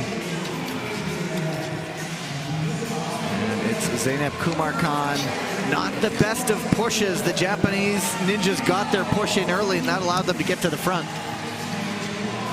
Well, making that pass on the exchange can be such a benefit. It saves a lot of work for your teammate looking to make a pass at only a lap and a half, and can also protect from some of the chaos that occurs if you're making a pass into an exchange corner. So if you can complete that pass off the exchange, it's much easier. And are the Nomads sizing up a move back? Nope, the door was closed. Kurokawa Kii, but now Yana Khan up the inside.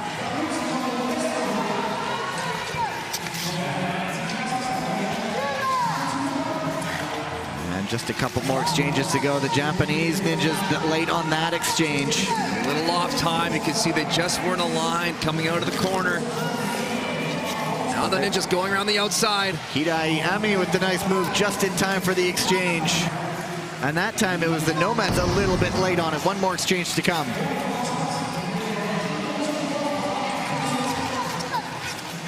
And here comes Nakashima. Ajgalieva behind her.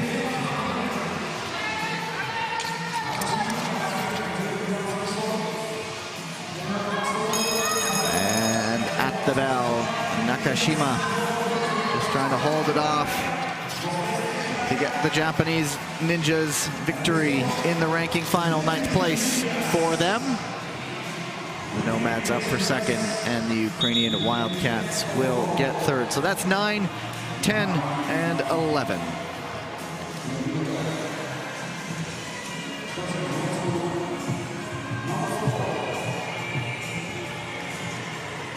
Pretty by the books there. Yeah, fairly by the book, no drama.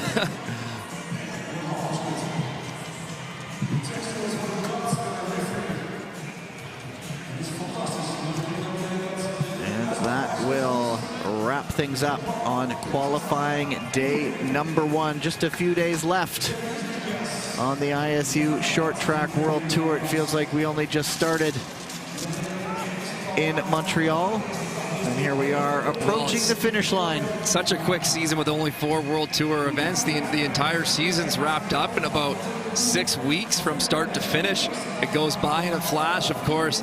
That's on account of the Olympic Games coming in February, and then we'll wrap up with Worlds in March in Montreal. We do get to come back for one final event after this one, so no shedding of tears just yet. We still have 3 days to come, including another long one tomorrow with day 2 of qualifying, as you see the results on your screen. And as I said, that concludes day 1 of qualifying here in Dordrecht. Just getting started on stop number 4 on the ISU Short Track World Tour. So on behalf of everybody involved in putting this together, Tyler Dara, the man beside me, my name is Gavin Day. Talk to you tomorrow, 11:30 a.m. local time. Check your time zone accordingly. Until then, goodbye.